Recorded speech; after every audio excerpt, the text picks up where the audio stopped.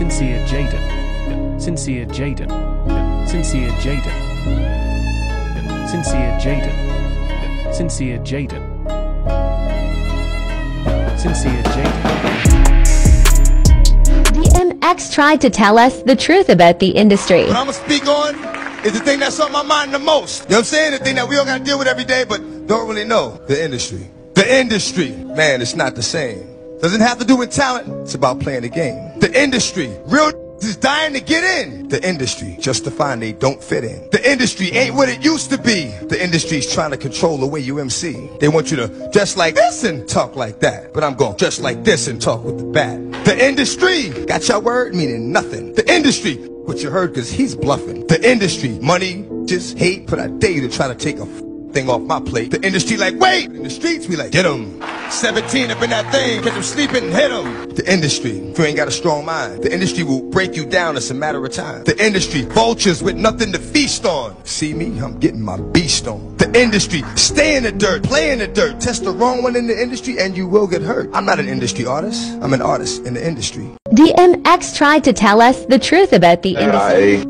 Special cut on the album. What's the special? While you were in jail or need to learn it's solid, man, period. Yeah, government, man. I don't know, G. They on. You know what I'm saying? I don't know how to shake these cats. These are the big cats. You know what I'm talking about? These just President Bush and them, right? Everybody's scared of the government. You know what I'm saying? Because they Tupac and Biggie Smalls. I don't care what y'all say. That's my scene. Who cares? I'm just letting y'all know. Y'all can be afraid of the government all y'all want to. Y'all been afraid of the government for 29 years. Special. I mean, he's definitely gonna be the black motherfucker holding the bag. Because you gotta realize one thing. That boy's life is dangerous. And his life isn't, and he's just not dangerous with the shit they said he was doing, but he's in danger. He know too much. One thing you got to realize is he probably having a conversation right now with the higher-ups and everybody else to figure out how it's going to work itself out, because he know all the secrets. And if he get to run his mouth, it could be a bad look. I look at it like the most important thing is the industry need to be built over. You have all these executives because somebody was their father, their grandfather, or all these type of stuff. Well, they're calling P. Diddy eminently trustworthy. Yes, and that he should be released on a $50 million bond as part of his bail hearing. Eminently trustworthy. Well, we'll see about that. But there are a lot of questions still in this indictment.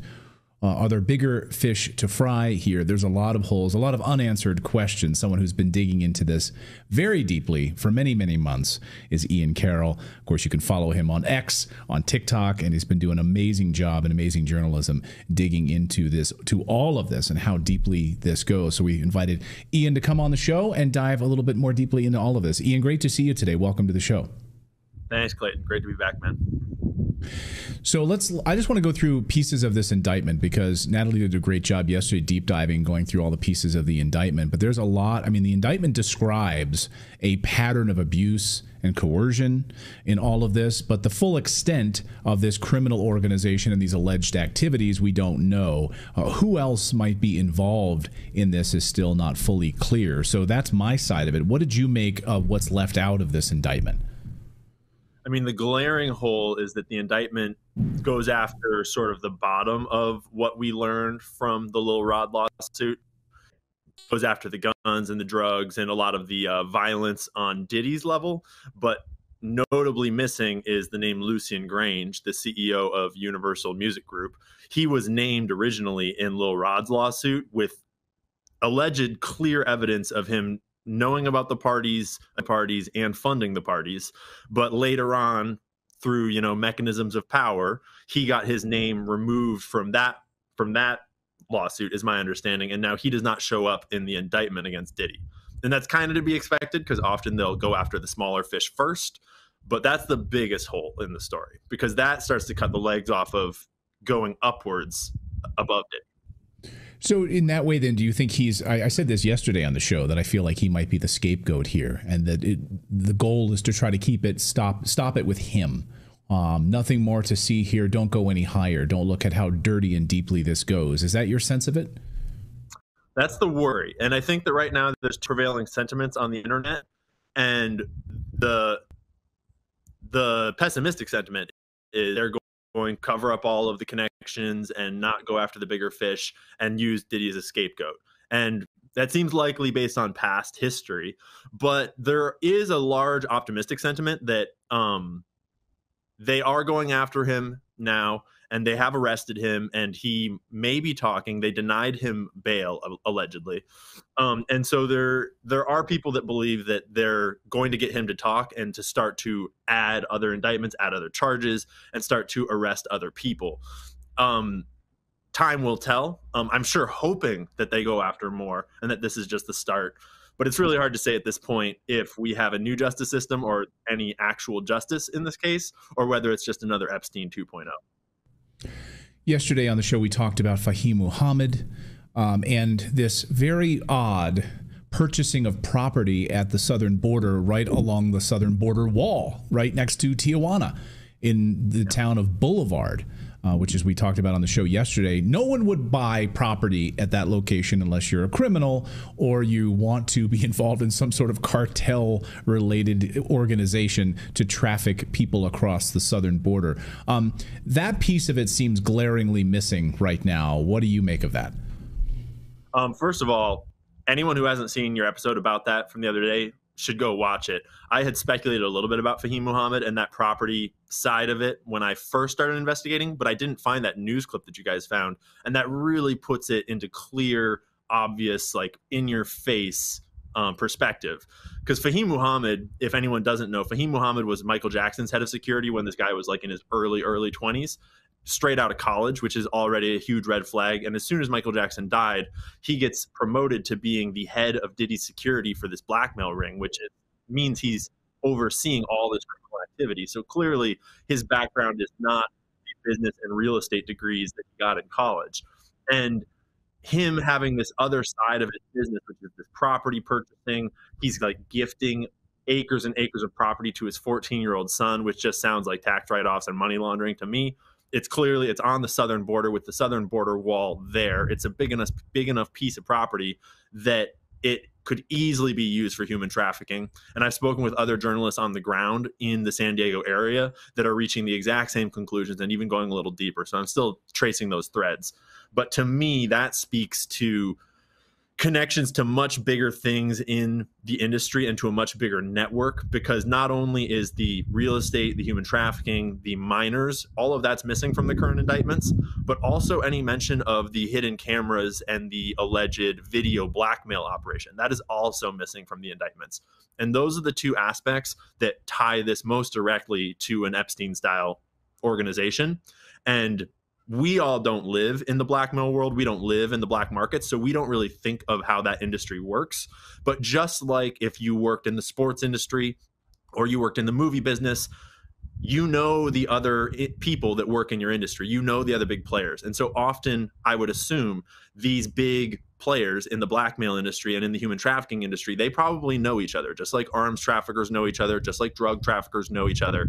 And so Fahim Muhammad is one of the obvious glaring examples of potential ties to the other aspects of the black market that is missing at this point. It is glaring, right, that this big piece of it is missing, the child trafficking minors piece of this. And they did open it up during the press conference to, hey, we've got a tip line. Any victims out there, we want you to come forward. Do you get the sense that we haven't closed the book on that particular part of the story, that might be the other shoe to drop here, the sex trafficking and the minors? I can only hope, because that, to me, time and time again, we talk about on our show, I don't know what it is about the lack of attention on child trafficking in the United States, but it seems to get just brushed aside, and they're going after him for guns and other things. Yeah. I mean, they're on the more like rational or skeptical side of things. It is important to note that when you're talking about child trafficking, you're talking about underage victims. It can be notoriously hard to actually get hard evidence that you can prosecute in a court of law, partially because a lot of child trafficking victims are not in control of their own lives. do not survive for very long are continually in those trafficking networks and don't have the agency to actually know what's going on or to contact authorities and tell their story. They have no one to defend them, so their lives are at risk if they're even still alive to this day. So there's all these elements that go against us getting evidence to prosecute in that kind of an example. But there's also the aspect that the like you're saying, the lack of attention to child trafficking, which is, as you've had JJ Carroll and Ryan Mata on your show many times, and those guys are doing a great job of exposing that this is not a small industry. This is a massive industry in our world today. And everything that I'm seeing about it and learning about it really indicates that it is feeding a need or a marketplace at the highest levels of power. And so it is only to be expected that if the highest rooms of power are using the services of the child trafficking networks for whatever reasons, then it has the highest levels of protection. And so time and again, we see misdirection, we see obfuscation, and we see just abject cover-ups to dismiss child trafficking cases and to push them to the side and not prosecute. You're absolutely right about that. But what really scares me, I'll be honest with you, is that we know that most of these children end up dead. They are killed. And so to your point about them not being available, not being in the system, I mean, and now this is purely speculation here, but if this thing was as massive as it was and it continued for as many years as it did, and in the indictment we hear about IVs being used because victims were so beat up and hurt that they were kept, you know, hidden from the public for many, many days so they could be given IV drips. How many people, is there murder here in the heart of this somewhere? We don't know, pure speculation, but that is where my mind goes when I hear that there's no children that they don't have children in this. Terrifying. Well, it's important to note for anyone that hasn't read the Lil Rod the Rodney Jones versus Sean Combs lawsuit, that one is probably the one that sort of spurred this current arrest. That one directly alleges that Lil Rod was a witness to a murder that was either Diddy or his son shooting someone in a bathroom, and then police obviously did not investigate and swept it under the rug.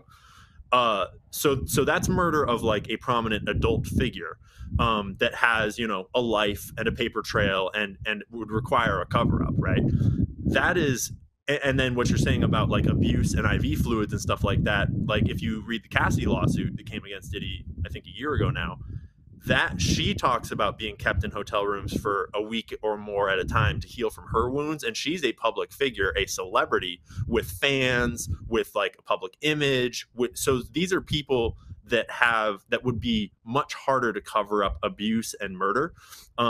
Whereas a trafficked child has no footprint, no support, no knowledge that they even exist. And so if they're willing to, if Diddy, for example, is willing to beat Cassie to the point of needing to hide her in a hotel room for weeks at a time to heal, then you can only imagine what he's willing to do to someone that has no one looking for them and no one coming to save them. So it's only speculation at this point, but we know from other examples of the child trafficking networks and cases that children are killed all the time in these kinds of situations. And I can only fear that is probably involved in this one too, allegedly. Allegedly, yes. Again, we're speculating here on this, but you're absolutely right about that. When these children have no birth certificates, they're being ferreted across the border by coyotes, no parents at all. They're being used by these elites across the United States in the United States is the largest purveyor of sex trafficking of children in the world. It's a multi-billion-dollar industry. It is massively profitable, and these elites will pay good money for it. And when they're used up, then they're tossed out, killed, gone. And there's hundreds of thousands of children who are missing in the United States. I would be stunned to not, I wouldn't be stunned at all, is what I'm saying here. You mentioned Cassie. I'll get you out of here with this, Ian, in a second here with the Cassie lawsuit. So a lot of that, I mean, this was settled quickly, right? Very fast. So it remains uncertain how these sort of prior settlements that Diddy has gone through will affect this federal case. She's not talking about it. They've, again, they were quickly settled. So instead of seeing all of this evidence presented to the public through discovery and other things, it's all sealed. We'll never see it. How much of that do you think will affect this federal case? Fortunately, there is so much criminality and evidence alleged that, like, the Cassidy lawsuit was settled out of court, and so there are certainly NDAs and certainly like aspects of that are now not prosecutable because of the settlement. But there's so much more that I can only imagine that they have a lifetime's worth of cases left to bring against him. And the Lil Rod lawsuit was not settled in any form, as far as I'm aware. And so that combined with the raid on Diddy's properties that happened earlier this year, I'm sure they have lots that they can prosecute him on.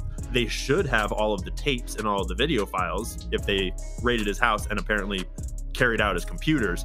And so I think that those things are playing into the case in some degree, but if they don't have enough to prosecute Diddy and put him away for life and get him to squeal, then they are clearly not doing their jobs and covering things up, because there is no shortage of crimes to charge Diddy with.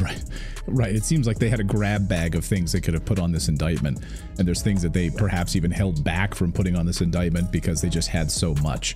Unbelievable. You can follow Ian's great work, Cancel Coco, on X, as well as all of the other platforms, doing amazing work as always. And we really appreciate you taking some time out to talk with us. I know it's been a crazy week. Thanks so much, Ian. Thanks, Clayton. Thanks for staying on the trail, man. Appreciate it. Now, Awesome. we should let you know what Diddy's lawyer says about this, because he's saying that Diddy is totally innocent and that the government actually does not have evidence. So he did an interview with Caitlin Collins on CNN yesterday, and we want to show you this because what he's saying is if this evidence existed, it would have been in the indictment, and he's saying this evidence does not exist. Listen to him saying that. You're portraying this as adults who were at these events that wanted to be, I shouldn't even call them events, that's not certainly how anyone else would label it, but that they wanted to be there. But they also allege that they were recorded and essentially used as blackmail. Is that not true? That's not true. That's not true. How can you prove that when they have electronic evidence that, as they argue, over 90 cell phones, laptops, iCloud storage accounts, 30 electronic and storage devices, hard drives, thumb drives? Yeah. You're not worried about that? No, because if they had it, they would have put it in the indictment. And it's not in the indictment. Okay. I mean, I actually thought the same thing, because when the prosecutor walked over to the posters and he said, look at the evidence we had, and it was a big poster full of guns. I thought, okay, there's got to be more than this. Maybe they're just keeping something close to the vest. I don't know. What's the smart way to play this? Do you hold this back? I mean, the lawyer will get to see the case against him. There's no such thing as, like you see in TV, like, ooh, surprise, we had this, and the opposition didn't know. Like during trials, suddenly they present evidence that the defense didn't know about. That's like, not a thing. Gotcha. Yeah, that doesn't happen because they have to be presented with all evidence. Right. They have to know all evidence against them before they go up. So, okay, we don't know, right? We just don't know. That seems hard to believe, but we don't know. It wasn't in the indictment, but it is still early days. They may have not presented all of the evidence to them yet. They have a certain amount of time and window to give them all of the evidence. My hope is that if and when we get this evidence, it's connected to other people, and other people who did this will be held accountable, because that's all I care about is if you hurt people, if you abused people, you be held accountable, and you tell me who else was in it. Now, he also says that... Sorry, really quick. Do they have to get permission from the people that might be in the videos? Like maybe these people are like, hey, I don't want people knowing that I was part of these. No, this is not like a sign a release to be in a McDonald's commercial. They're not making a movie out of it if you're a party to a crime. Right. Yeah. Yeah, we're going to pay you a certain amount for royalties. If I got caught on security camera murdering somebody, it's like, yeah, but I do not consent to you showing it. They're like, oh, damn it. You almost had him. Yeah. You're not going to be paid a royalty for it. Okay. Now, the lawyer also says that these were not just drugged out parties where they were making people do things against their will. They were consensual sex orgies. He said no one was too drunk or too high. I don't know how too high is. Like, what's this guy's high but not too high? Listen to his explanation. Defense against that. So my defense is very well established. I interviewed myself the different men who were being brought sort of into Mr. Combs and this person's intimate situation. I've flown around the country. I've interviewed a large number of them. there's not the slightest inkling, according to the interviews that I've done, of anything that's coercive, non-consensual. Nobody was too drunk. Nobody was too high. These were adults in a relation. This is a 10-year relationship. We can't forget that. This is a 10-year relationship, and it was adults and consensual, and everybody who was there wanted to be there. So I feel very confident in our position. I'm very confused. You have 10-year relationship with multiple men that you have sex parties with. That's a relationship. And he was fully aware of it, as the lawyer was. He was fully aware and brought into the situation as they would come into these parties. He says that's what they're going to say if he presents his case. Okay, we'll watch for that. Also, he says there were not multiple victims. There was just one victim named in the indictment. Again, we should remember the prosecutor, Damian Williams, says we're not done here. This is just our opening salvo. So, okay, let's listen to him say only one victim. This is all just about that one relationship. But when you read through the indictment, they say that there's not just one victim. They say there's multiple victims here today. And what I heard described was they said they have 50 witnesses or victims. Yeah, I think it's 49 witnesses and one victim. I think if you broke it down, and I say that because count 2, which is the sex trafficking count, has victim number 1, and there is no victim number 2 anywhere in the indictment. So you're saying that there are not other women, because what they were essentially arguing here is that he coerced and forced women into sex acts by using physical force, financial pressure, emotional abuse, and narcotics for what they described as these freak-off sessions. They're saying that he self-described them as that. Yeah, there's one victim in the indictment. The charging document. One victim does count, right? No, of course, but it's not 50. I mean, what they did, and it's a little too cute, is it's 50 witnesses or victims. Well, it's one victim. That's all that's in the indictment. Okay, Digital Bridge says, does this mean he's gay? I mean, I don't know exactly what this means about putting his sexuality into any box, because he had multiple men he was having sex orgies with. Yeah, and if there's children, then it's beyond being gay. It's being, Yeah, I guess I took it as that the multiple men were all partaking with like a female involved. I guess that was my understanding. But I think that there was various I was not invited, and I would have combinations. Probably not. That's so good. I'm glad to know that. Yes. Okay. No one on Redacted has ever attended a Diddy event. No. So yeah. Okay. And then finally, the lawyer is saying they're going to fight this. They're going to take this all the way through trial. They will not take a plea. Thanks. Is there any chance Sean Combs takes a plea deal? I don't see it happening. I do not see it happening. He's innocent. I believe he's innocent. I believe he's innocent of the charges. And he is going to go to trial. And I believe he's going to win. Mark Agnifilo, thank you for joining us tonight. Thank you. Appreciate your time. Going to trial. So how many more people will be named? I mean, they don't want him to go to trial. Is it a trial like Ghislaine Maxwell trial? They do is it a trial like the trial we were going to get over Epstein and never got? Will we get a trial? We will not go to trial. Okay, that's Clayton's prediction. I can't believe it. There's too many people would be named if they go to trial. There's no way. And yes, would they keep it without cameras like they did with Ghislaine Maxwell if they did go to trial? Mm-hmm. You weren't, court reporters were not. I mean, I don't see them going to trial. When these rappers get killed, not incidental. Somebody made $100 million and now don't have to talk to that artist or none of their crew. Don't have to validate none of their contracts. Drake has a rich baby daddy named Lucien and Universal. Wow.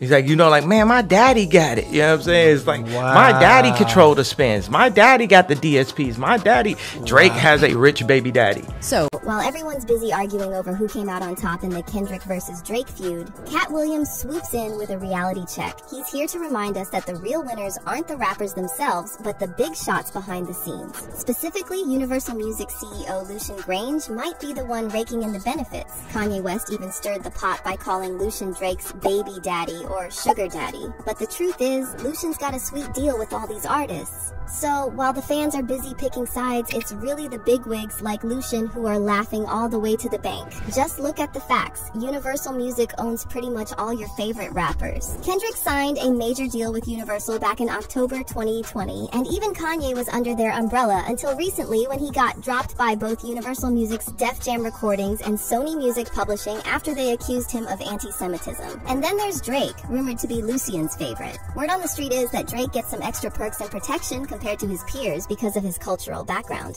Let's talk about you being Jewish real quick. Let's do that. Because a lot of people think that, like, Asher's Jewish. Right. He's not. His dad's Jewish. He doesn't really identify. All loves to Jews, but he's not Jewish. Yeah. You, on the other hand... But he wasn't there. He didn't read his portion, first of all. You didn't have a bar mitzvah. Come on. Are you serious? You had a... Hold on, ladies and gentlemen. Just tell it. You don't understand how big you're about to be in the Jew world. You don't understand how big. Yo, first of all, I live in an all-Jewish area. So where is that? Forest Hill. Okay. I went to a predominantly Jewish school growing up. I definitely had a bar mitzvah in an Italian restaurant, mind you. Well, there's Jewish, and you know we have great Jewish dinners like Rosh Hashanah and Yom Kippur. First text message you ever sent me. Good Shabbos. Yep, good Shabbos. He kept it real. Yep. Have you gotten approached yet by like the Jewish media yet? No, I haven't gotten approached by the Jewish media, but somebody today, who I won't mention, was like, you know how big you're gonna be? So Drake's got this super secret contract with Universal, and in 2021, he reportedly scored this mega deal with Universal Music Group worth a mind-boggling $400 to $500 million, an unprecedented figure in the industry. Now, here's where it gets juicy. With Drake being such a big shot, it's totally plausible that this deal wasn't just about money. There's talk that it could have included some equity too, meaning Drake might have gained ownership over other artists' catalogs who are under the same corporate umbrella. And get this. There are whispers floating around that Drake might have been trying to anonymously acquire Kendrick's rights, which could be the real reason behind their beef. But wait, there's more drama. Kendrick recently dropped this diss track where he accused Drake and his whole OVO crew of some shady stuff, calling them S-traffickers and PDF files. And just before that, Kanye spilled the tea in an interview, mentioning Lucian Grange and calling him Drake's rich baby daddy. And let's not forget that Lucian was named in Lil Rod's lawsuit against Diddy, accusing him of funding Diddy's alleged trafficking operation.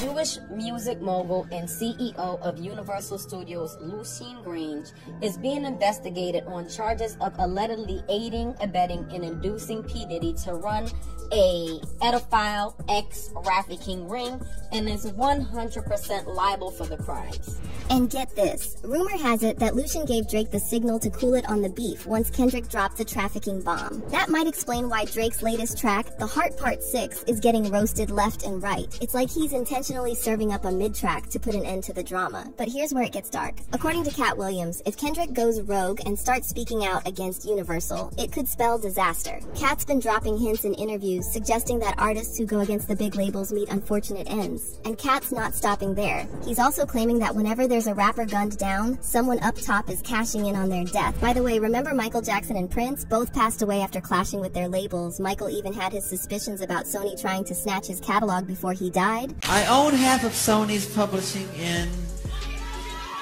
I'm leaving them, and they're very angry at me because of it, but I just did good business, you know? So what's the real deal with this Kendrick Lamar and Drake's beef? Is Cat Williams now dropping hints that Lucian Grange and Universal are pulling the strings behind the scenes? So they killed this $20 million guy, but they reaped $60 million in benefits.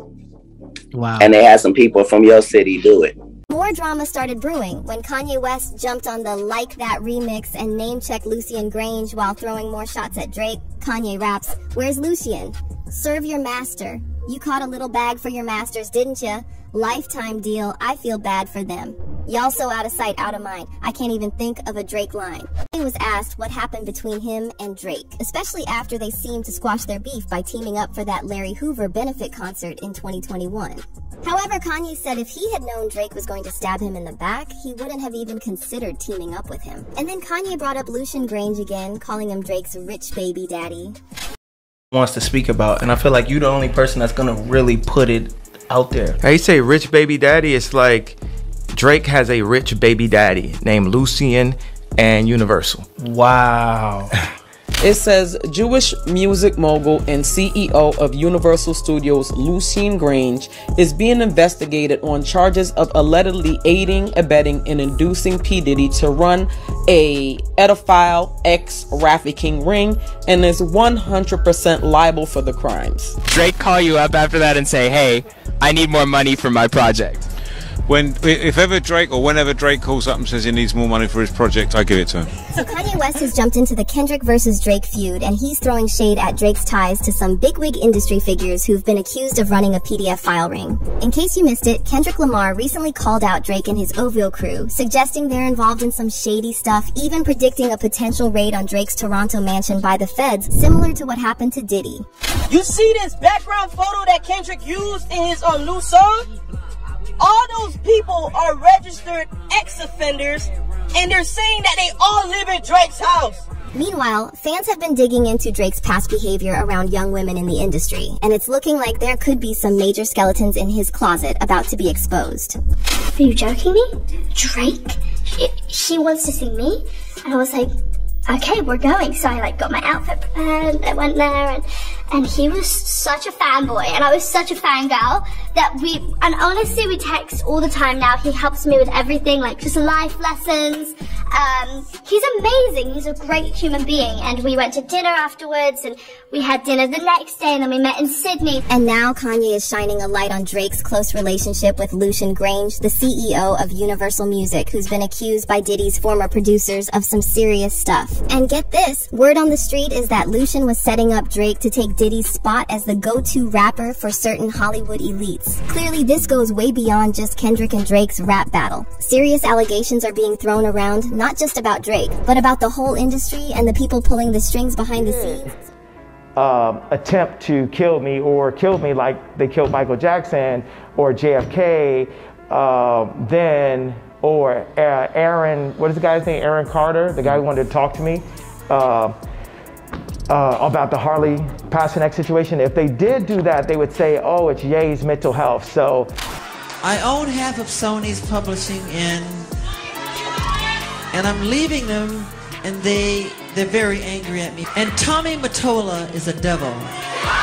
So it looks like Kanye West's claims that Michael Jackson was eliminated by industry higher-ups are back in the spotlight, and it's all thanks to this new lawsuit that was filed against Diddy. Now, if you're wondering what Diddy has to do with Michael Jackson's death, well, prepare to have your mind blown because the details are absolutely insane. So you remember how Kanye revealed his former personal trainer, Harley Pasternak, tried to institutionalize him, and then everyone claimed Kanye was crazy? Well, what's actually crazy is that Harley was revealed to have previously worked as an intelligence agent for the Canadian military, and it now turns out Michael Jackson might have had his own Harley Pasternak. It's this guy, Fahim Muhammad, who also happens to be Diddy's chief of security. Fahim was mentioned several times in the latest lawsuit against Diddy filed by producer Rodney Lil Rod Jones, and according to Lil Rod, Fahim acted as the connection between Diddy and law enforcement, ensuring that Diddy could run what Lil Rod called criminal enterprise without any interference from the authorities. But that's just the tip of the iceberg. There's much more to unpack here, from Fahim's alleged ties to government intelligence agencies, Michael Jackson's war against Sony Music, Diddy's connection to Sony Music higher-ups, and much, much more. So let's get into the details. I refuse to take this, right? You understand that if I had taken the medication, I would not be here, and it would have been, whoa, he was deeply troubled. We miss him. We love his music, though. Well, they would have Britney Spears you. I mean, look at they would have Michael Jackson or worse. Yeah. Okay, so let's first talk about all the suspicious details about MJ's death and his highly publicized with Sony Music. On June 24th, 2009, the night before Michael Jackson died, his personal physician, Dr. Murray, gave him a mix of meds to help him sleep. However, nothing was working, so in the morning hours of June 25th, Dr. Murray decided to administer a propofol injection. This seemingly did the trick, and Dr. Murray left Michael sleeping to use the bathroom. However, when he returned minutes later, he found Michael unresponsive with a weak pulse. Dr. Murray performed CPR for about 10 minutes and administered something to counteract the sedative OD. But surprisingly, a 911 call wasn't made until 12:21 p.m., almost an hour and a half after the initial discovery. Dr. Murray quickly arrived. They performed CPR for another 42 minutes and then rushed Michael to the Ronald Reagan UCLA Medical Center. But sadly, nothing could be done, and at 2:26 p.m. on June 25th, 2009, the King of Pop, Pop was declared dead, and once the initial shock wore off, the internet became a breeding ground for various theories, with fans questioning the official story. According to the autopsy report, Michael's cause of death was propofol intoxication, and it was officially ruled as a homicide. Dr. Murray quickly became the prime suspect, especially when it was revealed that he had used an unconventional CPR method on Michael. The LAPD and the DEA launched an investigation, but MJ's fans speculated that the police might be trying to hide something. Reports in the media suggested that the LAPD didn't properly seal Michael's house to prevent mishandling of evidence, a claim later denied by the LAPD. Dr. Murray was eventually charged with involuntary manslaughter and sentenced to 4 years in prison. However, MJ's fans weren't satisfied because they believed Murray was just a scapegoat in a larger scheme. You see, Dr. Murray initially joined Michael's team in May 2009 through AEG Live, the promoter for MJ's final tour. Although AEG Live claimed that Michael personally wanted Dr. Murray, it was later revealed that AEG hired him independently and Michael didn't even sign the employment contract. Meanwhile, MJ's younger sister LaToya publicly claimed that his music catalog made him a target, and she said Michael knew someone was after him. And he knew that everything that was happening to him was not kosher, it wasn't right, and it disturbed him greatly. And he kept saying it over and over and over again. Yes, Dr. Murray was the fall guy, but it's more to it than just that. He named names. He told me people. He told me to be careful of this one and that one. In 2010, MJ's family took AEG to court, claiming they negligently hired Dr. Murray. During the trial, Michael's son Prince testified that his dad was pushed to the limit, and he heard him say multiple times that they were trying to kill him. Prince said his father would cry after phone calls, saying, quote, "They're going to kill me. They're going to kill me."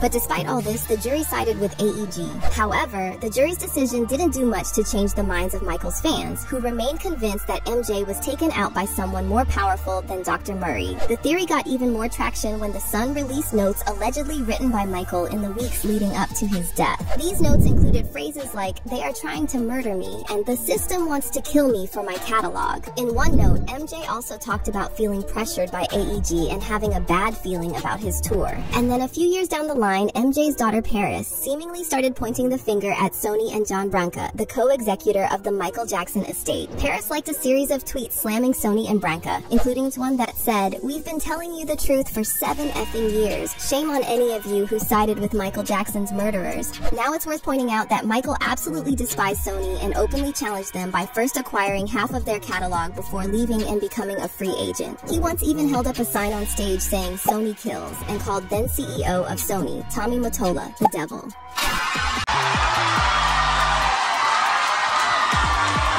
I've generated several $1 billion for Sony, several billion, and they really thought that my mind is always on music and dancing, and it usually is, but they never thought that this performer myself would outthink them. Yeah. I own half of Sony's publishing, and I'm leaving them, and they're very angry at me because of it. But I just did good business, you know. And Tommy Mottola is a devil. Okay, now let's tie all this in with Diddy and the new lawsuit against him. In the lawsuit, Rodney Lil Rod Jones alleges that Diddy's head of security, Fahim Muhammad, has close connections with law enforcement and was instrumental in helping Diddy cover up his alleged crimes. The lawsuit says, Mr. Combs made it clear that his head of security, Fahim Muhammad, had the power to make people and problems disappear. Mr. Combs instructs his staff to always contact Mr. Muhammad if they are ever pulled over by the police in Miami or California. The lawsuit also claims that Diddy's powerful industry friends employed and empowered Fahim to pay off law enforcement. Now here's where it gets even crazier. So it turns out that Fahim Muhammad was also the head of security for Michael Jackson, and he was right there that fateful night when MJ passed away. And get this, when Fahim testified during Dr. Murray's trial, he revealed that he was hired as MJ's chief of security just 10 months before MJ died. At that point in time, how long did you work security for Mr. Jackson? Approximately 10 months. And what were your responsibilities? I was the chief of his security, so my responsibilities ranged from making sure his house was protected, making sure his children were protected, and making sure his day-to-day activities and movement was all safe and planned and mapped out. Now here's another wild part. Fahim had just graduated college with a business degree when he was high head of MJ Security, and he was either 20 or 21. So we're supposed to believe that the king of pop decided to make a 20-year-old with no experience his chief of security? Well, not exactly. According to social media user Ian Carroll, who recently went viral after investigating the connection between Diddy and Michael Jackson, someone else might have done the hiring on behalf of MJ. For most of Jackson's career, his head of security was Bill Bray, who was his mentor and basically his father. And the two were extremely close. Bill ran his security until he was 70 when he retired, and Jackson continued to pay his medical bills until he died at age 80. But then once Bill retired, Jackson was then protected by other security people that came and went, and he wound up with this guy who has direct connections to Diddy's blackmail operations, who was directly complicit in covering up crimes for Diddy, and covering up murders, covering up use, prostitution, human trafficking. This is the guy that was protecting Michael Jackson the day that he died. The day that he was overdosed on drugs, after he was probably already asleep, and the only witnesses, there were no witnesses to the crime. I'm honestly kind of surprised that this guy never got checked into as a suspect. Ian also pointed out that Fahim might have some ties to intelligence agencies, and fans are now saying he could be another one of those celebrity handlers. You know, kind of like what Kanye said about Harley Pasternak. I was looking up Fahim, and where did I find another article about him? On Penn State, the Wharton School. He didn't attend it as a student, he was invited as a speaker for this Wharton real estate entrepreneurship event. Which makes perfect sense. He has a real estate investment company or whatever, but if you've been following along, you would know that the Wharton School comes up an awful lot when we're talking about intelligence agencies and people associated with the CIA and the FBI, etc. Just thought it was interesting that they invited him to be a honored speaker at their event. And now, here's the best part. Check this out. This is in all of his bios, by the way, but we're pointing it out now. In 2008, Fahim graduated from Sacramento State University with a Bachelor's of Science degree in Business Administration with a concentration in Real Estate and Marketing. Okay? Do you realize what's wrong with that yet? Anything coming to mind? When did Michael Jackson die? June 25th, 2009. Jackson died from cardiac arrest caused by a propofol and benzodiazepine overdose, caused by his doctor apparently. Hold up. Hold the phone. Pause. Why is a dude who just graduated college last year with a business and real estate degree the head of security for the king of pop, for Michael Jackson, the most famous musician of all time? What's going on? So given that Kanye also supposedly almost got Michael Jackson Ed, fans are now saying there's simply no way all this is just one massive coincidence. Someone commented on Ian Carroll's video, one other coincidence is that Tommy Mottola sold his home on Star Island, Miami Beach, to P. Diddy. And another user wrote, he is right, everything the industry has done to Michael Jackson was the same blueprint they used for Kanye West. What a sad and corrupt world we live in. Right now is Sean Combs, because he's a trafficker, most likely because he was victimized by his mentor, Clive Davis. Rumor has it, allegedly, Diddy got on his knees for Clive Davis in 1994. He got a boss too, and his boss name is Clive Davis. Clive run him. Diddy don't run himself.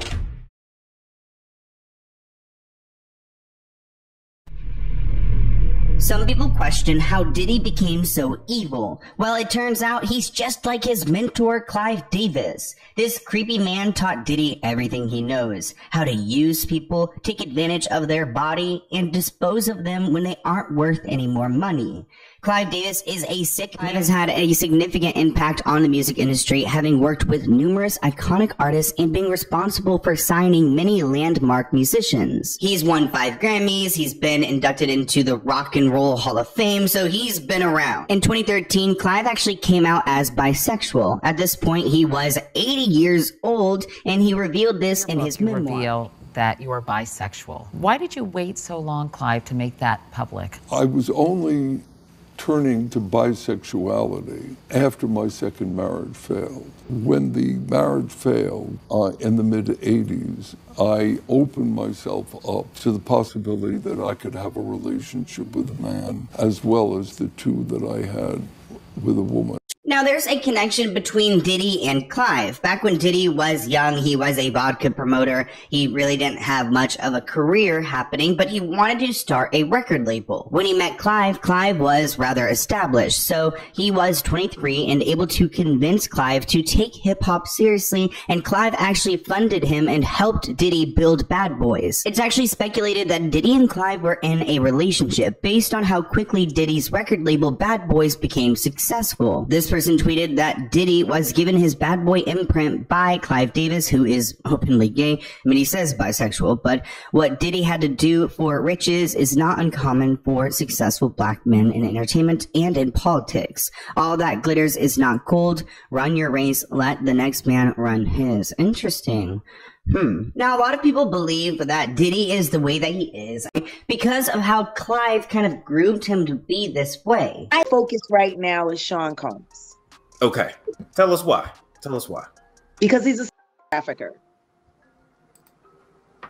Okay. And he's using music and entertainment to traffic. Now, is this just boys, girls, adults, kids? I mean, from what I've heard, from sources that I would consider reliable, it really doesn't matter. Wow. I don't think something that has anything to do with gender at this point for Sean. I honestly think he's just an extreme narcissist who loves power. He loves the ability to manipulate and control people. Why? Most likely because he was victimized by his mentor, who loved to control people.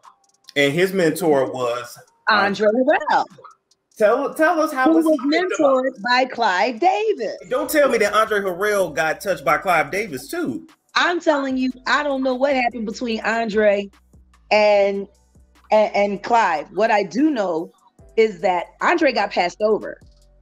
Like, how do you go from being the president of Uptown and losing your entire company to your intern?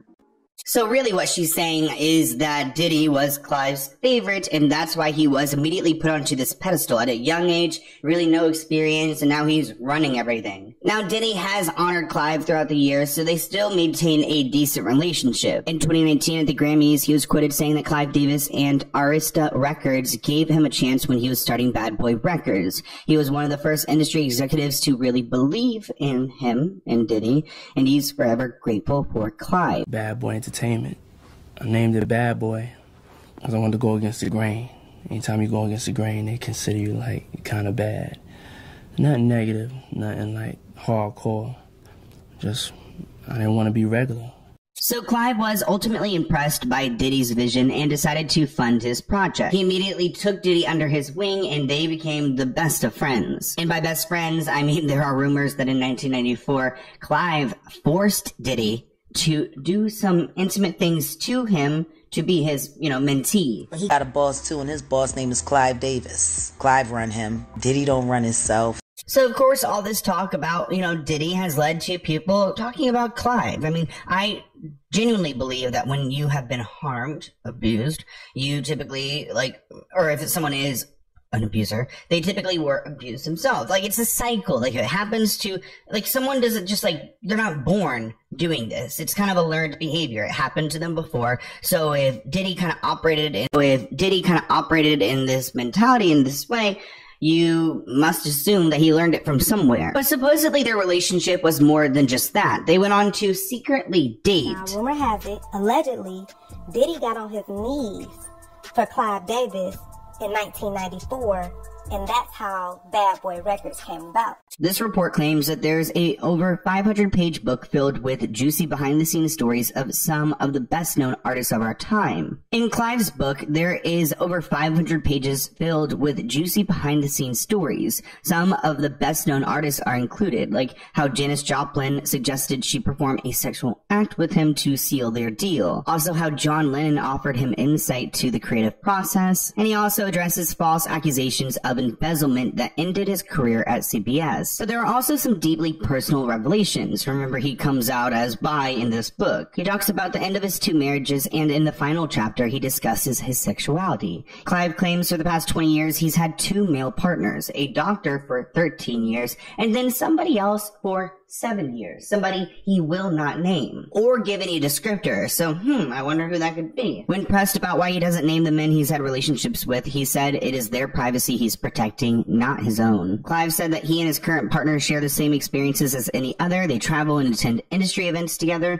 but he prefers not to reveal his identity. We have seen Clive and Diddy at plenty of events together. I'm assuming he's talking about the doctor in this situation, but it is interesting to see that he is really protective over this other guy. I mean, if he said rapper, we would all know, and he knows that. It's speculated that Clive taught Diddy to take advantage of a younger, up-and-coming artist. We see this in many cases, one of them being Christopher Williams. Now, Jaguar Wright claims that Diddy had a meeting with a singer named Christopher Williams about possibly signing a demo deal. The attorney needed to get approval for some paperwork and went into Diddy's office. Actually, this attorney walked into Diddy's office and saw that Christopher Williams was performing, I guess, a blowjob onto Diddy. She walked in and it was a surprising sight, but it didn't bother the lawyer as much as it embarrassed her. She played it cool until Diddy brought it up the next day. He was allegedly aggressive, asking her if she intended on telling anyone. When she politely asked him why he hadn't locked the door, he reportedly replied, "I'll do whatever the F I want to in my building. It's power, see? If I can make a man suck my D, I could make people do anything for money." Ooh, okay.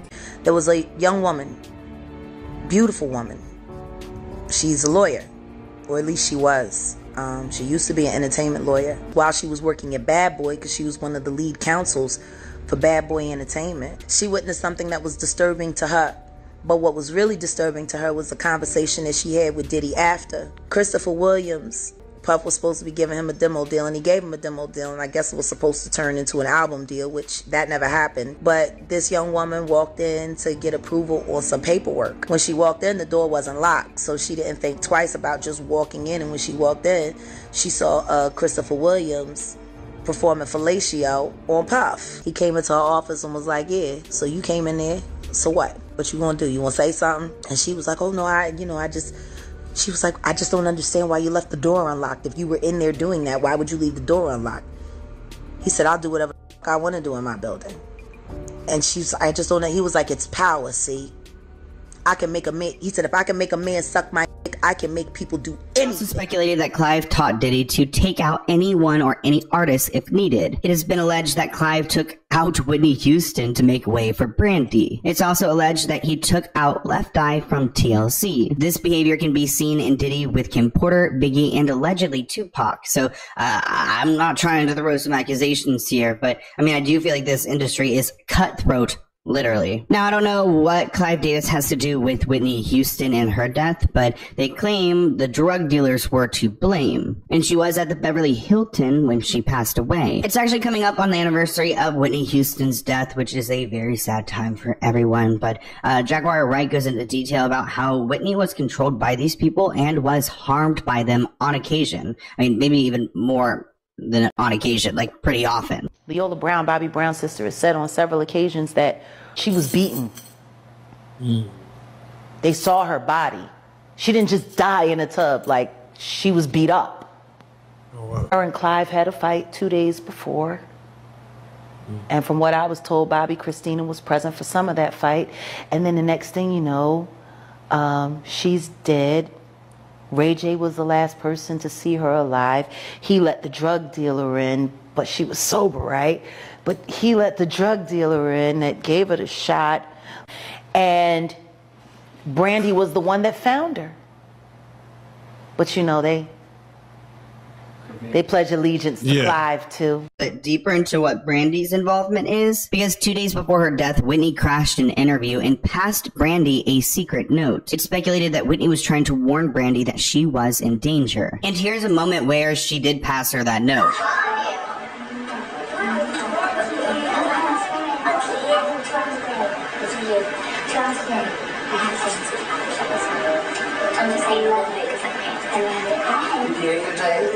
Sorry, I'm a little upset about it. because Al B. Shore just came out of his coma, and I've been talking to Al, and we've been texting back and forth, and I'm just glad that he's alive to text. But when you think about Kim, I was thinking to myself the other day, Uptown Records started with 5 people. Andre Harrell, Al B. Shore, Heavy D, and Puffy. And Kim was the longest working employee because she was there from the very beginning. She was Andre's personal assistant. Kim is dead. Heavy D is dead. Andre Harrell is dead. The only 2 left are Puffy and Al almost died. Isn't that interesting? That is interesting. Heavy D was found dead, face down in the heart attack. Andre Harrell, heart attack. Kim died from pneumonia, but there's the first coroner's report that said that she died. It was ruled a homicide, and they found toxins in her body to prove that she had been poisoned. You know, they have poisons that create heart attack and pneumonia-like symptoms. And then right after that, Al had a meeting, and I was going to meet up with him because we were in Vegas, and then the next thing you know, you want to know what they all had in common, though? The survivors and the late of Uptown Records, they were all writing tell-all books. Now, so he's gotten rid of all of them, and plus he doesn't want that book out. I mean, it's giving very much like, I mean, of course Justin Timberlake did not try to do this to Britney, but he was super worried about this book and tried to legally go after her book where she exposed him. And looks like, you know, Diddy takes a different approach. He literally goes after them, and not in a legal way. Now, Biggie Smalls was killed in a drive-by shooting, which seems very convenient, and it turns out that Diddy and Clive Davis were really mad at Biggie for leaving Bad Boy Records, maybe mad enough to, you know, pop one in him. I don't know. Who you think was madder than a motherfucker outside of Diddy? Clive Davis. Clive Davis is going to say, we need to have a discussion with that guy there. Because this guy right here took a multi-million-dollar deal elsewhere, and he got famous through Arista and Bad Boy Records. How do this make us look? Our artists that we developed took a multi-million-dollar deal to our competitors. They used to go around and kill people for a price. The death of Biggie Smalls and Tupac and all those people are a whole other video. Let's separate what's going on from Mr. Combs, P. Diddy.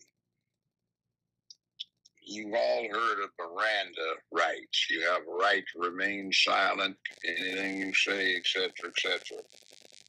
Miranda was not a nice guy, but these rights that everybody has a vested interest in protecting were enumerated and articulated through Miranda. Now, what I'm talking about is separate and apart from P. Diddy. Over the last 50 years, I've done a lot of trial work. I was a criminal defense lawyer, and starting more than 40-some years ago, I started getting clients who had federal cases, and we'd have to go to trial with the feds. I represented a lot of pimps and prostitutes 40-some years ago. And there's West Memphis, Arkansas, really close to Memphis, Tennessee, right across the bridge. And down here in Mississippi, there's what's been glamorized as P Valley in the series. And I would have pimps transporting dancers and prostitutes across the state line. So we'd get RICO, not RICO, but Mann Act charges against them. The Mann Act was designed to catch Jack Johnson, a black heavyweight champion of the world before World War I that could not be defeated by any great white hope. Jack Johnson had a white wife, and she had some friend girls that would travel around with her, and particularly in the South, a lot of white people found that very offensive. So they set up the FBI, the Federal Bureau of Investigation, to develop a proposed law that became known as the Mann Act, and that was designed to get Jack Johnson. Now understand, this was this man's lawful wife, but he was riding on a train across a corner of Georgia, let's say, on the way to a seaport and on the way to Europe. And because they weren't armed at the time, the FBI was accompanied by local law enforcement officers. And in Georgia, let's just say that 100 some years ago, they did not recognize interracial marriage. So Jack Johnson was arrested for transporting a woman, his wife, across interstate lines for illicit purposes. So there is no money necessity involved in this, but it is known as the Mann Act. I'm looking at the 14-page indictment right now, and it doesn't say Mann Act anywhere in there, where usually it would. It mentions the federal code section. I'm looking at the rest of the 14 pages, and I find it absolutely extraordinary because there are only 3 counts to this indictment. And ordinarily, in my experience, an indictment like this would read, between the dates of 2009 up until the return of the indictment, the defendant did unlawfully transport females across state lines for illicit purposes, and they'd leave it at that. You would be guessing what they were talking about. You'd have to file motions to get a more particular statement, and the feds would fight like hell to keep you from finding out the details so they could try you by ambush. For these 3 counts in the indictment, they went over and over a lot of things. Like, for example, each particular phase of this thing, they keep repeating all of the defendant's aliases. Their standard procedure is in the very first paragraph. The defendant, in this case, and they list his aliases, hereinafter known as the defendant, referred to as the defendant, and they would just say defendant in each count where that was necessary instead of repeating all of this.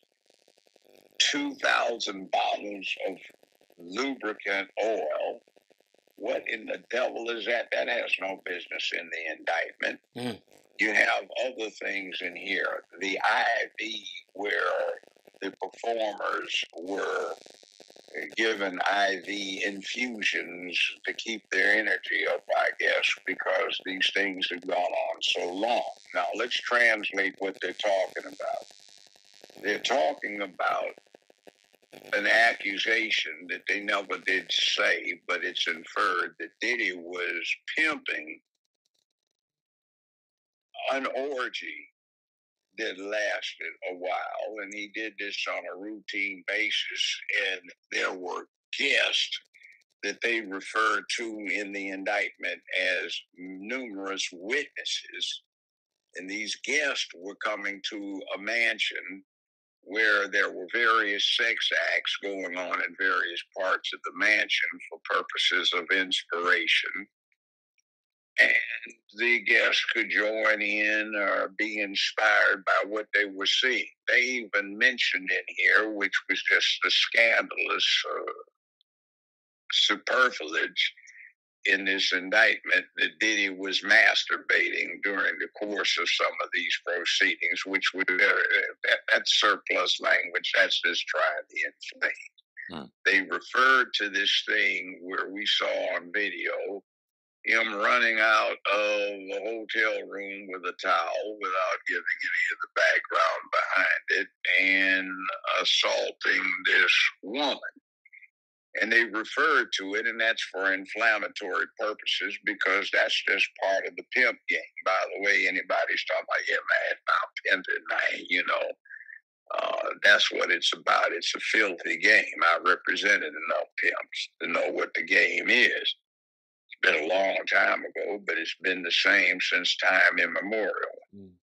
They do call prostitution the world's second oldest profession, and whatever the first oldest one was, whoever was doing whatever that was to earn the money to pay for the services of the second oldest profession. So it's been going on for a long time. It's nothing new. And what I'm picking up on is that Diddy is being alleged to have conducted these sex shows, and he invited guests who had the use of his mansions to be involved in an orgy as they saw fit. He also is alleged to have recorded this, and that's where we get to what we're looking at. Somebody important is being or was recorded on these devices, and somebody is being protected. Now, I noticed that Diddy, through his lawyer, has been in continuous contact with the feds for quite a few months. Back in March, he surrendered his passport. He returned to New York, where he did not live, and secured a residence so he could participate in the defense of the case, which is all that's required. He was supposed to have been apprised of when the indictment would be unsealed, and he would be required to report with his lawyer and surrender himself after making bond arrangements. And there was supposed to have been a discussion on how much the feds were going to recommend the bond be set at. They ambushed him and arrested him in a shopping center with some of his kinfolk. And now they want him kept incognito. Not incognito, incommunicado, so he cannot talk to anyone. That's what the feds have been doing, and most recently involving these mortgage fraud situations, so that parties who could blow the whistle on other parties were not able to communicate with anyone, even their lawyers, but say once a week. So they could not tell what they knew, and that's what we have here. It is unusual for Homeland Security to be involved in these things, and there are some references in here that the offenses had an international impact, which brings in Homeland Security instead of leaving this up to the FBI, which is for domestic matters, ordinarily of this type of thing. And remember, the FBI was set up to go get Jack Johnson so they could set up and prosecute under what became the Mann Act. So this is the FBI's bailiwick. They were only present during the service of the search warrants. They weren't the primary parties. What that indicates to me, in my experience, is that somebody in the FBI was not deemed trustworthy and might give confidential information to somebody outside, which they didn't want, so they brought in Homeland Security. This is not ordinarily the type of thing that Homeland Security deals with. So you'll notice, too, that 2 of his mansions were searched. One was in California, fine. One was in Florida. The peculiar thing about the one in Florida is that on the same lot, Diddy had a second mansion, which was not searched. And what they seem to have gotten is a lot of recordings that they confiscated. Now, you might say that's evidence in the case, but the point of the exercise is that even though quite a few people are mentioned indirectly, only one person got indicted, in the federal practice is usually when you have months to investigate something, they indict everybody and they mention everybody, even if they are listed as an unindicted co-actor.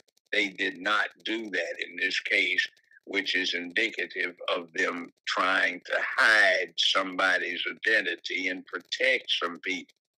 The other point is from what you can determine, most of this happened in Florida or California. Why no indictments returned there? And why did they pick New York?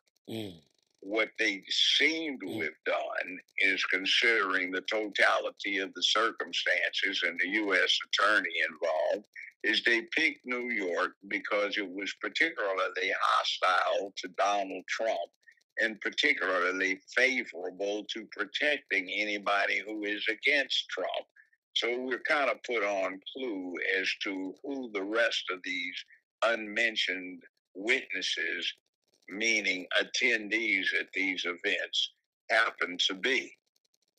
The other point I find interesting is they made a big to-do during the bond review situation that they had yesterday with the fact that he had 3 disassembled carbines and some loaded magazines. Now, everybody and his mama has stuff like that in Florida since it's a constitutional carry and gun-friendly state.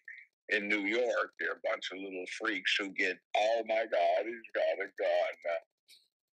And even though there were some federal crimes involved with altered serial numbers on the 3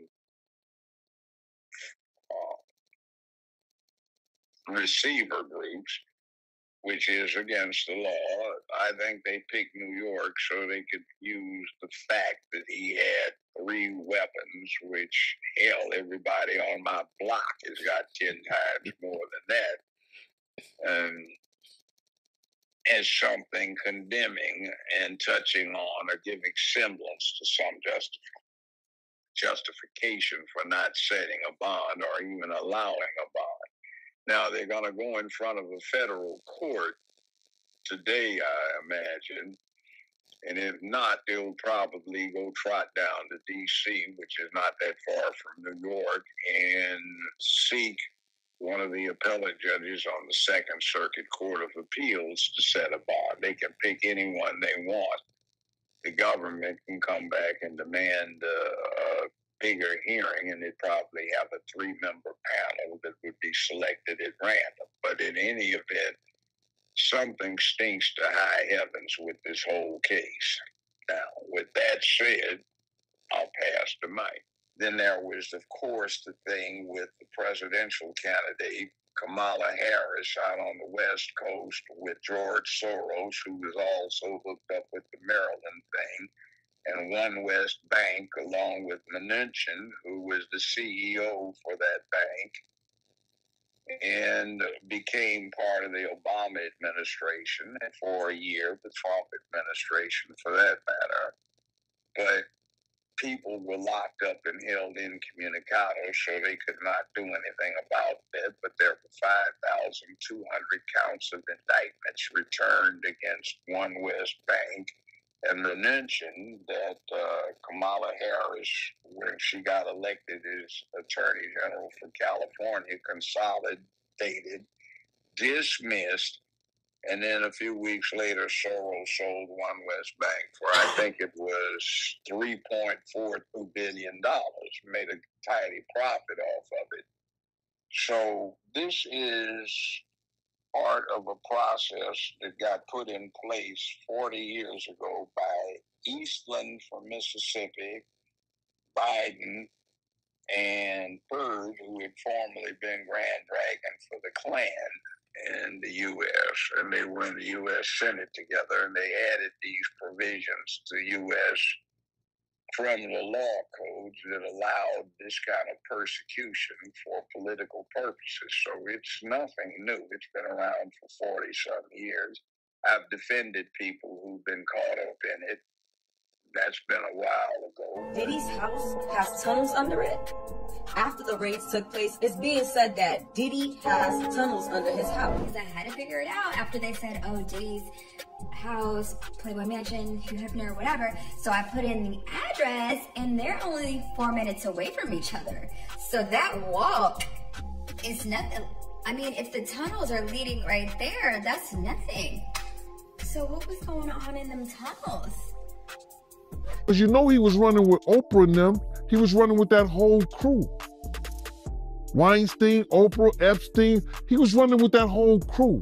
Diddy has been accused of all kind of shady stuff over the years, but underground tunnels? This is some next level evil mess. So reports are circulating that Diddy's got a whole setup of tunnels under his mansion to move people around more easily. They also claim he's supposedly taking his unsuspecting victims down there and doing all kinds of grimy things to them. This whole thing sounds like something out of a horror movie, but at this point, we really can't put anything past Diddy. However, it's not just Diddy whose name is getting brought up in connection to these rumored tunnels. So turns out Diddy's LA mansion is a short walk distance from the infamous Playboy Mansion, and word on the street is that the two houses are connected by a network of underground tunnels. And since Diddy is facing multiple lawsuits accusing him of all kinds of other depraved stuff, people are now wondering if Diddy's powerful friends were also involved in this rumored ring. Now, different names are popping up on social media, from Oprah and Jay-Z to Lucian Grange and Clive Davis, and even politicians like Bill and Hillary Clinton.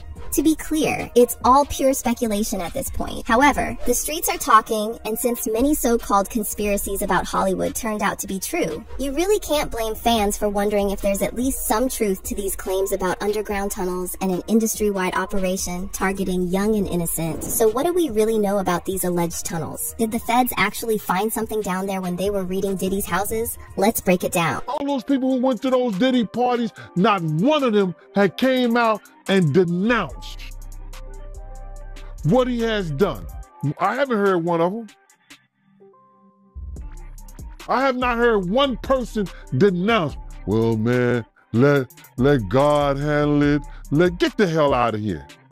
So remember when Homeland Security raided Diddy's mansions a few months ago? Well, there's some jaw-dropping news that's come out since then. Apparently, during the raid on Diddy's LA mansion, agents found a ton of audio and video recordings that allegedly show him involved in some really disturbing activities. But here's where it gets even crazier. These so-called activities didn't happen during Diddy's usual star-studded parties. The buzz is that after the main party wrapped up, Diddy would invite a select few guests to join him in his underground tunnel. Yes, you heard that right.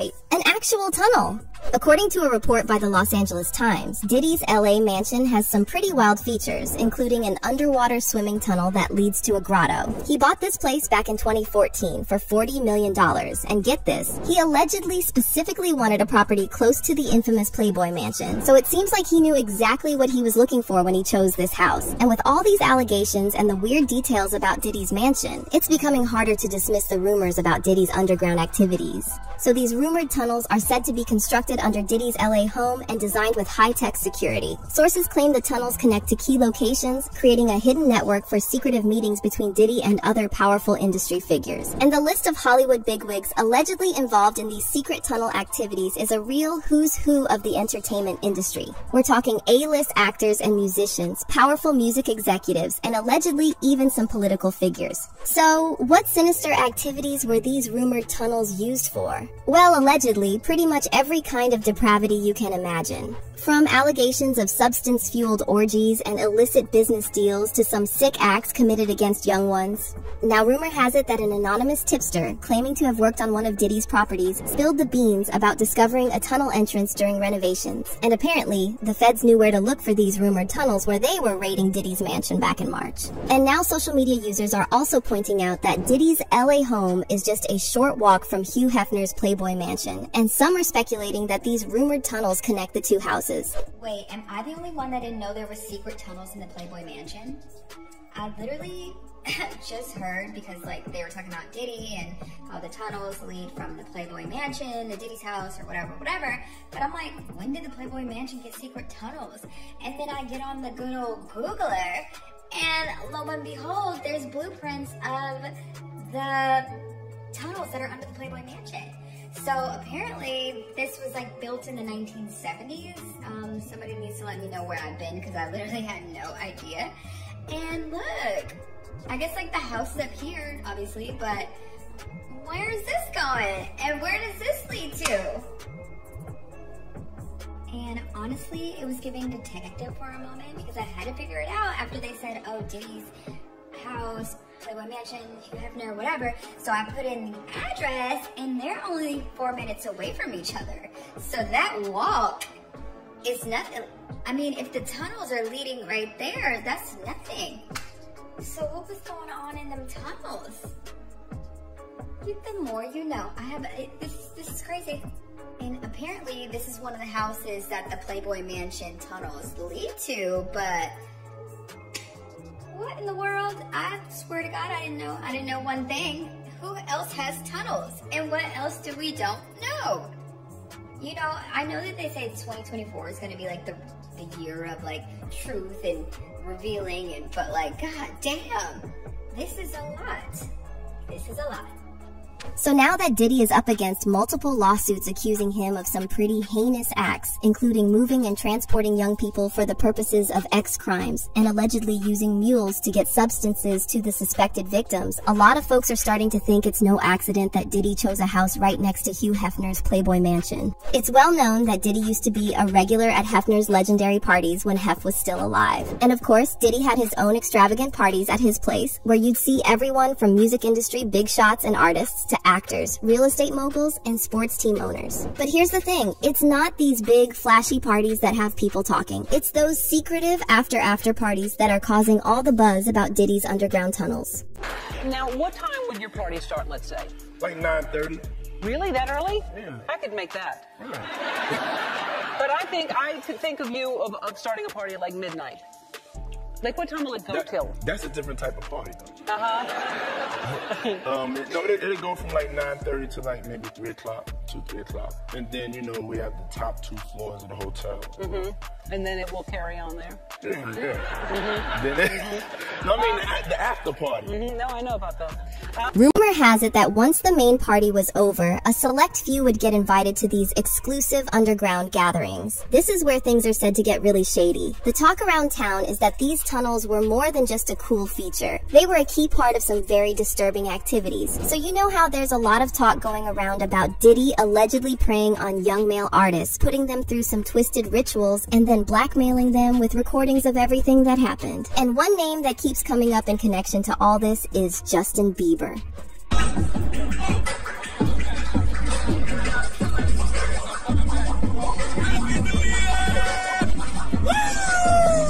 So apparently, Homeland Security found some really disturbing footage of Justin at Diddy's secret underground after-parties. While Justin hasn't said anything publicly about these allegations, there are rumors that he's been talking to the feds, and this might explain why he's staying silent for now. The feds are reportedly building a massive case against Diddy, and they want to make sure it's rock solid before they bring any charges against him. Now, if you've seen those bizarre videos of Justin hanging out with Diddy, you might find this even more concerning. There's a new twist in the story. Rumor has it that the late comedian Trevor Moore tried to blow the whistle about Justin Bieber, claiming that he was sold to Diddy. Unfortunately, no one took Trevor seriously at the time. Then tragically, Trevor died in 2021 after supposedly falling from the balcony of his home. What's really crazy is that a sketch Trevor did for Comedy Central years ago has started making rounds on social media again. In the sketch, a young pop star who looks a lot like Justin Bieber sings about being sold to a powerful producer and being forced to take part in some creepy rituals. It's chilling how this sketch aligns with the current allegations against Diddy involving Justin.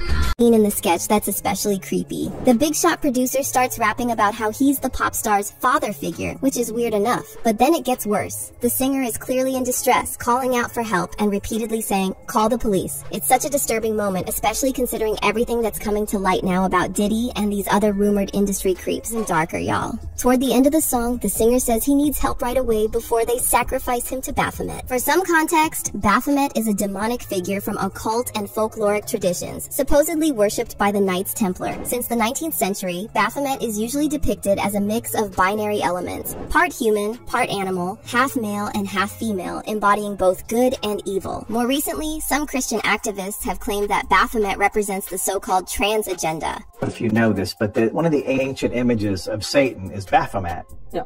Okay, what is Baphomet? So he's got the goat head, he's got the women's torso with the breasts, and the man's down below. So that's not a new thing. And now, take a look at what Cat Williams had to say about the rumored Baphomet rituals in the entertainment industry. It's like, oh, he keeps talking about people wearing dresses. No, it's not. That is a weird thing. It's not like that. Look at it from a different way. Look at it. Show me one person that ever wore a dress in Hollywood unsuccessfully. That's how you understand what a ritual is. So 20 years ago, I knew that transgenders was going to be a thing. It wasn't because I was a prophet. It's just I had gotten so much information that I understood that things are secular. So I understood that the earliest I had seen that word transgender was Baphomet, the transgender. And so I knew that in the ritual of Baphomet, the transgender, to show allegiance to him, you had to kiss his ass. Really? And it said both of those things. So I knew that both of those things would become popular in the future. Now, a lot of folks brushed off Cat's comments, joking that whatever he's smoking must be potent. But there are others who think there might be some truth to what he said about Hollywood rituals. And some people are drawing connections between this and the rumors about Diddy supposedly being involved in dark rituals. They're suggesting that those FO sessions mentioned in Cassie's lawsuit, and more recently in the lawsuit filed by Diddy's former producer Rodney Jones, weren't just wild parties but carefully orchestrated rituals. You might remember how Cassie described in her lawsuit that Diddy would meticulously plan these FO sessions, even setting up candles in a specific way. According to Cassie, Diddy would also require her and the other participants to wear masks, all while he recorded everything on camera. One fan on X said, "The way it was described in the lawsuit about Diddy filming Cassie on multiple devices, adjusting the candles and wearing masks while she was, sounds like some S-cult ritual-ish. I think he was filming to show other rich elites." And here's something else worth noting. A few months before Cassie's lawsuit made headlines, celebrity medium Sloan Bella stirred up quite a buzz with a video on her YouTube channel. In it, she claimed that many powerful industry figures were harvesting energy during these rituals involving young people. According to Sloan Bella, Diddy's ex-girlfriend Kim Porter supposedly witnessed some disturbing rituals at Diddy's parties. Allegedly, she was planning to spill the beans on all of this in her book. About what she witnessed, and they are dumbing it down to the fact that they think that P. Diddy is on some kind of spree for removing people who speak about this because he's gay. That is not the issue. I want you to know. There are gay people, but what we're talking about here is ritualistic sexual deviancy used to harness energy of a human being. Ritualized, thought out, planned, specifically to rip the person down and hide behind their energy. That is what we are talking about. We are talking about, we all like that. But what if we're talking about a religion that hides behind the energy of the most innocent on this planet who are lit up energetically because it hasn't been broken by this planet? Sloan Bella also brought up Justin Bieber, suggesting that he might have been through similar experiences, and she claimed that's why Justin seems so emotionally wounded these days. You know, Bieber was famous as a teenager and all of that. How do you think he got that way? Because they harnessed his energy and presented him while him, the self, is broken. He is broken and a shell of himself because he has lost his sense of self. They stole that. So there's been a lot of talk about Kim Porter's sudden passing, and let me tell you, there are some seriously shady details floating around. Rumor has it that the feds are even thinking about reopening her case now. But wait, it gets even more intriguing. Diddy's former bodyguard Gene Deal just threw a new bombshell into the mix. He's claiming that at Kim's funeral, Diddy made sure nobody got close to her casket at the funeral home. Cassie, you got a lot of people that feel like Diddy, he probably had something to do with Kim Porter's death, and they want the police to reopen her case. How do you feel about that? My man, I wish, for the sake of Kim's family, because bruh, if you know what I know, he put Kim in a gold casket casket. Then has security, 24-hour security at the funeral home, so nobody would go in there and touch the casket or take Kim out of there. I think that they should reopen our case and have an independent pathologist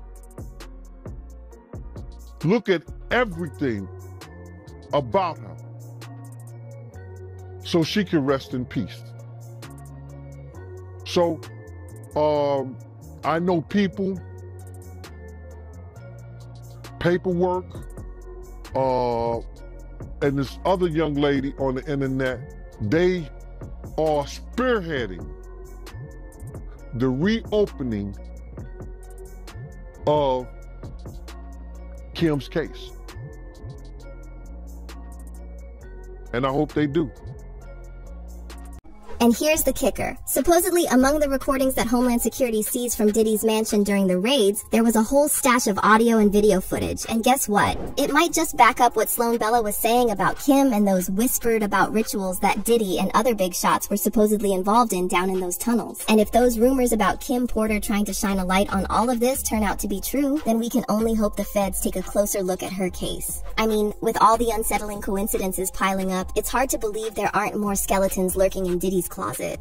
And then another thing that the feds will hopefully look into is who else enabled Diddy's alleged crimes and took part in those rumored tunnel rituals. So these high-profile individuals who are rumored to have connections to Diddy's underground tunnels include everyone from entertainment moguls like Jay-Z, Oprah Winfrey, and Ellen DeGeneres to influential music industry executives such as Clive Davis and Lucian Grange. And then there are even whispers about the involvement of certain political figures. It's also interesting that Diddy's former bodyguard Gene Deal recently singled out Oprah, her BFF Gayle King, and Jay-Z and called them out for staying silent on Diddy allegations. Gene pointed out that these are the same people who used to run in the same circles as convicted offenders like Harvey Weinstein and Jeffrey Epstein, and yet they stayed completely silent on their crimes while at the same time disparaging people like Michael Jackson and Kobe Bryant.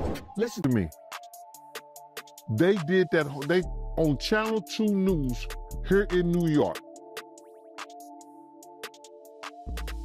Gayle King and Nate and that other guy, they were talking about, they showed him beating Cassie, and they showed him the apology and the whole 9 yards. All they said is that we have commentary about that, but we got to go to a commercial. They never came back and said nothing about it. I was like, yo, damn. He still got power like that? Somebody still like him like that? Because you know he was running with Oprah and them. He was running with that whole crew. Weinstein, Oprah, Epstein. He was running with that whole crew. They want to know how we're going to do it, how the public is going to take him. Is the public going to let him back in? And the public is not. The public is already canceling him. I don't believe the industry has canceled him yet. All those people who went to those Diddy parties, not one of them had came out and denounced what he has done. I haven't heard one of them. I have not heard one person denounce, well, man, let God handle it. Get the hell out of here. Get out of here with that. If that was your daughter, would you let God handle it? All those people, they ain't denounced him. They ain't definitely, they can't come forward and say, yo, I support him. Because it would mess up their brand. It would mess up their brand. Jay-Z. We the only one could call each other Sean. Jay is the only one could call me Sean. I'm the only one could call him Sean. Get the hell out of here. If that ain't no fun boy stuff,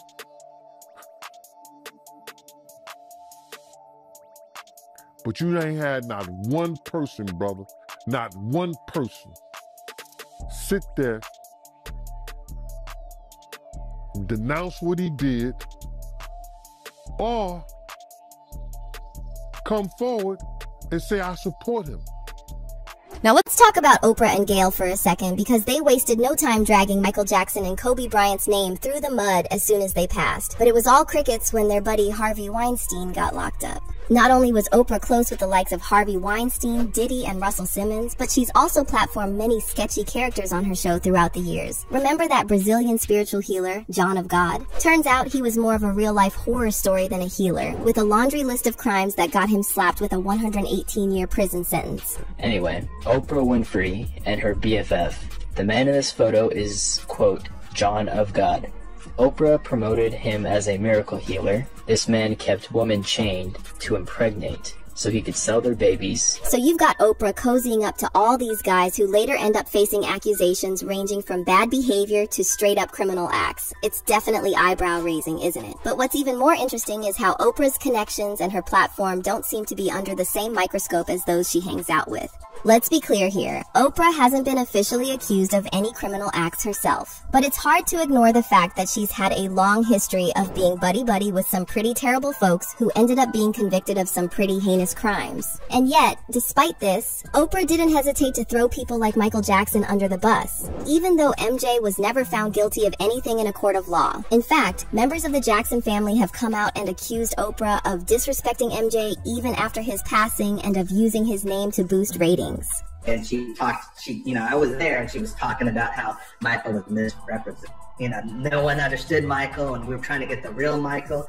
So I think, in a sense, Oprah will say what Oprah wants to say to get the interview. And then you've got a few bold celebrities who've taken it a step further and openly accused Oprah of protecting guys like Harvey Weinstein and Russell Simmons from scrutiny. Actress Rose McGowan was one of them, and she claimed Oprah is as fake as they come. Rose tweeted, I am glad more are seeing the ugly truth of Oprah. I wish she were real, but she isn't. From being pals with Weinstein to abandoning and destroying Russell Simmons' victims, she is about supporting a sick power structure for personal gain. She is as fake as they come.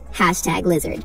And then, singer Seal jumped on the bandwagon and claimed that Oprah was well aware of her buddy Harvey Weinstein's misdeeds, but didn't lift a finger to warn anyone who could have become his next victim. Seal shared a photo of Oprah with Harvey Weinstein on Instagram, with a message, when you have been part of the problem for decades, but suddenly they all think you are the solution. And in the caption, Seal wrote, oh, I forgot, that's right, you'd heard the rumors, but you had no idea he was actually serially assaulting young starry-eyed actresses who in turn had no idea what they were getting into. My bad. #sanctimonious Hollywood. Oh, and speaking of which, Snoop Dogg chimed in with some similar remarks about Oprah and her close friend Gayle King after Gayle made some pretty disrespectful comments about the late Kobe Bryant just weeks after Kobe's tragic passing back in January 2020. During an interview with Kobe's grieving friend and former basketball player Lisa Leslie, Gayle decided to delve into Kobe's past allegations. And even though Lisa made it clear that she never personally saw Kobe engage in any inappropriate behavior, Gayle seemed to push back, suggesting that just because Lisa hadn't witnessed anything, it didn't mean Kobe was incapable of such actions. It's been said that his legacy is complicated because of the sexual assault charge, which was dismissed in 2003, 2004. Is it complicated for you as a woman, as a WNBA player? It's not complicated for me at all. Even if there's a few times that we've been at a club at the same time, Kobe's not the kind of guy, never been like, let's go get that girl or tell her or send her this. I have other NBA friends that are like that. Kobe's, he was never like that. I just never have ever seen him being the kind of person that would do something to violate a woman or be aggressive in that way. That's just not the person that I know. But Lisa, you wouldn't see it though. As his friend, you wouldn't see it. And that's possible. I just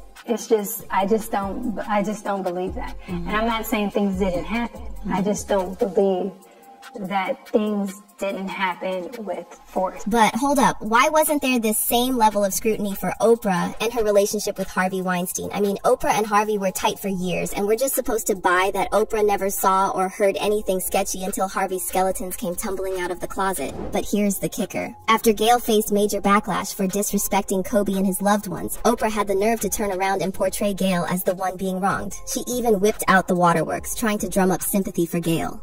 Opened up about the whole ordeal and got emotional.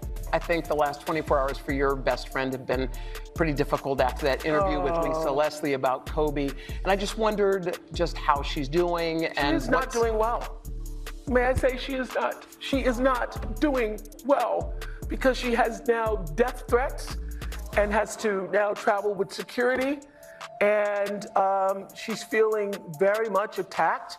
And that was the last straw for Snoop Dogg, who unleashed a tirade against both Oprah and Gayle, highlighting how they only seem to show concern for the victims when the accused isn't someone in their inner circle. Snoop first posted this photo of Gayle and Harvey Weinstein with the caption, "We waiting Gayle. When is that interview gonna air?" And then Snoop posted a photo of Oprah with Weinstein and wrote, "Did that fake Michael Jackson-ish to tarnish his name with them lying-ass kids, and here she is with a known rapist smiling and laughing." But Snoop didn't stop there. He also hopped on IG Live to share a few strong words about Oprah and Gayle. You ain't coming after Harvey Weinstein asking them dumb-ass questions. I get sick of y'all. I want to call you one. Is it okay if I call her one? Dog hit. How dare you try to tarnish my boy's reputation. Oh, and speaking of which, when they questioned 50 Cent about Gayle's Kobe question, he seemed pretty puzzled. Then, he brought up how Oprah did something similar with Michael Jackson after he passed. I just didn't understand what the goal is at that point. Because she knows what Kobe means to the actual culture at the same time. Like they knew what Michael Jackson meant. But if somebody... I just don't know what they're trying to do when the men are dead. So they're going to keep playing with people that are not here, and it's going to them over. Because people are going to start to not like them in an intense way for doing that, because it's just not the right thing to do. So now that Oprah's supposed connections to Diddy are being looked into, folks are curious. Will she keep mum, or will she wait until Diddy's behind bars before she starts making noise? You see, when Oprah did that special with Michael Jackson's accusers, she said she was trying to shine a light on the pattern of these kinds of crimes in Hollywood. Imagine if that had happened now, and you had social media. So I had a lot of hateration. But I also, when I first saw that documentary, I realized that a lot of people are going to get triggered, are going to be triggered by watching it. Yes. And that a lot of people will not understand what the pattern is, because I had done 217 shows trying to get people to understand that it's not about one person, that it is about the pattern, it is about the seduction. And people call it station, but there is a big seducing that goes on, and the pattern of that seducing. And that was important enough for me to take the hateration for. So, why is Oprah staying silent when it comes to Harvey Weinstein, Russell Simmons, or Diddy and their patterns? One fan on X recently went viral after sharing photos of Oprah with Bill Cosby, Diddy, Harvey Weinstein, and Russell Simmons with the caption, "Everyone talking about Jay-Z and Diddy, but I believe this woman Oprah knows something." And then someone else shared a video of Diddy with Hillary Clinton with an AI-generated voiceover saying they're all in the same club. I just want to know, Hillary, when they finally arrest me with all the... How does a brother survive jail without being Epsteined? Well, since you have a lot of shit on us, we're probably gonna get you Epsteined as soon as you go to sleep.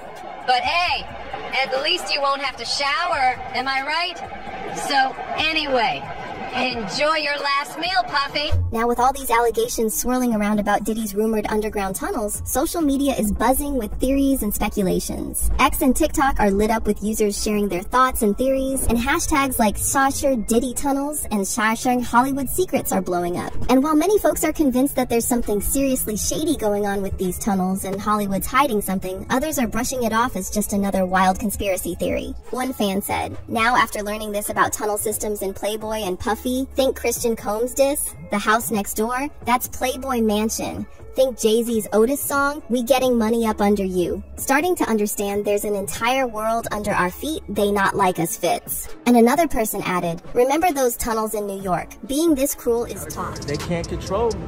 You get what I'm saying? They can control Shaq. They can control Charles Barkley. They can control LeBron James. They can control Jay-Z and Beyonce. But not you, man. But they can't control me. Those close to Kathy were able to divulge that Kathy had gone to Jay-Z to let him know that she was considering coming forward and sharing her side of the story and her truth of what has been going on between the two of them. So you're not going to believe this, but there is, in fact, a Diddy and Michael Jackson connection. Yes, the lawsuit that we have been covering and following, so much being revealed. You're not going to believe that somehow it is connected to Michael Jackson and his death. Honestly, Candace Owens is the last person anyone expected to make an appearance in the Diddy saga. But here she is, revealing the diddler's true face to everyone. But it's not just Diddy. Owens is going after Jay-Z and everyone else in the industry who seems to be working with a ring of elites to control Hollywood. Girl, I know it sounds like something straight out of a movie, but Owens might actually be onto something here. She was able to uncover a crucial connection that tied the Hollywood elite to MJ's passing. And that's only the tip of the iceberg. Did Diddy and Jay-Z really delete multiple music legends to further their own agendas? Let's find out. And I'd say the biggest point that we took away from these Diddy docs was that this ring, if you believe it exists, can and will murder people to protect themselves. American conservative political commentator and activist Candace Owens isn't exactly known for mincing her words. She delivers the cold hard truth as it is. Agree with her or don't, the reality is she's right on the money with her recent comments about the industry. When the Lil Rod and Diddy lawsuit hit the internet, Candace jumped on her Daily Wire show and connected the dots that most folks seem to be looking over. According to her, there's a ring of super rich and super powerful people in Hollywood who secretly control everything behind the scenes by getting celebrities hooked on illegal substances at parties and blackmailing them with footage of what they do in the shadows. Is that these parties, at least a lot of them, are taking place in the Virgin Islands, which again, just makes you go, what's happening here? Because Jeffrey Epstein, obviously his home, or he owned an island that was just off the coast of St. Thomas. So we hear that again. I also been jogging your memory about the Bitcoin millionaire who right before his death found drowned, accidental drowning, even though he was fully clothed and had his wallet in his pocket, tweeted that the CIA and the Mossad were running a blackmail ring in the Virgin Islands. These shady folks have their own agenda, and when an artist dares to step out of line, he pays the ultimate price, either with his career or with his life. But they all need someone to clean up after them, and it looks like they forgot to clean up after the cleanup crew because Candace managed to uncover a connection between Diddy and MJ's passing. According to Lil Rod's lawsuit, Mr. Combs instructs his staff to always contact Mr. Muhammad if they are ever pulled over by the police in Miami or California. The lawsuit also said, upon information and belief, Mr. Muhammad spoke with the LAPD after G was shot at CRS. The LAPD was in CRS and witnessed the blood in the restroom, and they went with the bogus claim that the shooting of G occurred outside of the studio. This was all thanks to Mr. Muhammad's connections within law enforcement. Elsewhere, the lawsuit described Mr. Muhammad, full name Fahim Muhammad, as Diddy's head of security who had the power to make people and problems disappear. Now, why is this Mr. Muhammad important? Well, he was also present when MJ passed away. Mr. Muhammad, I want to take your attention back to June of 2009. At that time, where did you work? For Michael Jackson's son. And what did you do for Michael Jackson in June 2009? I worked his security for him. I'm sorry? I worked security for him. Security. Okay.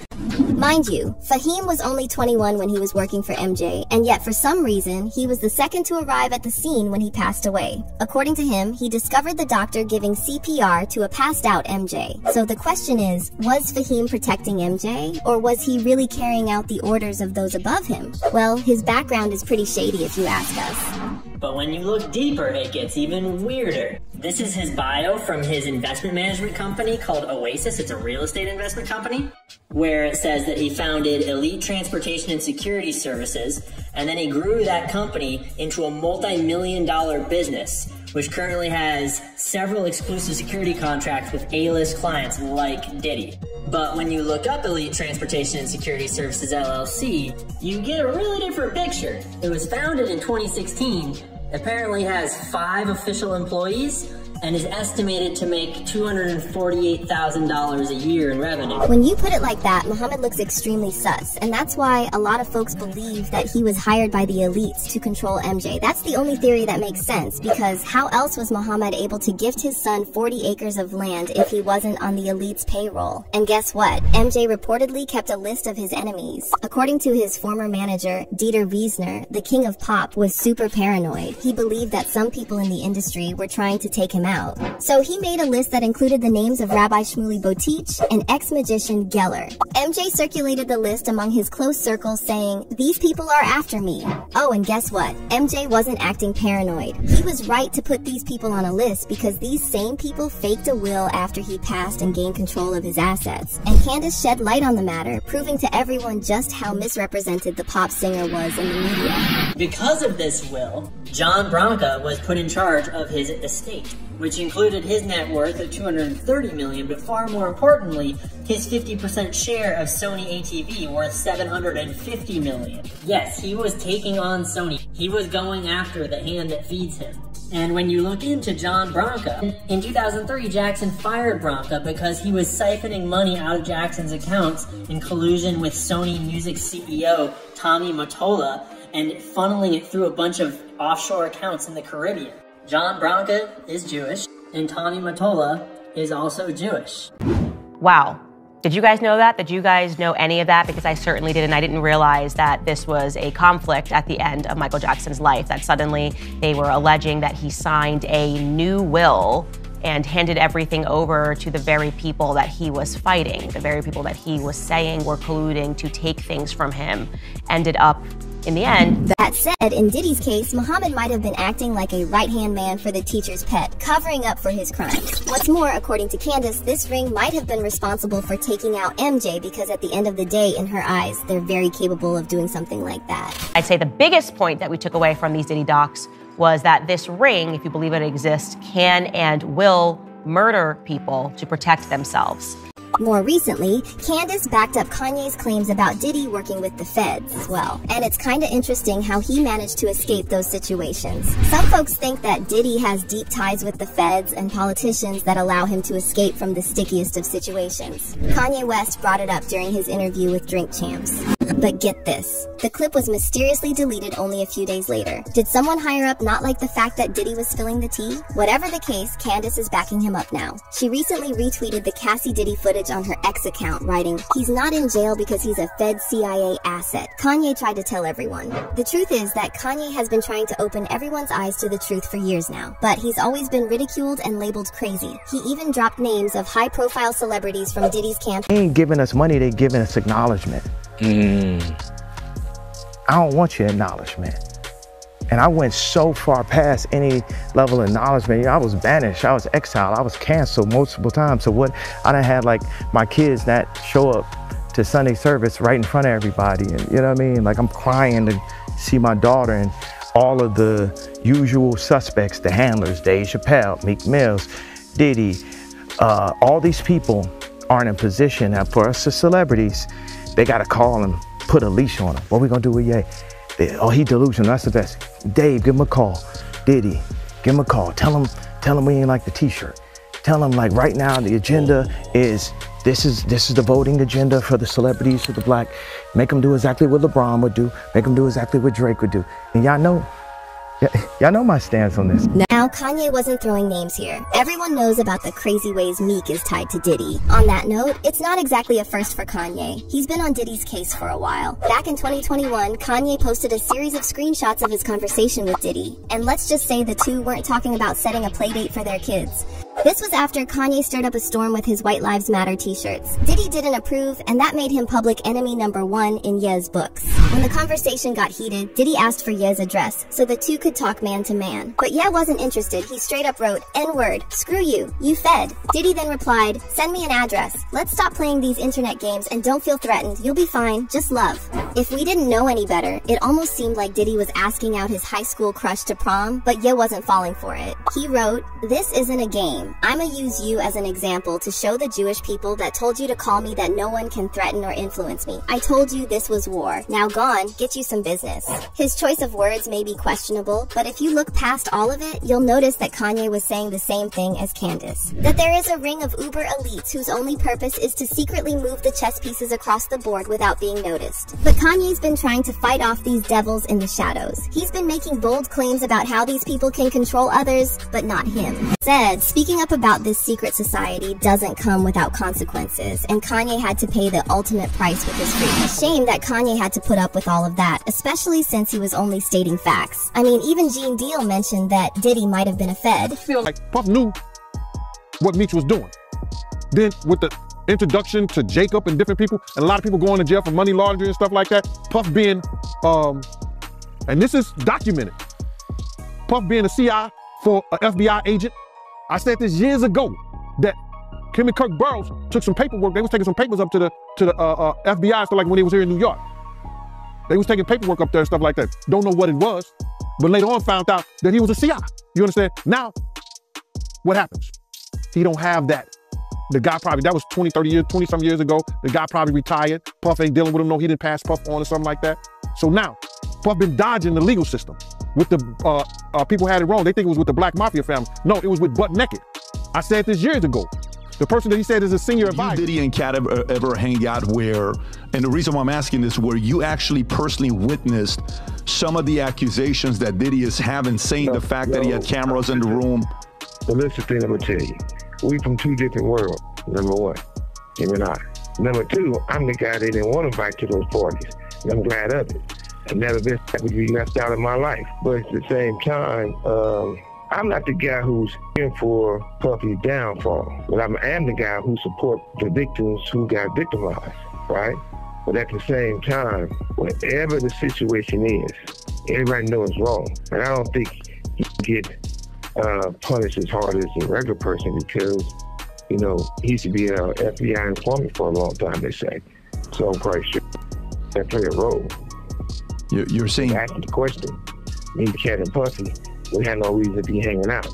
Me and Cat and not me and Puffy. But this is where things get interesting. Remember, Kanye said that there were some people in the industry who were trying to take him out. The only problem with that was that Kanye made some anti-Semitic remarks, and that kind of drowned out what the rapper was actually trying to say. Anyways, after that whole fiasco, Candace started receiving threats as well from someone who MJ had put on his list of enemies. And apparently this person wanted Candace to bash Kanye. So maybe they could shun him out of the industry and stop him from spilling the tea to the entire world. That Kanye situation went down, I was being threatened by a person named Rabbi Shmuley, person that Michael Jackson put on his enemy list, the person that I had never heard of, was threatening me and saying that unless I came out and said things explicitly against Kanye, he would effectively ruin my life. He said that he would take out a front page ad and smear me as an anti-Semite. And then there's Jay-Z as well. Honestly, the fact that Diddy's BFF has the same skeletons in his closet is no surprise. I mean, they say birds of a feather flock together for a reason, right? Over the years, the Empire State of Mind singer has been accused of trying to take out a number of people to serve his own agendas. Remember back when Jay-Z cheated on Beyonce? Well, there were a bunch of other women, including someone named Kathy White. They ended up in the headlines after they were spotted together at a nightclub, and my man was super whipped because he was rolling out the red carpet for her. According to reports, just before the pair attended the Sin City fight, Jay purchased a $2,500 pair of Louis Vuitton shoes for Kathy to wear that evening. Insiders say Jay requested she bring a few friends to ride with them that evening in order for them not to appear as a couple. During their time in Vegas, Jay also took her gambling at the Bellagio Casino. That's where Jay was again reportedly adamant about her friends circling the pair during their time at the table in an attempt to cover their public appearances. FYI, Jay-Z was doing all this behind Bey's back, but when his affairs became public, he cut off all his mistresses. But Kathy was posing to be a threat. She had reportedly received a big offer from a tabloid to spill the tea.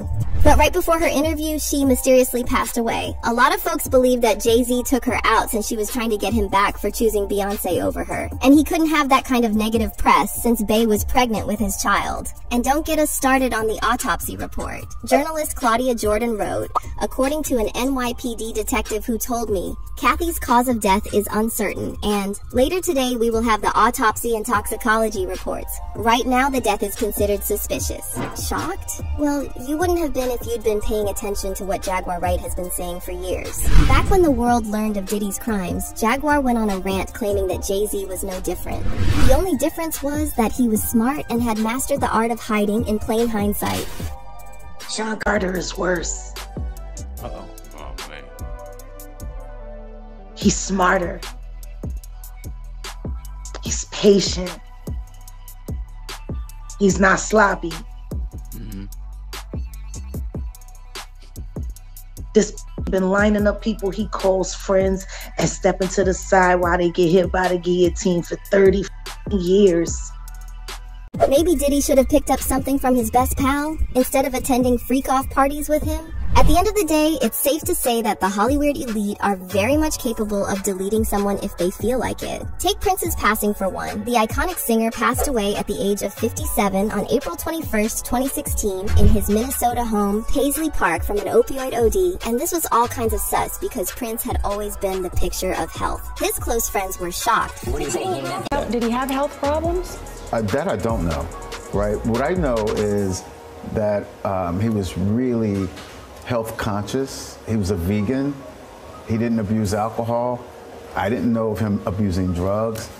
He worked out, so, that also really concerned me because it made me think that, wow, so you mean you do all these things to take care of yourself and you die so young? Oh, and then there's also the fact that Prince was discovered in an elevator, which is all kinds of crazy because Prince spent half his life being scared of elevators, and everyone around him knew about his fear of these weird contraptions. And there's also the fact that Prince was butting heads with entertainment tycoon Warner Bros. Before he passed away. He signed with the company back in 1977, and when he started blowing up the charts, Prince thought about asking back for the rights to his music.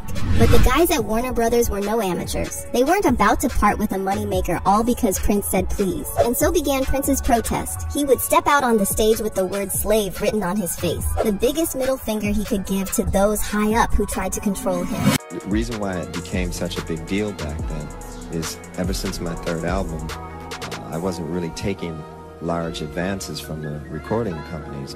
I was recording the albums myself in my own studio. So the way I looked at it, I owned the work because I paid for it. And I did all the work, I created it, so I felt like it should belong to me. That said, the companies felt otherwise, and they would always hold this contract up and say, well, you signed it. And I say, well, I understand that. Now, if there's one thing that fans know about the industry, it's that the higher-ups don't like troublemakers. They lean more towards a yes-sir kind of man, and Prince's defiance only solidified one thing. He needed to be taken out. Now, Cat Williams has spoken up about artists passing away in the industry or putting their careers on hold due to mental health reasons or public scandals. In his eyes, we need to take a closer look at the big picture in these kinds of situations because there's always someone who makes some big bucks. Somebody, even if it looks like, yeah, Janet Jackson just had a wardrobe malfunction. Yeah, there's no such thing. Correct. I don't care who you blame. I believe that. Somebody benefited. Yeah. So in all of these situations, there's a business involved and there's real money involved, and somebody's benefiting from this thing that looks like, oh, that just happened. Nah, no way. No way.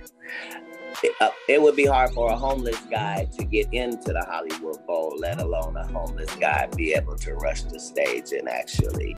And Cat ain't stretching the truth here. It's what happened to MJ and what might have happened to Prince. And so Hollywood is more than what meets the eye. More and more clues keep pointing towards a ring of celebrities who keep riding off the success of young artists and throw them out when they become a handful. But as long as there are people like Cat Williams, Jaguar Wright, and Candace Owens, the truth will come out. However, these folks might need to watch their back because you can't fly too close to the sun without getting burnt. People have been warning her to watch her back. Yeah, it's a recurring theme. People are like, be careful, Candace, double up on your security. Don't do this, don't do that. They're going to kill you. You're going to get Michael Jacksoned. Well, she can laugh off the warnings, but the truth is she's swimming in some dangerous waters. As for fans, they think that Candace Owens and others are spitting facts. One person commented, "Everyone tried to cancel Kanye because he was right all along and they knew they couldn't control his tongue. Stand up, Kanye, we need your voice more than ever." Meanwhile, another person commented, "People won't learn. So many famous people tried to tell us. They were either canceled, killed, or labeled crazy." And it cuts his soul. Kendrick Lamar isn't backing down from Drake, and now he's dropping some heavy accusations, claiming that Drake and his OVO crew are some sickos. On his brutal Drake diss track titled Not Like Us, Kendrick references Drake's 2021 album, Certified Lover Boy, saying that Drake and his OVO crew are a bunch of certified PDF files. By the way, on Meet the Grams, another savage Drake diss track Kendrick dropped last week, he suggested that the alleged crimes taking place at Drake's Toronto mansion, nicknamed the Embassy, are so serious that the feds will come knocking any day now. Kendrick raps, "It's some weird ish going on, and some of these artists be here to police it. They be streamlining victims all inside of their home and calling them tender, then leak videos of themselves to further push their agendas." Cat Williams said, "Get you the truth, so I'ma get mines. The embassy bout to get raided too, it's only a matter of time." Kendrick pushes this topic even further in Not Like Us, and the cover art he used, it's a bird's eye view from Google Maps of Drake's Toronto mansion, aka the Embassy, with a bunch of S-offender map tags. Now, Drake has already hit back at Kendrick's diss with a track called The Heart Part 6, where he flat out denies those PDF file accusations. However, Drake decided to name drop Stranger Things star Millie Bobby Brown and those rumors about the two of them, despite the fact that Kendrick never mentioned Millie in any of his tracks. In The Heart Part 6, Drake talks about Kendrick's wife Whitney, essentially saying he's into grown women exclusively. He raps, "Only effing with Whitney's, not Millie Bobby Brown's. I'd never look twice at no teenager." Earlier in the song, Drake also shrugs off those PDF allegations, claiming that he's way too famous to be doing anything like that. He then argues that if there was any truth to those claims, he'd already be locked up. CJ, you on here? Hey, you want to go down a rabbit hole? Let's go. We here. All right. Have you looked at the lawsuit that came out yet? Which one? The actual filing for that teenager. Oh no, we haven't. Nope.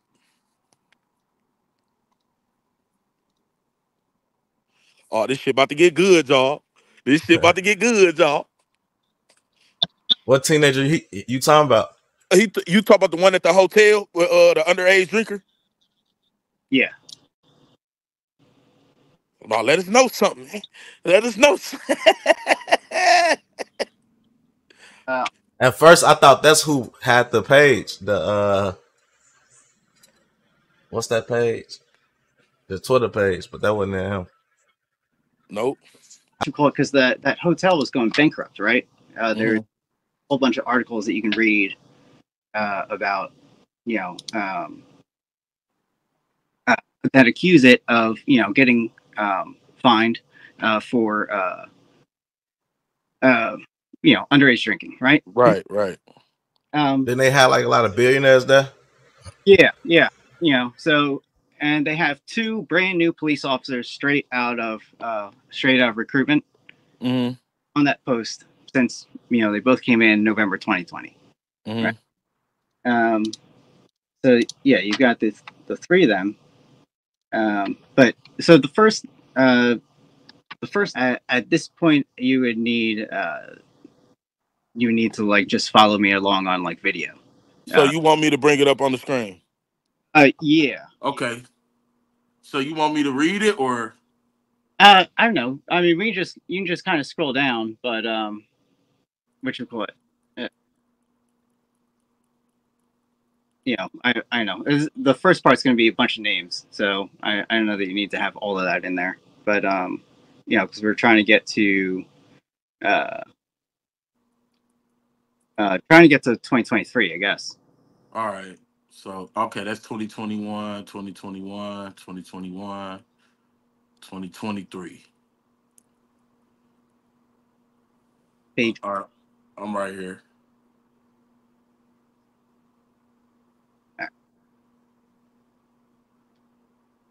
All right. So, this is the 27th, right?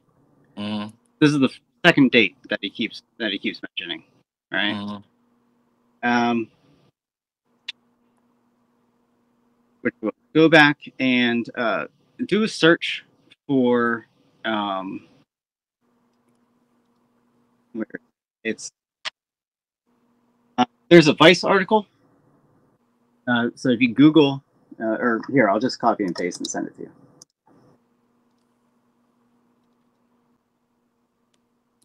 Okay, 2023. I'm gonna stay right there with that, and then I'm gonna go back to the chat, and then I'm gonna open this up right here. Share the live.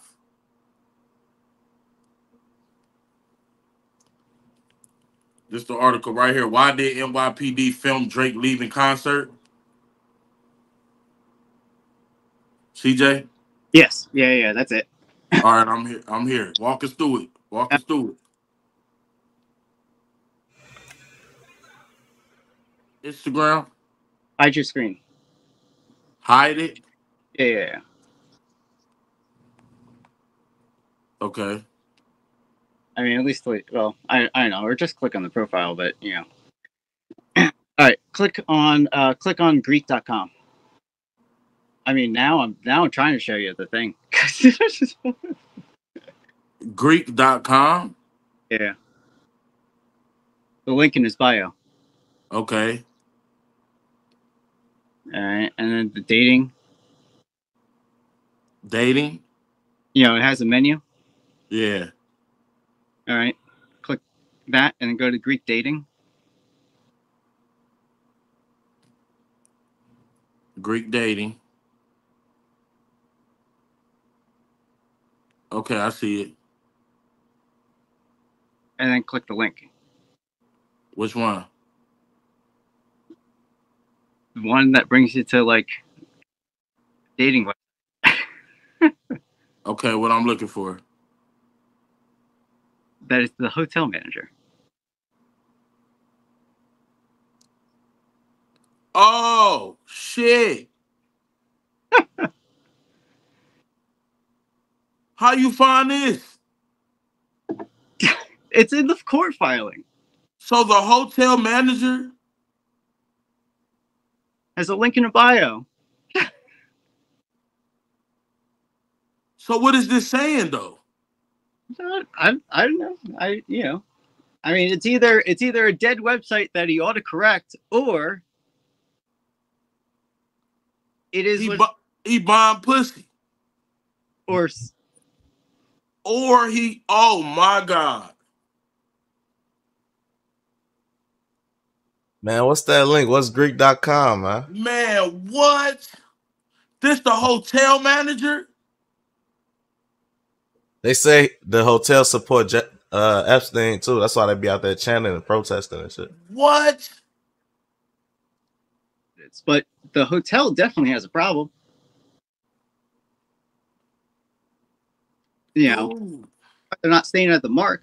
I'm not like trying to say that it's one way or the other. You know, like as far as like Drake goes, like it's beyond a beef, right? This is about like. So this dude's name is in the paperwork. Yeah. And is he still the manager? You know, according to LinkedIn, in that document, you know, the oh my god, it's like not. He goes by Timothy in some portions. He goes by Theodore in others. You know, Timothy and Theo are kind of interchangeable.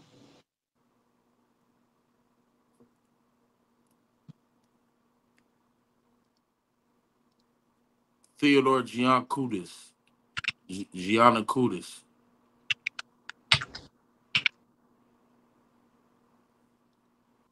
I'm not showing this shit on here as a date website, bro.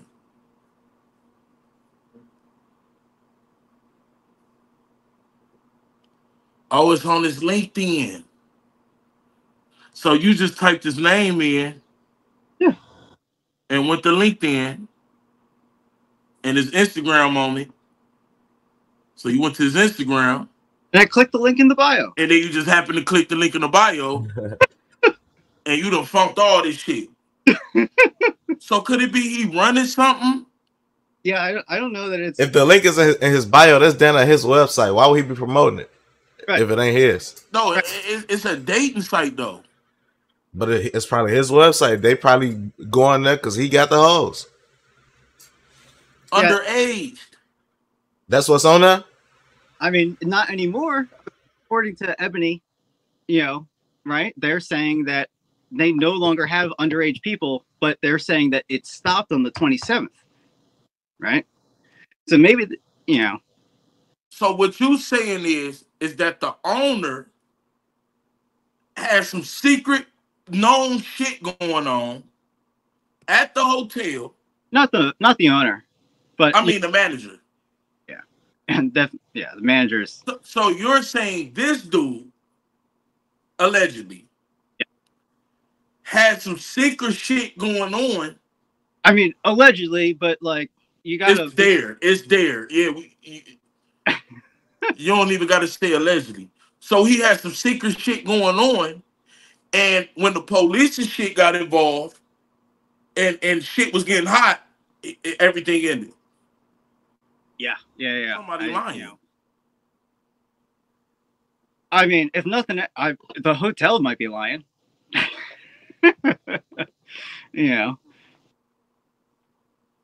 But he's lying. Somebody, it's not but it's not. I don't care about the beef. You just want to figure out pedophile. What the fuck?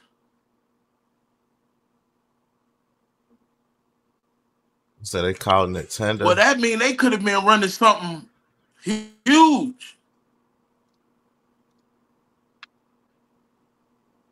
According to did the dude expose? Wait, so if this was in a lawsuit, this from 2017.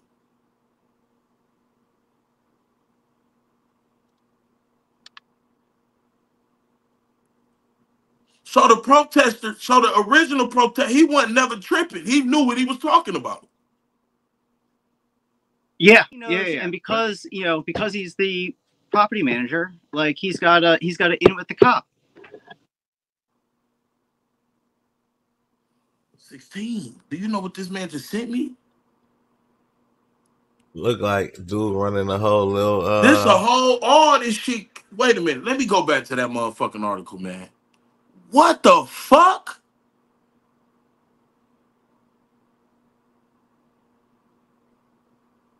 He probably the plug on all that shit. That's probably why all them people coming through that. Didn't they say it's like heads of countries and shit coming there and big I think like the presidents Met and Gala, shit. all type of shit. Epstein. So I wonder like if that little reporter dude is the closest thing to like a baby. Since he got like some type of syndrome where he a baby, but he older. Bro, on his shit, it say any age. It say what? Any age. Preferred. Any age. Man and woman. Yeah. Why he ain't take that shit down with all this shit going on? I don't know. I think I seen the page name too. What? Wait, let me go back to that. Let me see. I'm finna see. What the fuck? And it say he work at a hotel.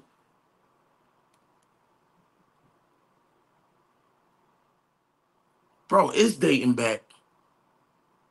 So something wrong with this hotel. He told something wrong with this. Man, they been saying that. I feel like they got so much money.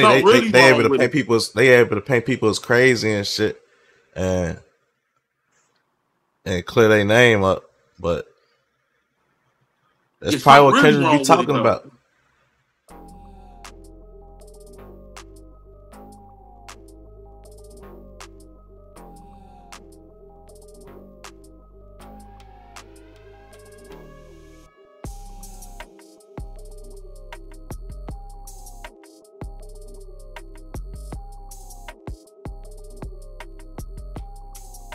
Why don't you like Drake? I don't like anything about Drake. I don't like his voice. I don't like what he talks about. I be trying to tell his face. I don't like the way he walks. Like nothing. I don't like his haircut. I might just let me shut up. They got this new breed of rapper that's paying DJs to play their shit. Right. And, you know what I'm saying? They sucking the record label executives' dicks, and it's like there's too much of that going on.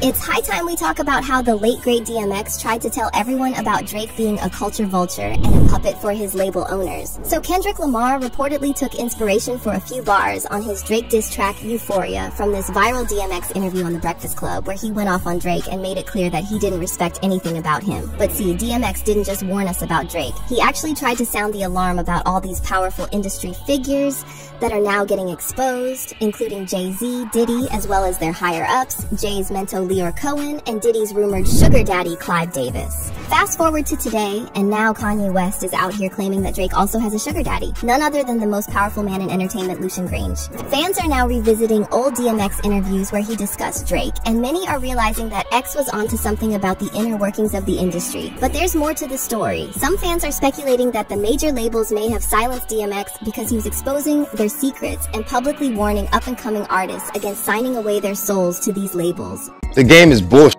man. The game is bullshit. If you want to rap or sing or whatever, don't become a part of the game. So, there's this part on Kendrick Lamar's diss track Euphoria, where he lists all the things he hates about Drake and declares himself Drake's biggest hater. Now, when Euphoria first dropped on April 30th, Drake immediately hopped on Instagram to respond and shared a clip from the 1999 romantic comedy 10 Things I Hate About You. However, fans were quick to correct Drake, pointing out that Kendrick was actually referencing DMX's 2012 interview on The Breakfast Club, where X talked about all the things he hates about Drake.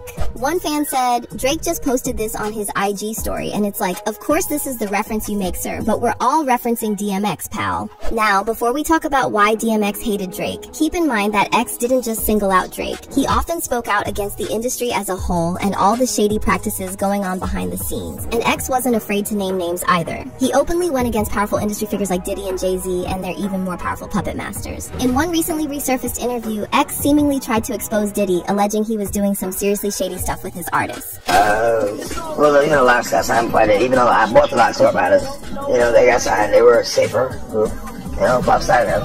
And it was a blessing and a curse, because they were sure they were happy about getting signed first, and they went on to Benjamin, and the chips were up, but they made them jiggy and put them in suits and made them write lyrics for him and took all that publishing. Like, damn. I'm glad I didn't, you know, like, you get that, and we went to, like, as soon as they got signed, D was like, yo, if you like the Locks, like, X is like Big Dog, like, those are the pups, like, you love.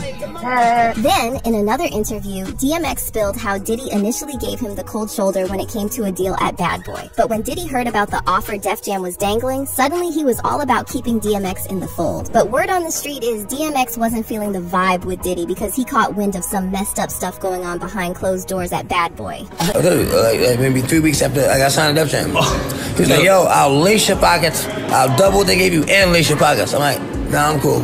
And now let's talk about how DMX also tried to expose Jay-Z for being a snake, despite Jay later trying to twist the narrative after X passed. Shortly after DMX died on April 9th, 2021, Jay-Z showed up on LeBron James's show and tried to smooth things over, claiming that despite his competitive history with X, it was all love between them. There was a competitive thing, but it was big love. He was so competitive with me. I never met a human being more competitive with me, like ever, not even my big brother. But here's the part Jay-Z conveniently left out. According to DMX himself, it was actually Jay who was playing the competitive game. Back in 2004, Jay became the president of Def Jam Records, and according to X, that's when Jay switched up on him. DMX had been holding it down for Def Jam, dropping hit after hit with 5 consecutive #1 albums between 1998 and 2003. But when Jay-Z took the reins, X alleged that Jay tried to throw a wrench in the works when it came to releasing his 6th studio album, Year of the Dog, again. You know, I go to do the 6th album, and you know, Jay-Z became president. Yeah. You know, when he first got the job, he hit me with the call like, "Yo, dog, MH is running the building." Like, "Yo, you good?" Finish the album, shoot the video. What happened? Niggas go on vacation, and you know, we don't know. What you mean you don't know?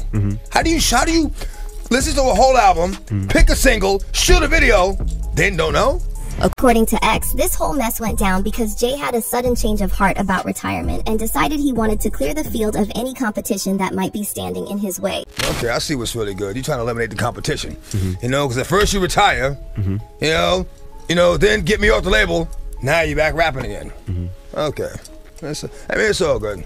That's all good. That was the moment DMX realized that Jay-Z was ready to step over anyone to serve his own interests, prompting X to say goodbye to Def Jam. But the distrust between DMX and Jay runs deeper, connecting to Jay's associations with some shady characters in the industry. See, DMX was very vocal about the dark side of the music business and publicly claimed that label executives allegedly pressure rappers into doing unsavory acts in exchange for a record deal. They got this new breed of rapper that's paying DJs to play their shit. Right. You know what I'm saying? They sucking the record label executive, and it's like there's too much of that going on. Right. You know what I'm saying? Let me be me. Let me be the artist that I am and just play my music. You know what I mean? Exactly. Now they want you all up under this, you know, sitting at the going to dinner with them and like that, and you know, all that favor for a favor shit. I don't get down like that. Look, I'll give you the music, you give my money. That's it. Also, back in 2005, DMX came out with a track called The Industry, where he pulled back the curtain on how the music business really operates. The game is bullshit,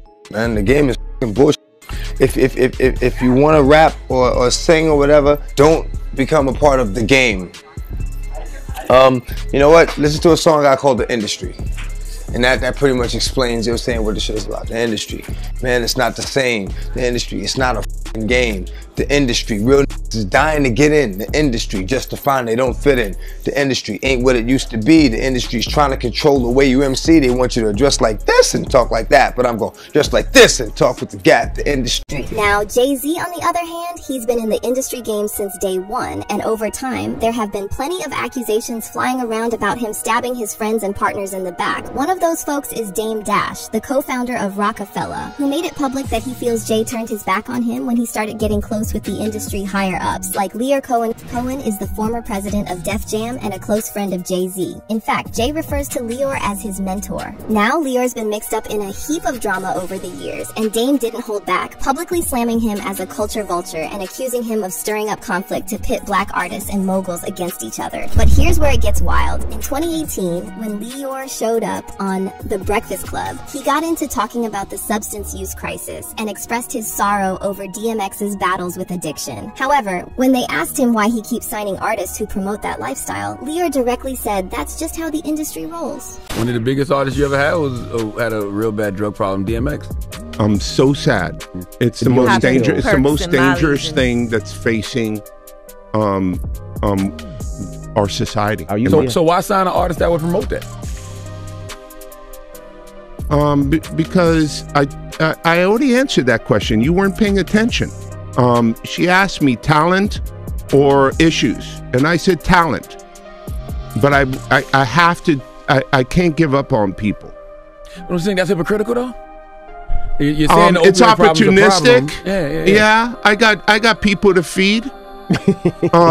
I got a business to run. But that's not all. When X passed away, Lear took things to a whole new level and said some seriously disrespectful stuff at his funeral. DMX's memorial took place in Brooklyn on April 25th, 2021, and Lear was supposed to be there, but he couldn't even be bothered to show up in person. Instead, he sent in this bizarre recording where he called DMX a gremlin and said his passing wasn't a surprise to anyone. So the race against time was that we all know X is a gremlin and reckless and looking for a wall to crash into. X, if you listen to X, if you see X, his death is no surprise. If you listen to and you watched who and what X was. But there's someone else DMX never trusted, and you already know who I'm talking about. DMX and Drake were tangled up in beef for years before X's untimely passing, and X didn't hold back on how much he despised Drake. What about Drake? You like Drake? No. My man. He didn't even say a little bit. He didn't even say halfway. That's my guy right there. No. That's why X is necessary in the game right there. Okay. Now, why don't you like Drake? I don't like anything about Drake. I don't like his voice. I don't like what he talks about. I don't. I be trying to tell these face. I don't like the way he walks, like nothing. I don't like his haircut. I might just let me shut up.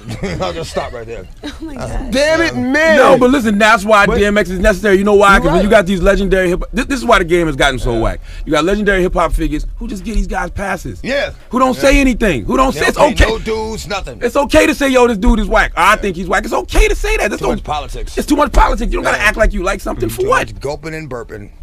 Oh my God. And for those that don't know what that means, sucking, you know. They got it. They got it. Now Drake never publicly responded to X, and instead, he worked behind the scenes to get on X's good side. He even personally reached out to X to sample his music on his 2016 album, Views. And while X gave props to Drake for reaching out before sampling him, people from X's inner circles have said that X never warmed up to Drake, and he allegedly had suspicions that Drake wasn't genuine and was possibly even trying to set him up. What's also interesting is that Drake was supposed to talk about squashing his beef with X on Drink Champs, but then the interview suddenly got scrapped. On April 12, 2021, 3 days after DMX died, Nor took to IG to announce Drake's interview on Drink Champs and claimed he and Drake's producer 40 helped squash the beef between Drake and DMX. Nor wrote, OVO Drink Champs loading. A lot of people don't know, but I squashed the beef between DMX and Drake through my boy 40, but we will save that for Drink Champs. Gotta big up OVO 40. However, the interview never saw the light of day. No one knows why they suddenly decided to pull the plug, and Drake and Nor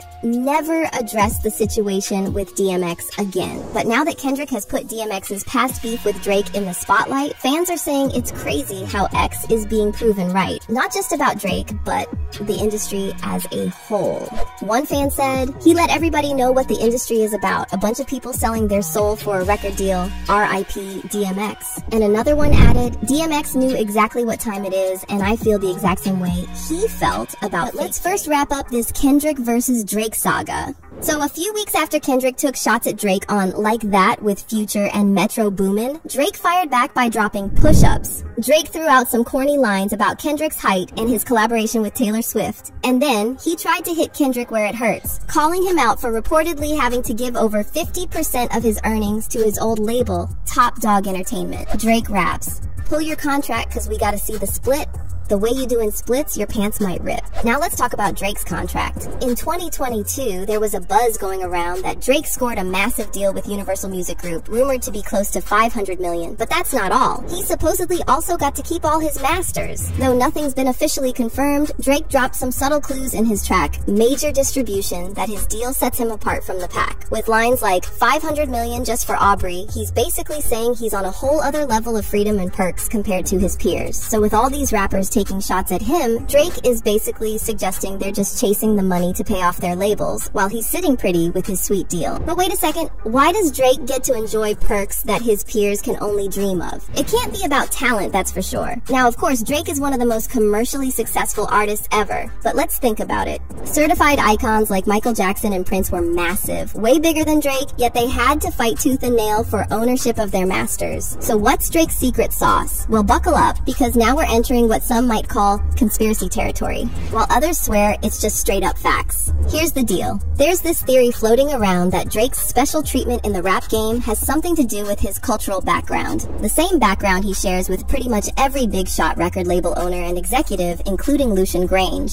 Somebody's like, you know how big you're gonna be, and it's like, this has never happened before. It's like every Jew is going to just like really embrace. Well, here's the thing. There are Jews like my dad who like cling to like the biggest reaches. Yeah. Like, you know who's Jewish? Matt Damon. I'm like, no, he's not, Dad. He's definitely not Jewish.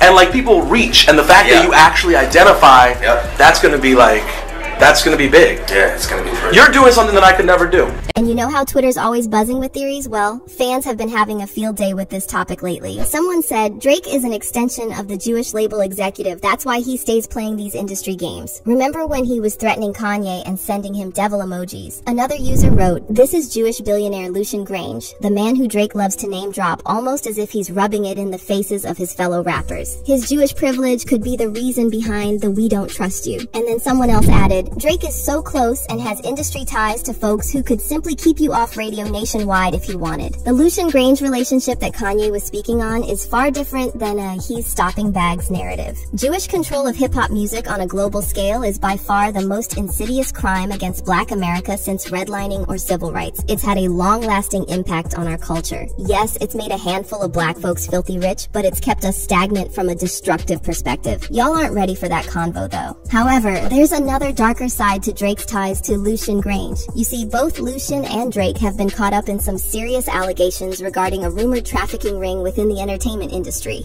Now, let's rewind to that lawsuit recently filed against Diddy by producer Rodney Lil Rod Jones. This lawsuit's got a laundry list of defendants, and one name that jumps out is Lucian Grange. In his lawsuit, Lil Rod repeatedly brought up Lucian's name, and he even alluded to Lucian and Diddy being more than friends, if you know what I mean. The lawsuit states, Mr. Jones recalls seeing defendant Grange visiting Mr. Combs' home in Miami, Florida and Los Angeles, California. According to Mr. Jones, whenever defendant Grange visited Mr. Combs at his homes, it would be in the evening, and he and Mr. Combs would disappear for hours in Mr. Combs' bedroom. The lawsuit then goes on to claim that Lucian Grange sponsored and attended several Love album listening parties where S-workers were present, along with young women below the age. Lil Rod also alleged that during these parties, Lucian was well aware, or should have been, that Diddy was serving laced bottles of tequila and vodka. But wait, there's more. Lil Rod spilled that during his time living and traveling with Diddy, he discovered that Diddy had hidden cameras in every room of his home. And here's the kicker. Lil Rod claimed that Diddy has recordings not just of Lucian Grange, but also of other big names like celebrities, music label bigwigs, politicians, and athletes. Lil Rod also alleged that Lucian, together with other defendants, aided, abetted, and induced Sean Combs' S-trafficking venture, and he describes him as one of the co-conspirators who knowingly benefited from coercive S-trafficking. According to Lil Rod, Lucian and other defendants were providing vast sums of cash, which made Diddy's criminal venture possible. Now, when it comes to Drake,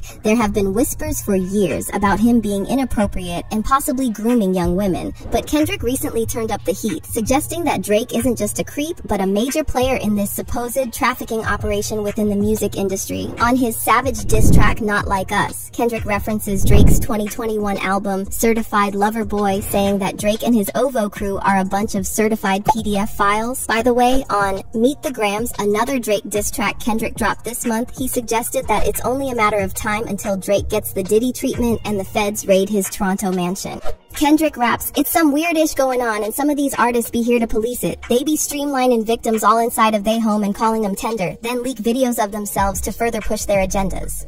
Cat Williams said, get you the truth, so I'ma get mines. The embassy about to get raided too. It's only a matter of time. Kendrick then took things up a notch in Not Like Us. And let's talk about that cover art. It's a bird's eye view of Drake's Toronto mansion, aka the embassy, with a bunch of tags you'd find on an S-offender map. Now Drake didn't take Kendrick's diss lying down. He fired back with The Heart Part 6, where he shoots down those PDF file allegations. But here's where it gets messy. Drake decided to name drop Stranger Things star Millie Bobby Brown, addressing those old rumors about them, even though Kendrick never brought Millie into the mix in any of his tracks. In The Heart Part 6, Drake makes a point about Kendrick's wife Whitney, basically saying he's only into grown women. He raps, only effing with Whitney's, not Millie Bobby Brown's. I'd never look twice at no teenager. Earlier in the song, Drake brushes off those PDF allegations, basically saying he's way too famous to be caught up in anything like that. And he also argues that if there was any truth to those claims, he'd already be behind bars. I promise I'd have been arrested. I'm way too famous for this ish you just suggested. But hold up.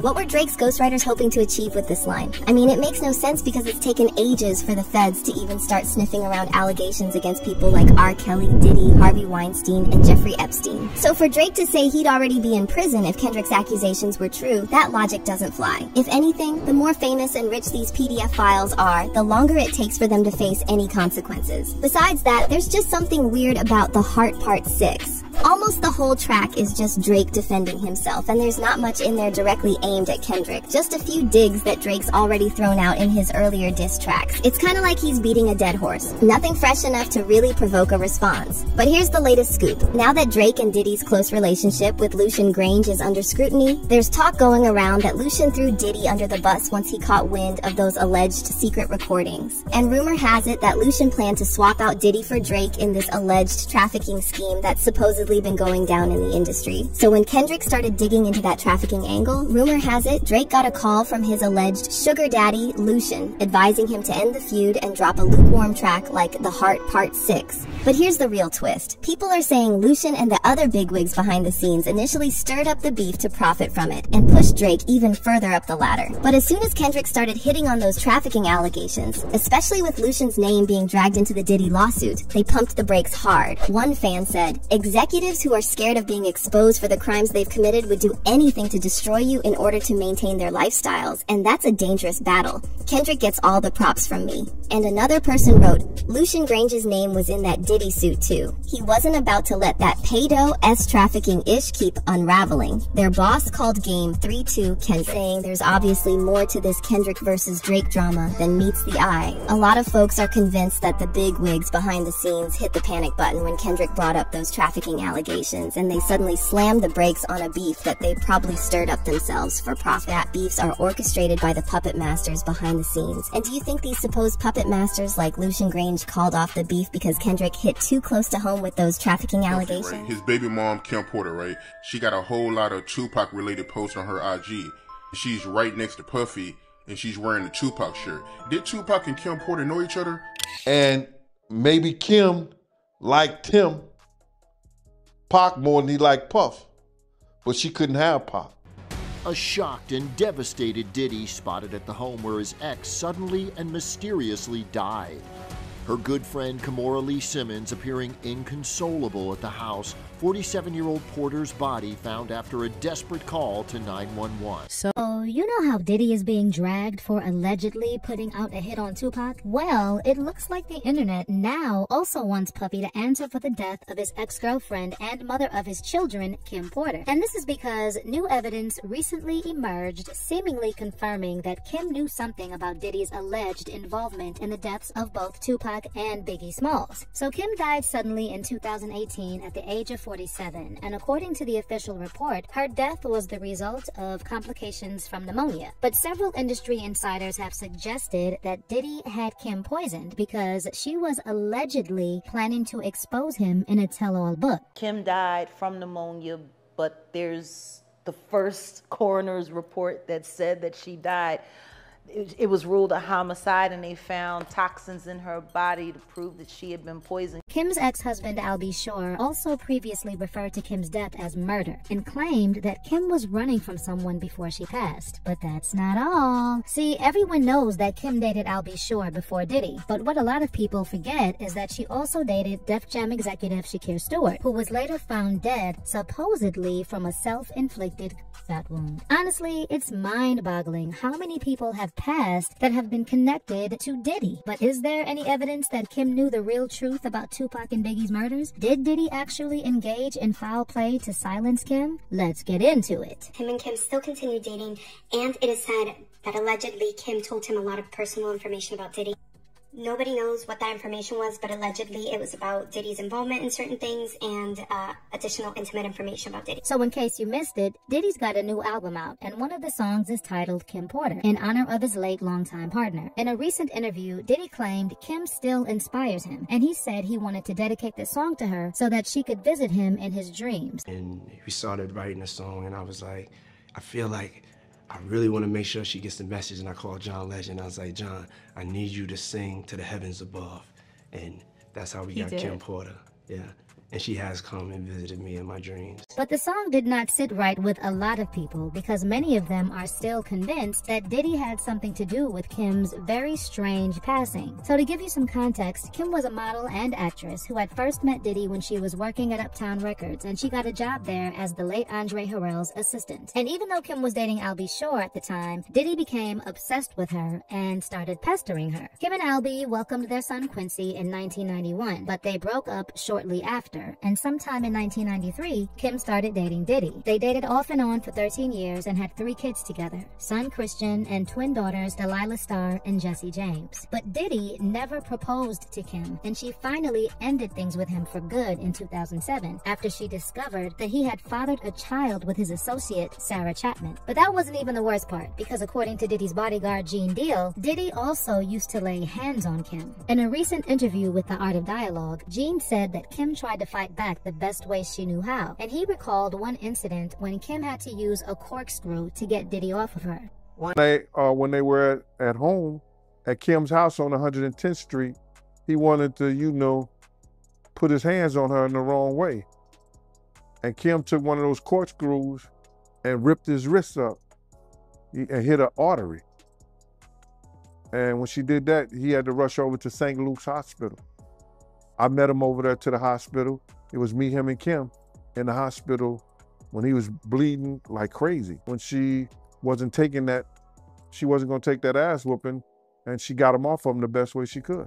According to Jean, Diddy was also extremely controlling and had his goons follow Kim around to stop her from talking to other men. Meanwhile, he was out there cheating on her the whole time. Over the span of 13 years, Kim broke up and made up with Diddy several times. And during one of their breakups, she started dating Shakir Stewart, a record executive at Def Jam. Diddy allegedly hit the roof when he found out about Kim and Shakir's relationship, and he ended up confronting Kim about this. They got into a heated fight and Kim suffered a broken nose, allegedly. Most of the reports about this incident have been buried, but I managed to find one article published in 2005 that referenced the altercation, saying that Kim was left with a broken nose after the couple argued on Combs' yacht in Saint-Tropez. The article states that Combs flew in a specialist plastic surgeon from Geneva after the accident, and that Porter has since claimed that she hurt her face after she banged her nose on a table. But it gets even more disturbing from there, because Kim reportedly continued to see Shakir despite Diddy confronting her. So Diddy allegedly started threatening Shakir. And then on November 1st, 2008, Shakir was found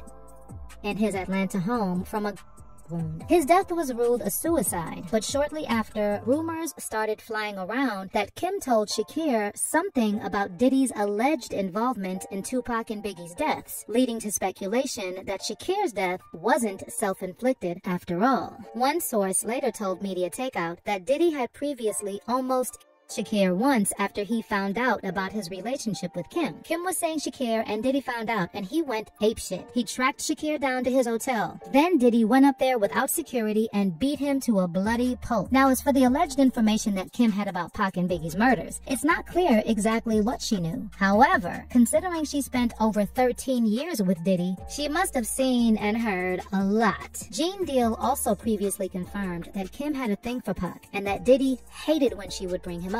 Maybe Kim liked him, Pac, more than he liked Puff, but she couldn't have Pac. And Pac didn't have the money that Puff had.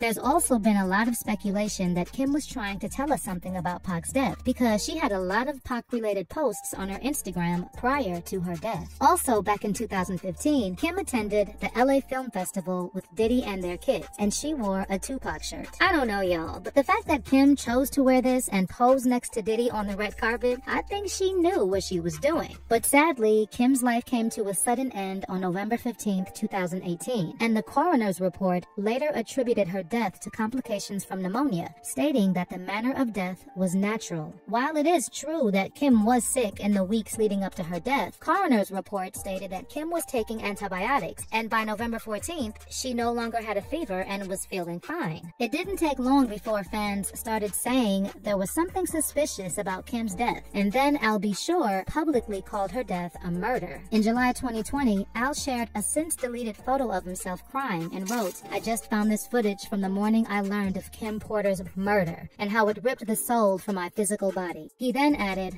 "I do know very clearly that Kimberly didn't just check out all of a sudden over pneumonia." Albie also added the hashtag, "Don't let the love songs fool you," seemingly insinuating that Diddy had something to do with it. And then in November 2021, Albie posted a throwback photo of him, Kim, Quincy, and Quincy's then-girlfriend Ryan Destiny, claiming in the caption that Kim told him she was running, and he said, "Call the FBI." He also added a comment, "You would never believe what she went through." But get this, just months after he posted this, Al B suddenly developed multiple organ failure and spent 2 months in a coma. Luckily he made it, but he later said that doctors didn't believe he'd make it through with everything going on simultaneously. And while Al B never explained what caused his sudden medical emergency, Jaguar Wright later speculated that Diddy had him poisoned, just like he allegedly did to Kim.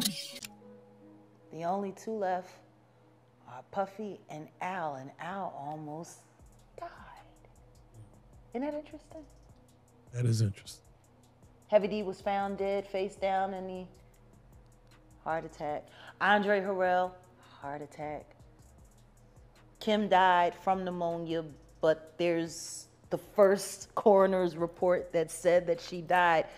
It was ruled a homicide, and they found toxins in her body to prove that she had been poisoned. You know, they have poisons that create heart attack and pneumonia-like symptoms. Jaguar also pointed out that all of Diddy's former associates who died or fell ill were planning to release books and documentaries, including Kim. They were all writing tell-all books. Andre was writing a book right before he died. Heavy D was working on a book before he died. Kim Porter was working on a book before she died. And Al B. Sure was working on the documentary of his life. And then he goes into... So now that Keefe D has been arrested for Pac's murder and Diddy's name is trending, fans are calling for Kim's case to be reopened. One fan tweeted, Diddy was present when Tupac was shot the first time. Diddy was associated with the now charged murderer of Tupac. So Kim Porter dies from a mysterious illness, and months later her son's father nearly dies from a mysterious illness. Diddy was present when Biggie was murdered. FBI. And another fan added, the Diddy Kim Porter rabbit hole on TikTok makes me firmly believe this man will serve jail time, and his time is coming sooner than later. But how do y'all feel about this theory that Diddy eliminated Kim? Do you think Kim knew something about Pac and Biggie's deaths? To get off topic of that, still on Kendrick. So you know how with Kendrick videos, you have to watch them 50, 11 times because there's probably something, a message in it that he's telling us, or we've missed something, right? So there's all types of Easter eggs that people already discovered. And I don't know if this one was discovered. Shout out to Ban Blake on Twitter. But he's the one who, he or she is the one who put me on. But you know the scene where Kendrick is doing like the push-ups in the little room with the cot, and then you know we got the concrete blocks where he's doing the push-ups on, and you know in the back there's the picture hanging up on the wall or whatever. Let me see if I can get the image. I'm explaining it to you. Let me see if I can get the damn image. So this scene, right? He's doing the push-ups and stuff. And everyone, you know, they're like, oh, he did the 17 push-ups. He stopped right before 18 or whatever because Drake doesn't like overage girls, right? And so the crazy thing that I just found was this. This is the image where they got that inspiration from, right? Identical. It's the little TV on this little console thingy. It's the bed. Kendrick doesn't have quite the same outfit on, but it's an all black outfit. Kendrick was in all gray. The picture up on the wall, the exact same image, which is fucking insane, right? Dave Free and Kendrick Lamar, fucking geniuses. So I started to do my research. Okay, so like, what the hell is this? Like, explain to myself, what the hell is this, right? Turns out the young lady in the picture is being referenced from a film from 1997. So she did a photo shoot from 1997. Mila Jovovich is her name, and they're in the exact type of room. So it turns out the young lady in the image, she starred in a movie called Welcome to America, and this came out in 2005-ish, and it was based on a story that was covered by the New York Times, and the movie was based on international sex trafficking, right? International sex trafficking, right? So in the movie, her. So in the movie, there's a police officer whose daughter got sold into being as a sex slave. He meets a 13-year-old, a Mexican kid who was also looking for another 13-year-old who was also sold and kidnapped into sex trafficking.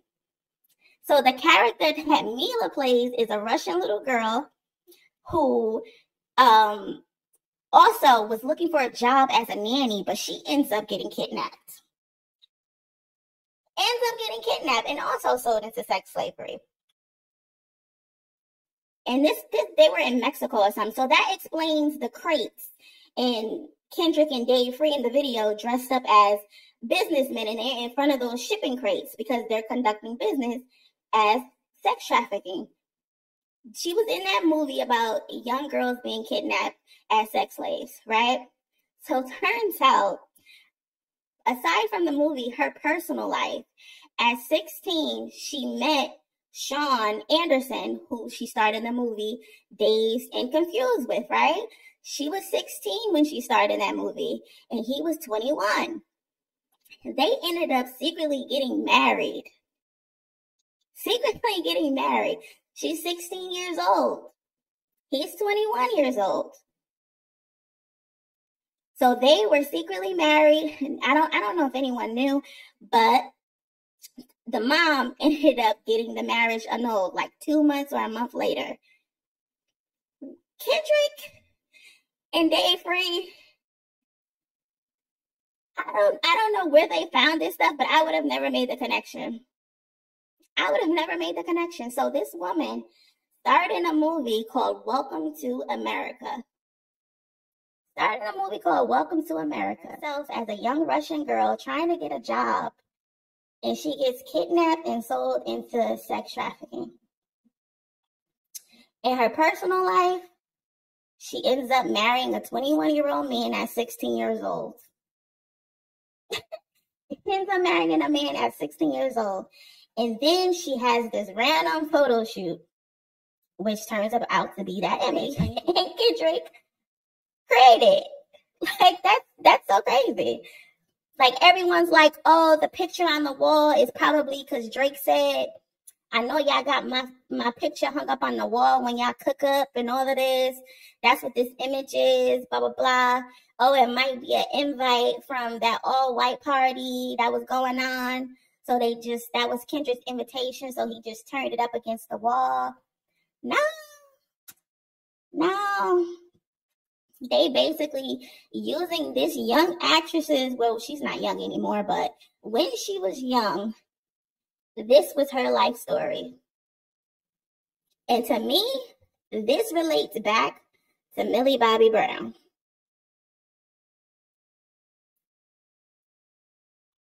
I can't say 100% for sure, but this relates back to Millie Bobby Brown with being a young actress and messing with Drake ass. Because I knew he got spooked with 616 in LA when Kendrick was rapping in his perspective, those first 6 bars. I knew when he responded with that Buried Alive parody and then he deleted it, Drake deleted it. I knew he was spooked and he knew exactly what Kendrick was saying in 616 in LA. And then, like, Drake knows exactly what the fuck Kendrick is talking about. He want to be on the internet playing like he's unbothered and he don't get it. But he hasn't said anything else because, like Keem, what's his name? Schoolboy Q's manager told Academics when he was on that call, oh, do you think Drake's daughter is real? And Keem responded, how many stocks do I have in stock? And he said 1, 2, 3, 4, 5 plus 5. I think Kendrick was getting to there, telling it all. Like, he wasn't gonna give it to you all in one song. He was breaking it down for us in pieces. And I don't think Drake wants those 5 to come out. I don't think so. Because it's going to get nasty for you. He already said the embassy is going to get raided. He already said that. So do you really want to play this game with that man, Drake?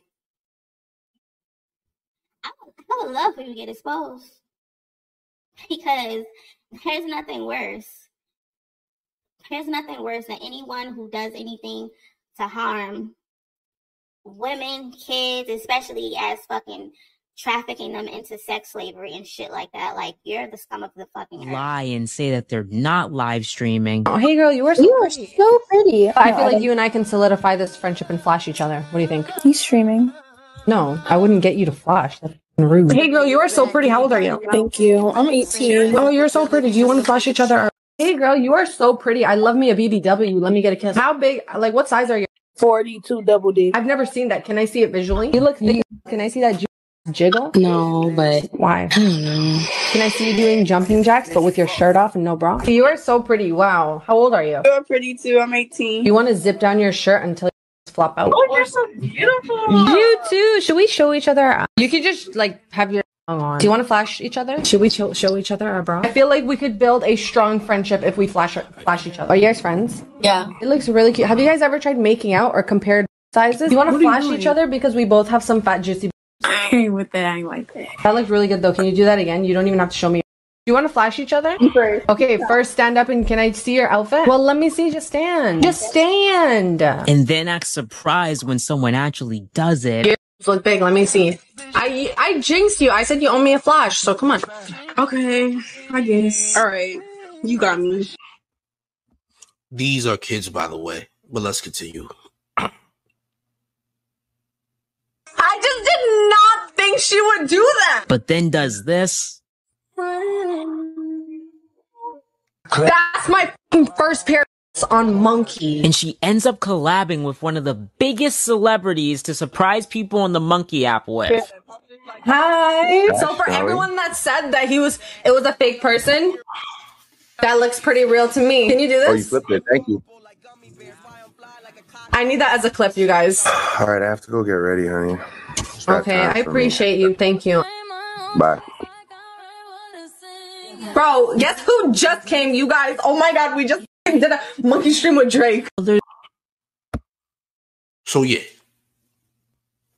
Now, here's the crazy part, right? You think, oh, Drake just collabed with this person. Oh, champ, he's innocent, champ. He doesn't know what's going on here, champ. He clicked the app by mistake, and he just so happened to come on the stream, champ. He had no idea there was possible revenge porn going on with minors. He didn't know. Just like he didn't know Baka had a weird case. She got a weird stream while she around. She got a weird stream gang. Now, mind you, this individual's name is Snow, S-N-O-H, Snow. On Twitter and Instagram, their name is Exo Snow, by the way. This person doesn't have a lot of followers. Drake is following this person. The stream that Drake was on has been deleted off the internet, but people have kept pieces of the stream. And a shot? What time is it? You do it right. That day was what? It was. Are we supposed to? If you wanted to FaceTime with me, all you had to do was say that. I'm You didn't not have to make me FaceTiming with you. What are you talking about? No, I'm just saying, if you wanted to have a little convo, you didn't have to make me come on Monkey. You could call me, you know, but it's all good though. I don't see the third person. I promise you there's third, like right now this person is loading. D, she's 18 from Tallahassee. Hi, D. Can you see the person that I'm doing with or no? Do you see two people or no? Yeah. An 18-year-old from Tallahassee. This is interesting. By the way, this happened last year. It looks like Drake. No, that's not Drake. That it looks like him. He's not though. I don't know who it is, but it looks like Why? Drake. Do you guys like Drake or something? Not necessarily. Wait, Not necessarily. Why? Wow, they skipped. Wow, that's Now, mind you, they just released this today about Drake being on this girl's stream where she's doing revenge porn. What she's doing is she's getting random people, majority of them are minors. She's getting them to flash themselves or show their body, and she's screenshotting it. You dig? She's screenshotting it, and then she's showing it to her audience on Discord, and the Discord people are buying the content because the content is available for premium memberships. So they would have it on Patreon or something like that. But eventually those premium memberships get deleted because they get reported. You dig what I'm saying? So there's some illegal activity going on. Someone is literally selling CP. Okay? They're selling CP. Now the weirdest thing is he actually knows who this girl is. Like, this girl is from Toronto. This girl is followed by Drake. You dig what I'm saying? Look. You think I'm lying? So check it out. This is the Instagram page. She don't even have that many followers. I got more followers than she does on Instagram. She's followed by Champagne Poppy, as you can see. All right, that's what you see right there.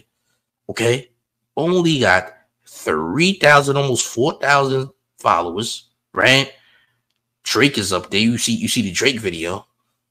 You see only 6 posts. It says 6 posters up there. Right, crazy enough. Right. Look at her Twitter. Her Twitter has even less followers. There's barely any followers on the Twitter. The Twitter barely has any followers like that. Only 2.9K followers. So almost 1,000 less than the Instagram. All right. Only 1,000 less, right? Interesting. Don't even got that many followers. By the way, this girl's like 21 or 22 years old, just so we're clear. Look at this video, gang. Raid her stream, right? But this is my homegirl. She is very funny and she's very crazy. So raid her stream. All right, God chat. bless her. Thank you so much. Love y'all. He said this is homegirl from Toronto.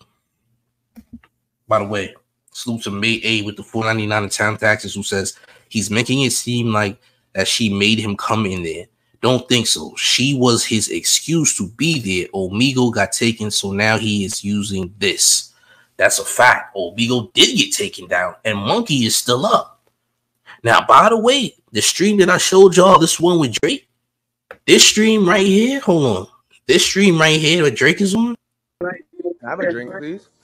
This is from 2023, literally a year ago, right? Drake was on this stream. Now, what are the odds that Drake comes on your stream and don't know that you're doing revenge porn? What are the odds, right? You know what they say, birds of a feather flock together. There's no way that this person is innocent in anything and they out here involved with people who are doing this. You cool with Baka, not nice. Baka has a weird case. This shorty named Snow has a weird stream. Why are you around these people unless you're definitely involved with it? There's no way you can excuse this behavior. There's no way you can say, hey, champs. You dig? Hey, champs. Yeah, like, come on, that don't make sense. That don't make sense saying, oh, he's innocent. You can say he's innocent all you want. It doesn't make sense. Weird. How do you glaze someone so hard that you excuse the fact that they are directly involved with something as sinister as CP against, like, it's bad enough that it's CP. It's bad enough that you're preying on people and children who did not ask to be recorded or streamed while they are exposed. You dig what I'm saying? It's a disgusting look. It's atrocious. You dig what I'm saying? Come on, gang. This is disgusting work. How is any of this cool? You feel me? How is any of this appropriate? How is any of this cool for anyone that tries to make this type of behavior acceptable? Something is wrong up here. You need to stop worshiping celebrities. Stop worshiping celebs, because it makes you become a sick case. You start to make excuses for heinous actions. So this is a young lady who posted in 2020 that she was on Omegle. It says, tell me a story about yourself that sounds like a lie, but it's absolutely true. This young lady said, I talked to Drake on Omegle for an hour in the 9th grade. These are tweets. Now, y'all could find this young lady's name, and you can search her Twitter account, and the tweet is still there. I screenshotted it just in case it got deleted, because one of them did get deleted. Now, this young lady also says, bro, I remember when I was like 9 and my cousin and I were on Omegle. Drake came on and asked me to show my titties. I was 9 years old wearing a 34B. I got so shook, an artist I actually listened to was talking, and then someone reposted it says, no way. This was in 2020. And then she says, the Drake we know from before too. So this isn't the first time that this young girl has interacted with Drake on the website, because she said the Drake we knew from before too. And this is the same girl from before. She says she has the pictures, the picture of the screen of my old computer hard drives, but she tweeted this in 2020. I don't think she ever reposted it.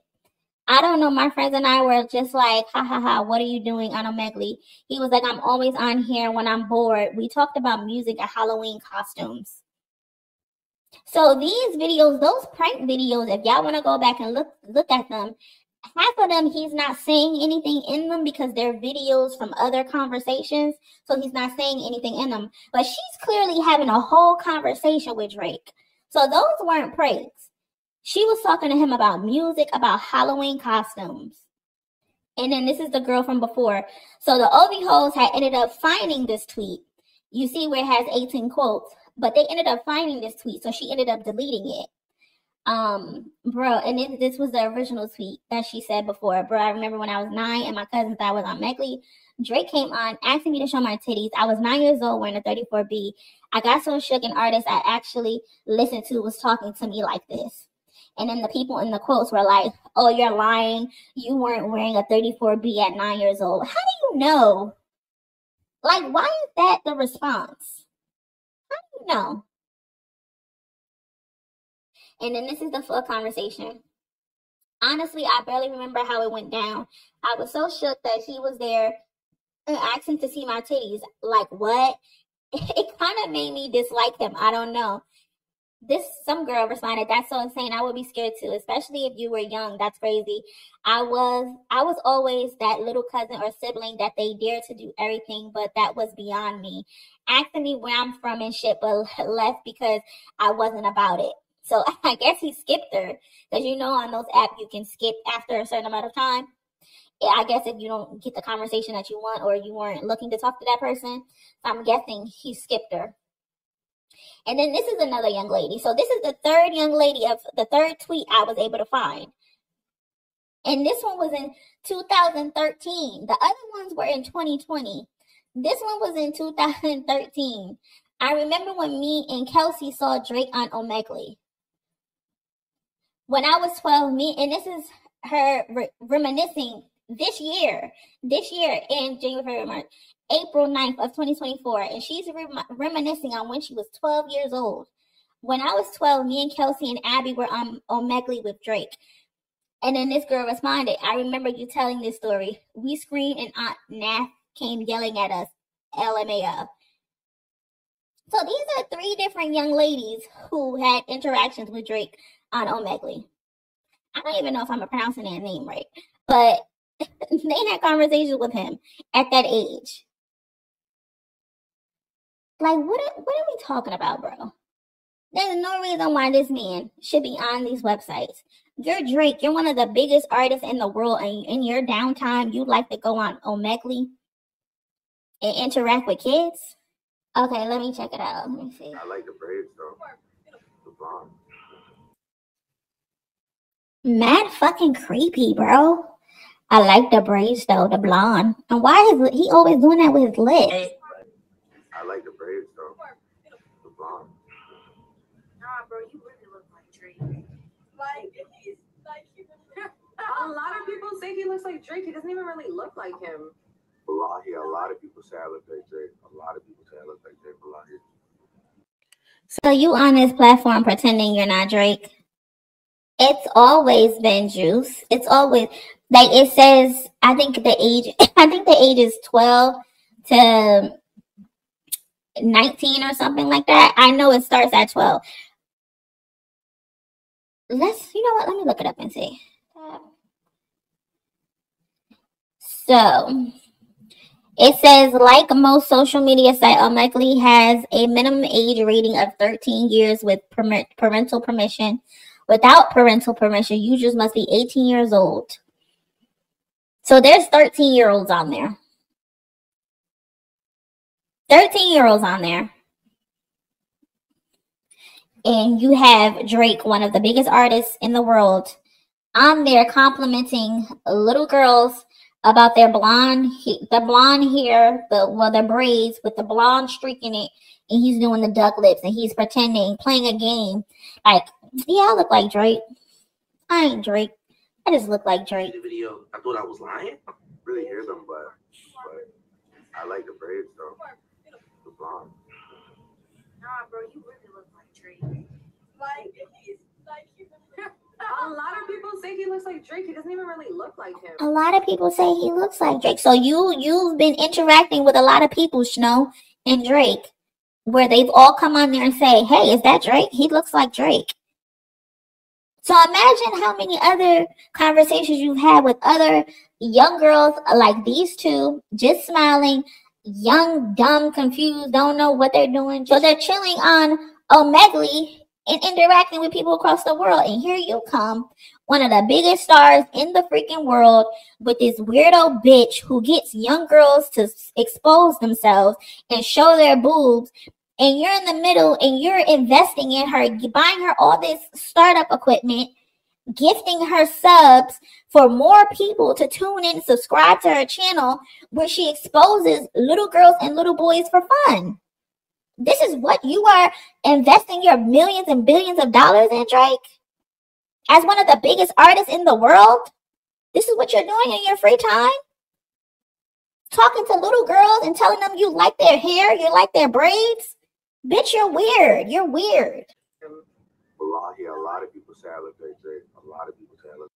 And then you're playing a game with them. A lot of people say I look like Drake. With your lips ducked and perked up. Wallahi. No, that's Drake. No, bro. No. Yo, Snow, I think it's because you have your headphones on. Maybe that's why I can't hear it. Or is that I don't know how technology works. Brody said Wallahi. That's Drake. I'm not playing, bro. Do you think it's my headphones? I don't know. Do you think I have to take them off? That's Drake. I can't hear them. I can't hear people. Right? No, that's A circus act for you. Hey, yo, what? Thank you. I'm beautiful, right? no. Is that actually Drake? No, he looks like him. A lot of people say that. Does he really look like Drake? Hell the fuck yeah. No, I thought you was a girl. She's somebody from TikTok. No, but you are pretty. You are. I can't really hear them, but really I like the braids though. You are beautiful. The blonde. What is it, the braids? Nah, bro, you really look like Drake. Like he really looks like A lot of people say he looks like Drake. What was that he just did with his tongue, though? he really looks like A lot. Am I tripping? Did he just flick his tongue? Did he just flick his tongue, cousins? Wallahi. that's Drake. No, that has to be Like, Drake. Be you know, honest. I'm just a not- circus act for you. I'm just here to like not- stare at people. Right? No, that's Yeah, that's actually him. He can't see you though. I don't know why he can't see people. Why? Do you want to show some dick? No, not really. Why for that? So he clearly can hear her. Because what did he say? Why? Do you want to show some dick? No, not really. Why for that? Did he say wild for that? Were you asking me or? Can't see people. Why? Do you want to show some dick? No, not really. Why for that? Were you asking me or another person?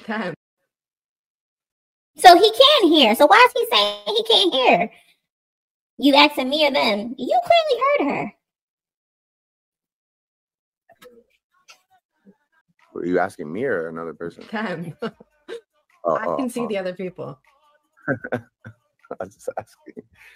I didn't know what the play was. Why do you get so freaky on here, Snow? Like, what? Why is that? Like, why do you? I literally tell people I'm. So you know she's getting freaky on here, Drake, and you invested in that? Drake, you know this. You know what she's doing. You know she's getting freaky, and you invested in that? You sent her all of this equipment. You sent her all of these subs, and you know she's on here getting freaky with these clearly underage people, and that's what you invested your thousands and millions of dollars into? Yeah. Very weird. And you can't say you don't know her because there's you on her Instagram saying you love her. She's been seen at your concerts in the VIP section. So you know her outside of the streaming platform. You've been around her in person. So you can't say you don't know this girl and that she's just random. So she isn't. She's not random. But like I said, these young girls, people were like, "Oh, it's just a prank. He don't be on these things or whatever. They're not real." No, these young ladies right here said they've interacted with him. He hasn't partnered with anybody. He's definitely been in chat. I don't even know this is. And then Academics responds, he's definitely been in Aiden chat. There's a difference in being in someone's chat and being smiley face laughing with said person. Being in the chat and chilling and leaving a comment is not the same as you sitting in a stream where this weird ass girl is asking people do they want to show their body parts. What are you talking about, Academics? Remember, he signed a deal with Kick, so his likeness can be split up.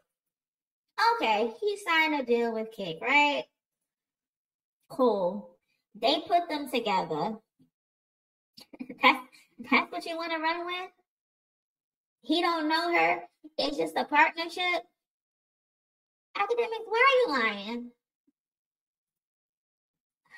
Why are you lying? This is her Twitter. She posted this June 24th, 2023, last year. I don't know who this person is, but and Mr. Drake coming back for first place. Like, what the F just happened? So Drake and this other person is her top streamer.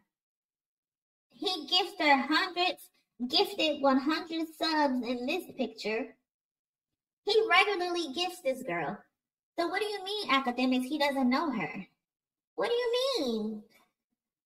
This was June 24th, 2023 when she tweeted this. He don't know her, Academics.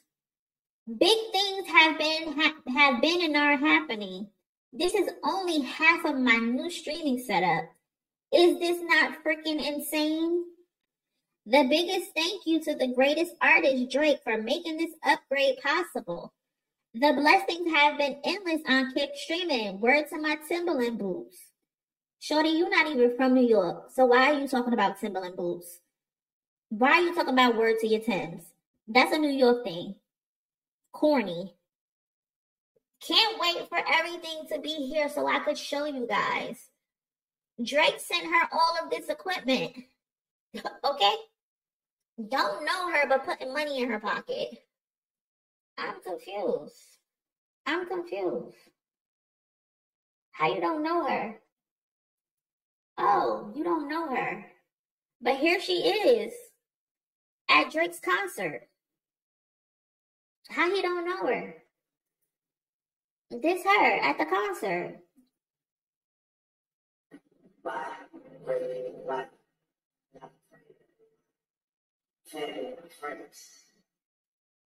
Shorty in the VIP section with his family.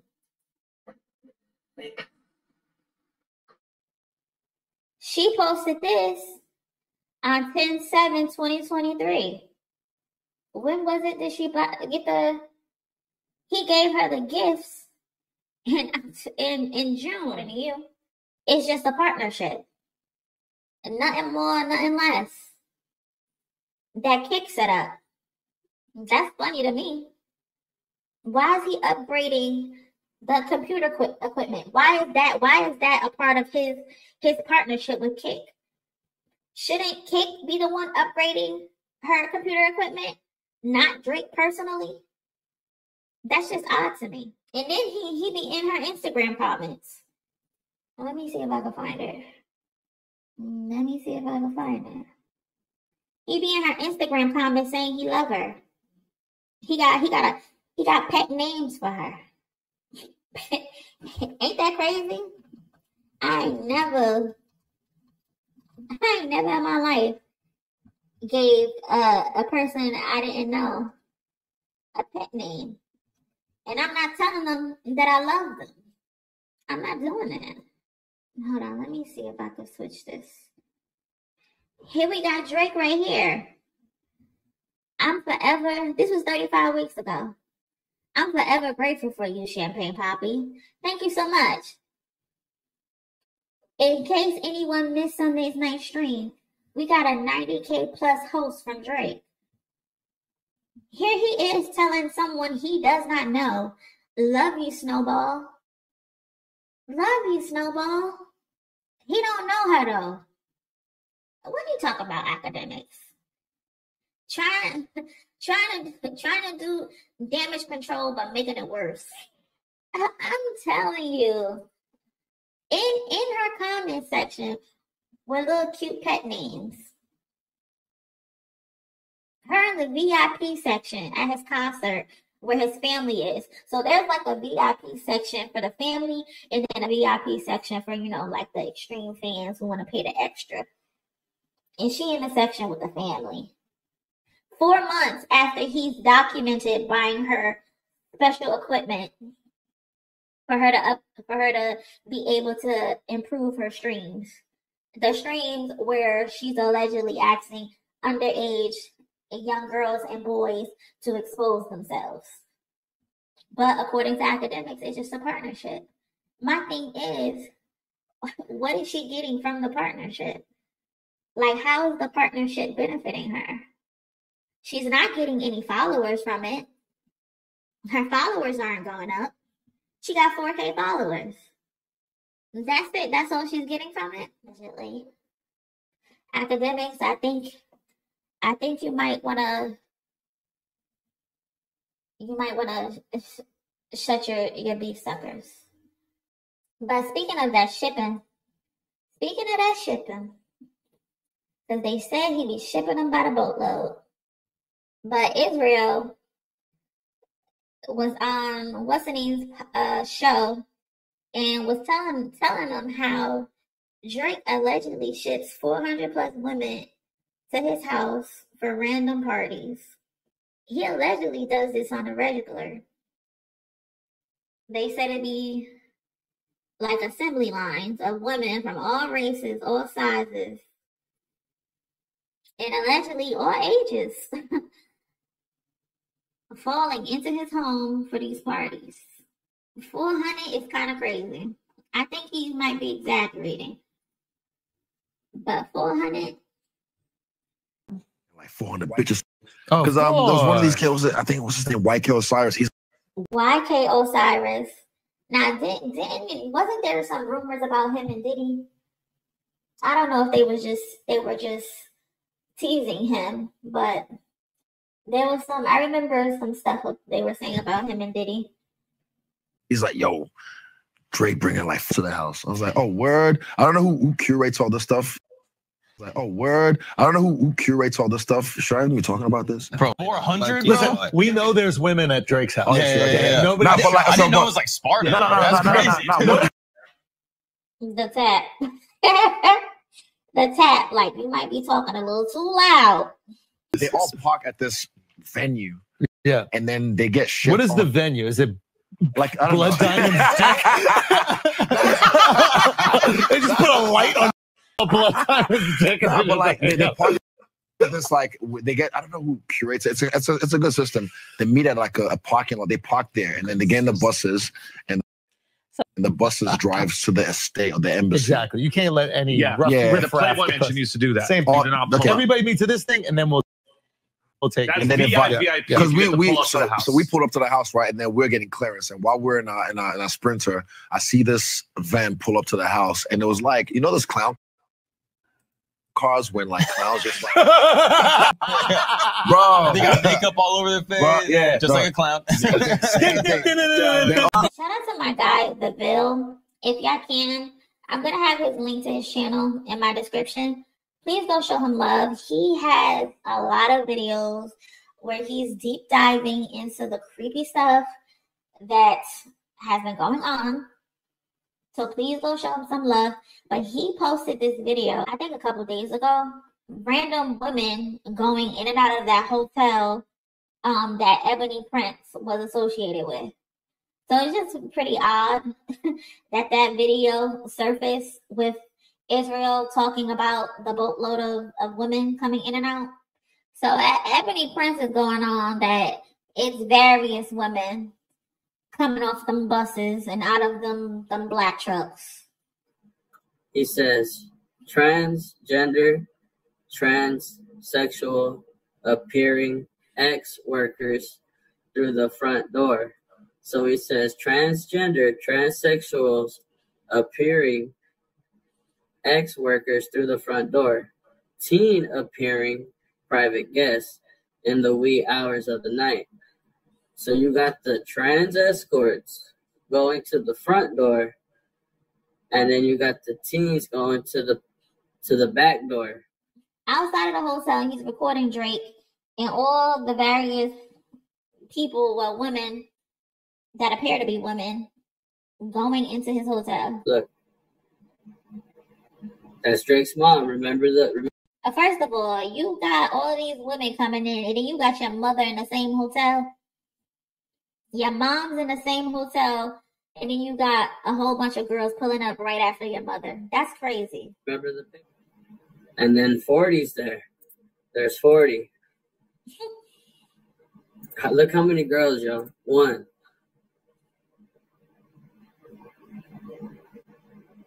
2. 3. 4. Notice how he's not even showing. Bruh, they just piling out like it's a clown car. Like, how big is this SUV? The faces. Isn't that odd? I always found that odd. But they're also covering their faces. She was the only one without shades or covering herself. But she like just went straight into the hotel. Drake. So what was that? 5 or 6 girls? Going crazy tonight. This is insane, bro. Because look, that's him coming into the hotel through the front. But remember the last song, Housekeeping Knows. So I'm gonna read this whole thing. I can't get no 8 hours of sleep. Not when you're laying next to me. It's like the 3rd time switching out the sheets. Housekeeping must know that we some freaks. Can't get no 8 hours of sleep, not when you're here laying next to me. It's the 3rd time switching out the sheets. Housekeeping must know that we some freaks. But Drake is not doing himself no favors. That bottom one, bro, that says Richard Fitzenwell. Those are the employees at Balenciaga. And they have an employee named Richard Fitzenwell. Richard Fitzenwell, you guys. Richard. We're going to prove that this is Drake. You feel me? Without a shadow of a doubt. And the sick shit that's going behind this shit, it's crazy. Now, before we get into that, let me go to Drake.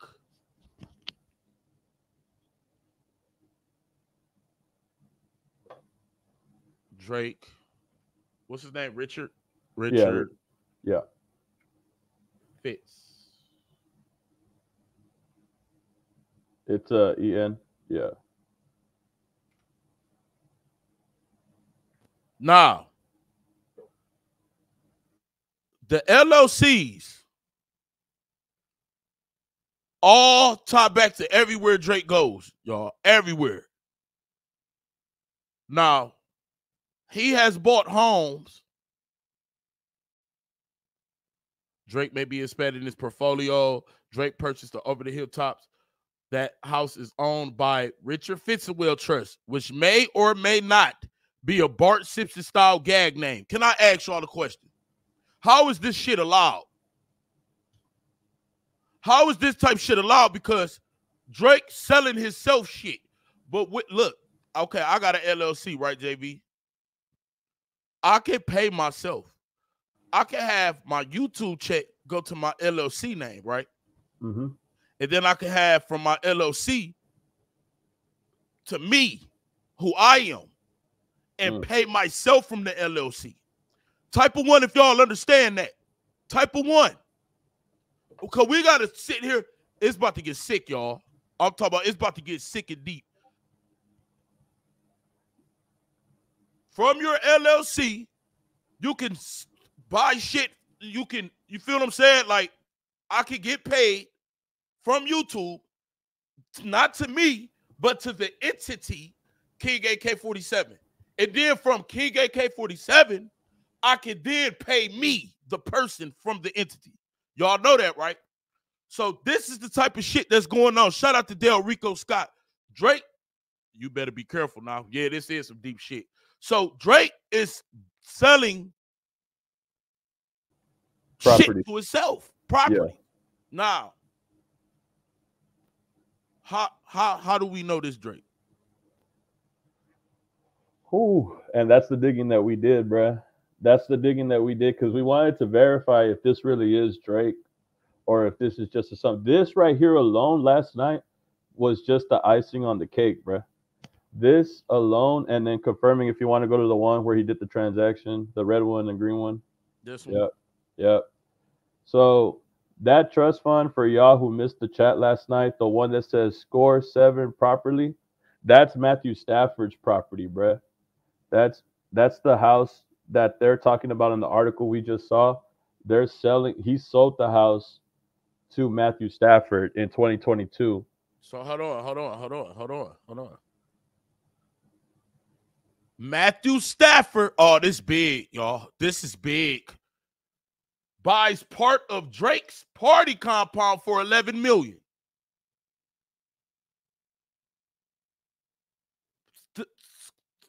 From Score 7 property is Matthew Stafford. Seller, Richard Fitzgerald.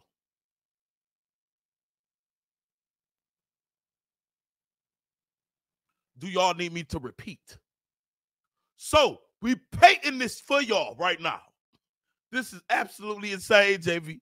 JV, our lives in danger after this live, dog. I just hope you're packing like me, nigga. We going out with a bang, my dog. Hey, yo. Shout out Seattle. Make this make sense, you guys. Matthew Stafford buys part of Drake's party compound for $11 million, right? Drake's. Drake shit for $11 million. In 22. In 22. In the Hidden Hills, where this house is at. So why the fuck is Matthew Stafford buying this shit from Richard Fitzgerald? 4 years later. He just bought that bitch. Get the lights up. Get the lights up. We finna cook Drake, your bitch ass exposed. and it's deeper than that. It's finna get sick, y'all. Get the lights up. Get the lights. You've been telling us your dick fits in well. And I'm very shy. Selling shit to your goddamn self. And I'm very shy. We finna expose the sick shit you got going on. Drake is Richard Fitzgerald. Yo. And then we're going to go to the, hold on, because we got to make sure they're all following.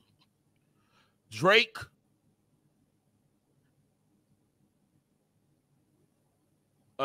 Compound for $11 million. Matthew Stafford. Hold on. Let's even go further, JB. Score 7 property trust, right? Yeah. Score 7 property trust. Property trust.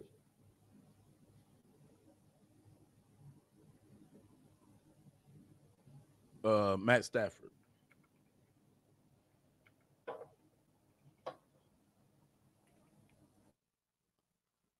So Score 7 property trust. This is Matt Stafford shit, y'all. So I'm saying this is Matt Stafford shit.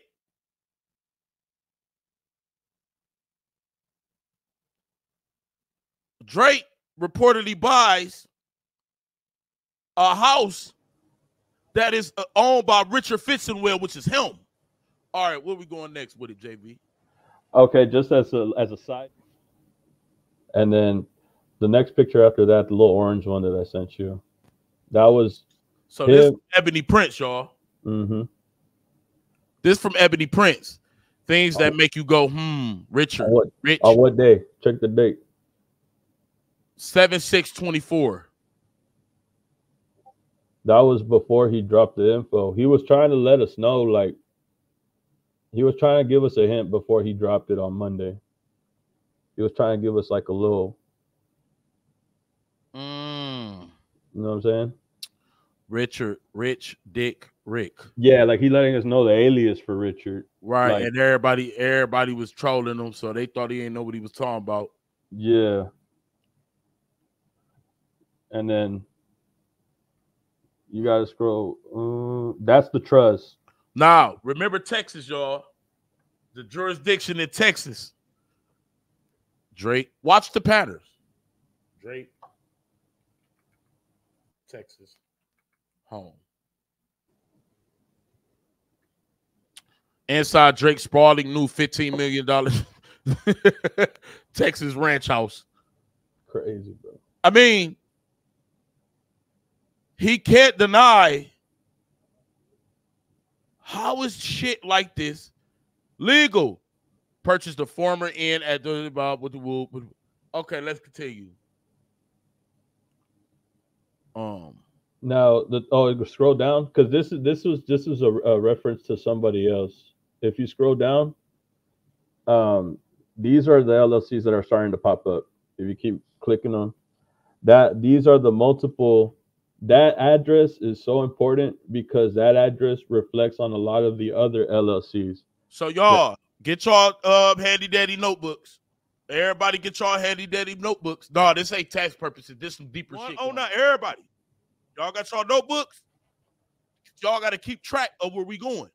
10960 Wilshire Boulevard, 5th floor, Los Angeles, California. All right, they got it noted. Yeah, I'm a follow along with you. Next.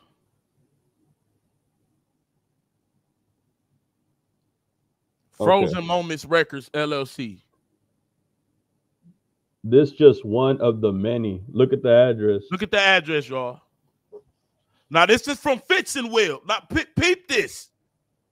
Look at the address. What it say? 10960 Wilshire Boulevard.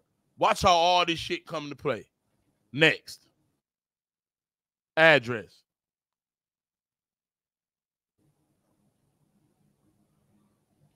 10960 Wilshire Boulevard. Next. Oh, that's the sister shit. Yeah, that's the Balenciaga joint. Richard Fitzgerald, CEO. Okay, that's Balenciaga. There's one. Did Drake make a song? What is Drake's tie to Balenciaga real quick? Hold on, let me see. Drake, Balenciaga. Drake, Balenciaga website. Inside of Drake, Balenciaga. Drake via IG story. Drake pulling up to Balenciaga. White.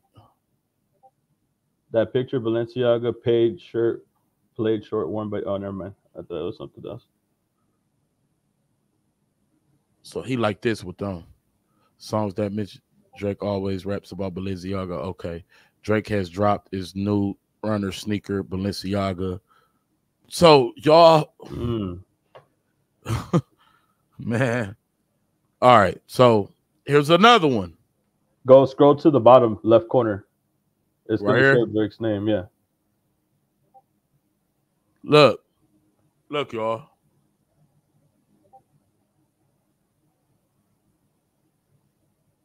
And the address right there next to And it. look at the address.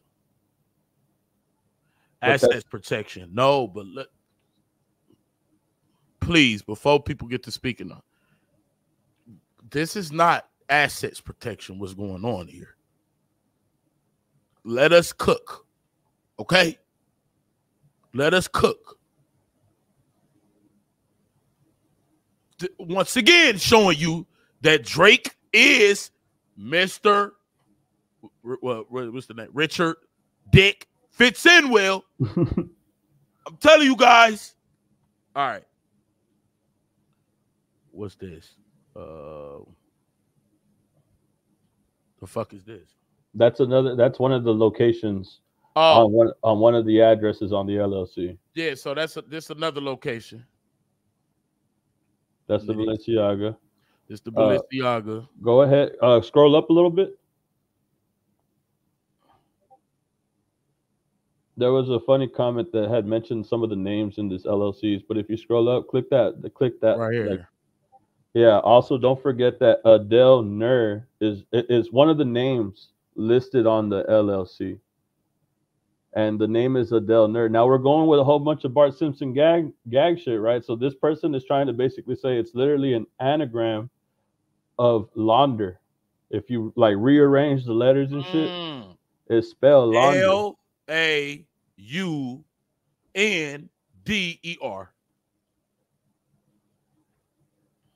And he's already doing some phony shit with his name. What makes you think he can't like conjure up another name? Y'all, hold on. Let me zoom for the people who can't see. And this is what I'm saying, how shit will be right in your face. Adele Nur. LLAAUNDER.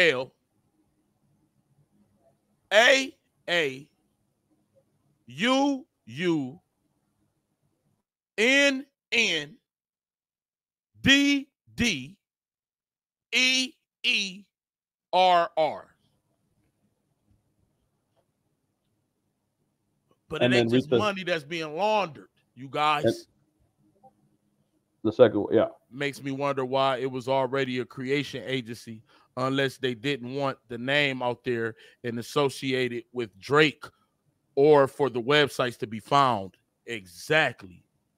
See, what Drake did, it ain't just money that's going on. We gonna get to it, y'all. It ain't just money that's being laundered.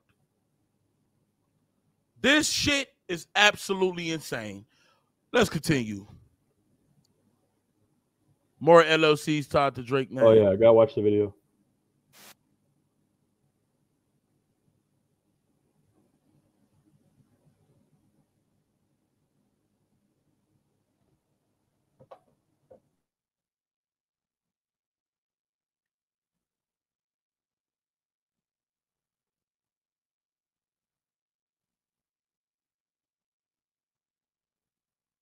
Now, why do y'all think Kendrick Lamar put you y'all? Oh, it's about to get real deep. JV, when we get to them little girls and shit, they don't know about that yet. When we get to the little girls. But we gonna pause for a minute. Cause that like made me sick to my stomach, bruh. So I'm willing to bet everything I own, Kendrick know about all this shit. And we thought that Euphoria, all these breakdowns. No, that was a code for Arundel. What the fuck are you talking about? Oh, look at the name, bruh. Right there. It says Adele Nur right there. So why she say that was code? No, that was a code for Arundel. The fuck is that? Wait a minute. Oh well, if you play the video, there's another name for the LLC. That is basically saying that there's a reference to, and Don't Drake always go to the UK? I think so, and I'm pretty sure he always goes overseas. Arundel, UK. Mm. England. It's a double. It's double. It ain't just launder.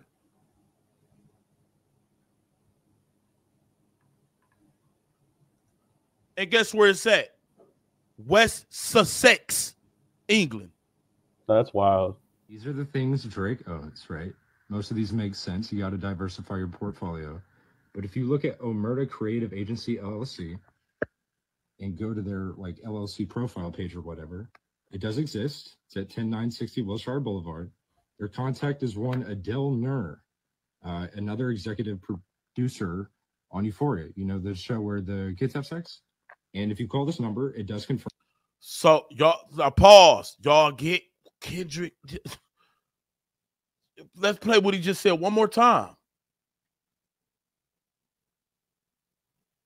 Their contact is one Adele Nur, another executive producer on Euphoria. You know, the show where the kids have sex? Now y'all understanding why Euphoria is also Euphoria.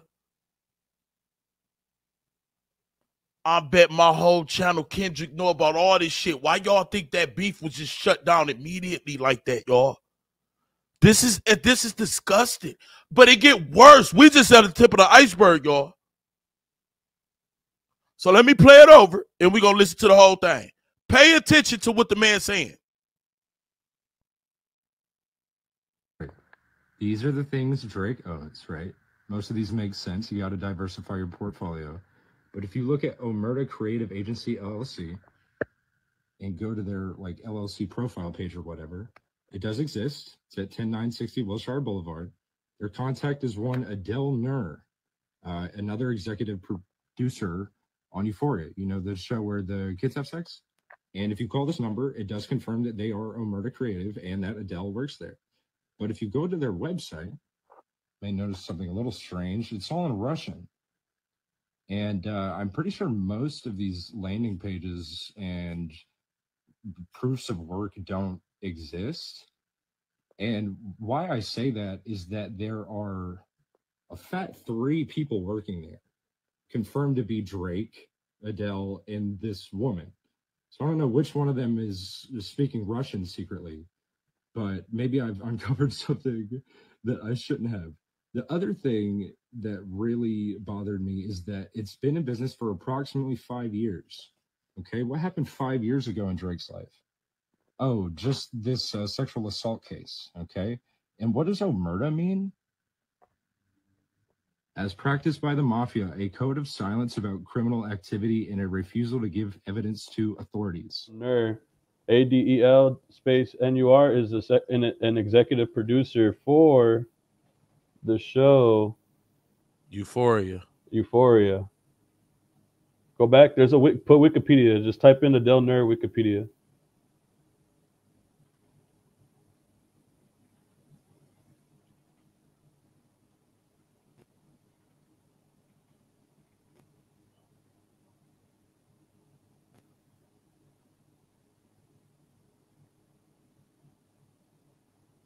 He's Canadian. Him. Yeah. Executive producer for Euphoria. But you want to bet that ain't even his real fucking name, though. Oh, and he also doesn't even go by Adele Nur. He goes by something the Prince. So people don't even know that's his real name. Drake apparently cut ties with his Somali day one manager, Adele Nur. What? Why would he cut ties? What happened 5 years ago?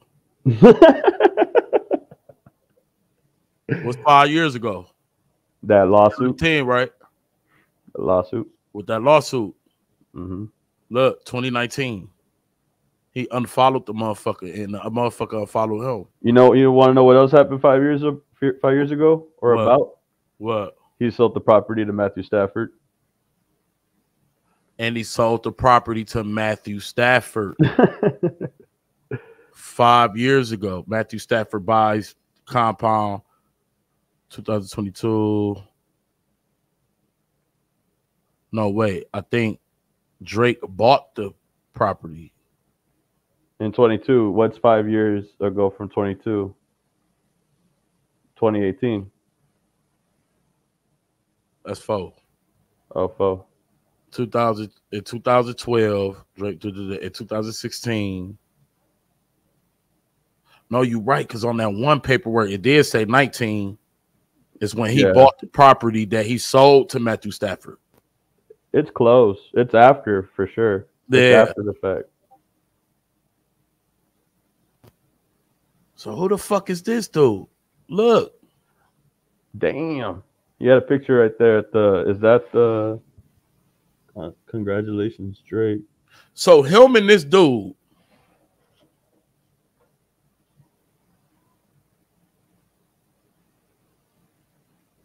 Damn, they homies for real. Why would he want to be a part of all this shit that's coming out? Well, he separated himself from him, remember? Yeah, but this 141 weeks ago. He ain't separated himself for good. This is like a throwback, though, no? Yeah, but it still was posted on his shit 141 weeks ago. Like he missed his boy? Oh, the nigga Future the Prince. Yes, that's his alias. That's Adele Nur's nickname, or like I guess his street name or whatever he goes by, stage name. Boy, this shit is absolutely insane. So now we know why Kendrick also said Euphoria. Oh, and the picture with Ebony Prince. When what's the name was in there? Oh, you didn't finish the video, bro. I did. Oh, no, you only watched half of it. I don't think they could hear the rest of it. Remember? Right. Most of these makes. Y'all heard it, right? There's still one more thing. These are the things Drake owns, right? Most of these make sense. You got to diversify your portfolio. Go halfway. But if you look at Omerta Creative Agency, work done. I think they heard it. Yeah, they heard it. They heard it. Why I say that? There's a. Yeah, they saying they heard it. But did you see the other company that he mentions? There's another company in the LLC, and in the end of the video, it's referenced as something. These are the things Go towards the end. He types it in. Yeah. Okay. So right there, that's where we're at, and then wait for it. Okay. And what does Omerta mean? As practiced by the mafia, a code of silence about criminal activity and a refusal to give evidence to authorities. So, but that's why Adele Nerve would be money like launder. That's why all that shit would be in there. And if so Adele Nerve is also with Richard Fitzwill and the Omerta. So this is a whole. Y'all see what's going on here? Yeah. This is a whole little ring being exposed. But look, y'all, I promise y'all, we ain't even got to the shit. Drake also got a song called Omerta. Oh, for real? Drake. Nah, I ain't know that. Omerta. Yep. What? Yeah. In 2019. Oh, what? That's crazy, bruh. All this is in the same year. Drake said, do y'all understand what's happening here? Drake sold a house to Matthew Stafford. He bought a house from himself. Drake buys a house from Richard Fitzwill. Okay, let's get everybody caught up. Drake buys a house from Richard Fitzwill. Drake is Richard Fitzwill. This is 2018. Now, Matthew Stafford buys part of Drake's party compound for $11 million. So, since Matthew Stafford bought some of Drake, paid $11 million from Drake, well, you know everything is documented. So, this is Matthew Stafford's agency buying the property from Richard Fitzwill, which proves that this man right here, Richard Fitzwill, is Drake. And Drake is buying shit from himself. Richard Fitzwill is just an LLC name. But it's him. And the media will tell on itself, Matthew Stafford buys part of Drake's party compound for $11 million. Drake's. And then we get the receipts that Matthew Stafford bought for $11 million from Richard Fitzwill, all in the same year, 2022, after 22, after Matthew Stafford won the Super Bowl. Correct. So everybody follow me, right? We've been tying Drake since we now know this is Richard Fitzwill. From Drake. Googling Richard Fitzwill, we found this address. Wait, not this one. It's the one above it. 10960 Wilshire Boulevard. That's a tied to Richard Fitzwill, you guys. 10960 Wilshire Boulevard. Now, Drake is also tied to that same address. Where's the R.B. Grant? Wait, is this ain't the one? So the one under it. R.B. Grant. There we go. Aubrey Graham, the governing person, at 10960 Wilshire Boulevard.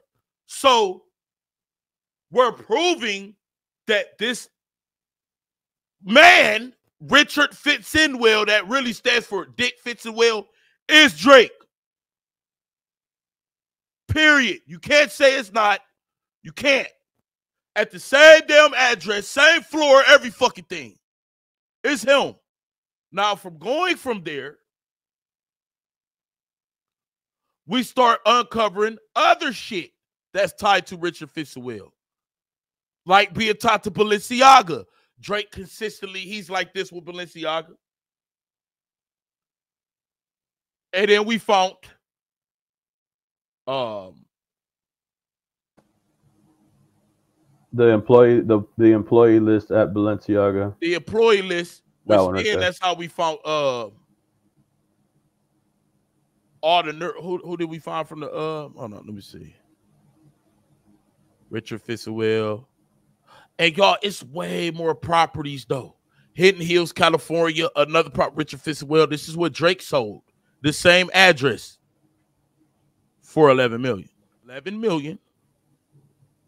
Hidden Hill home owned by Drake. Look at this shit.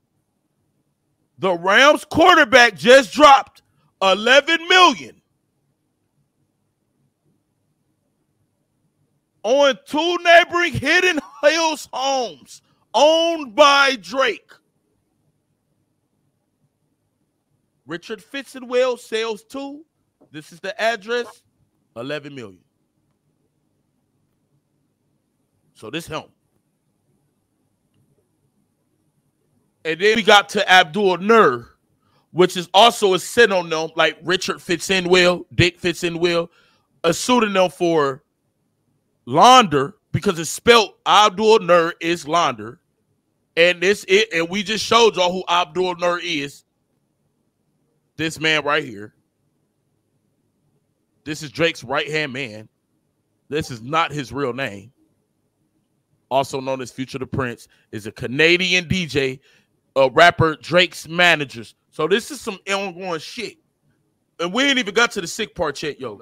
So right. Most of these make sense. You got to diversify your portfolio. But if you look at Omerta Creative Agency LLC and go to their like LLC profile page or whatever, it does exist. It's at 10960. Now y'all see the 10960 Wilshire? This is Drake again. That's the same address Drake had. Wilshire Boulevard.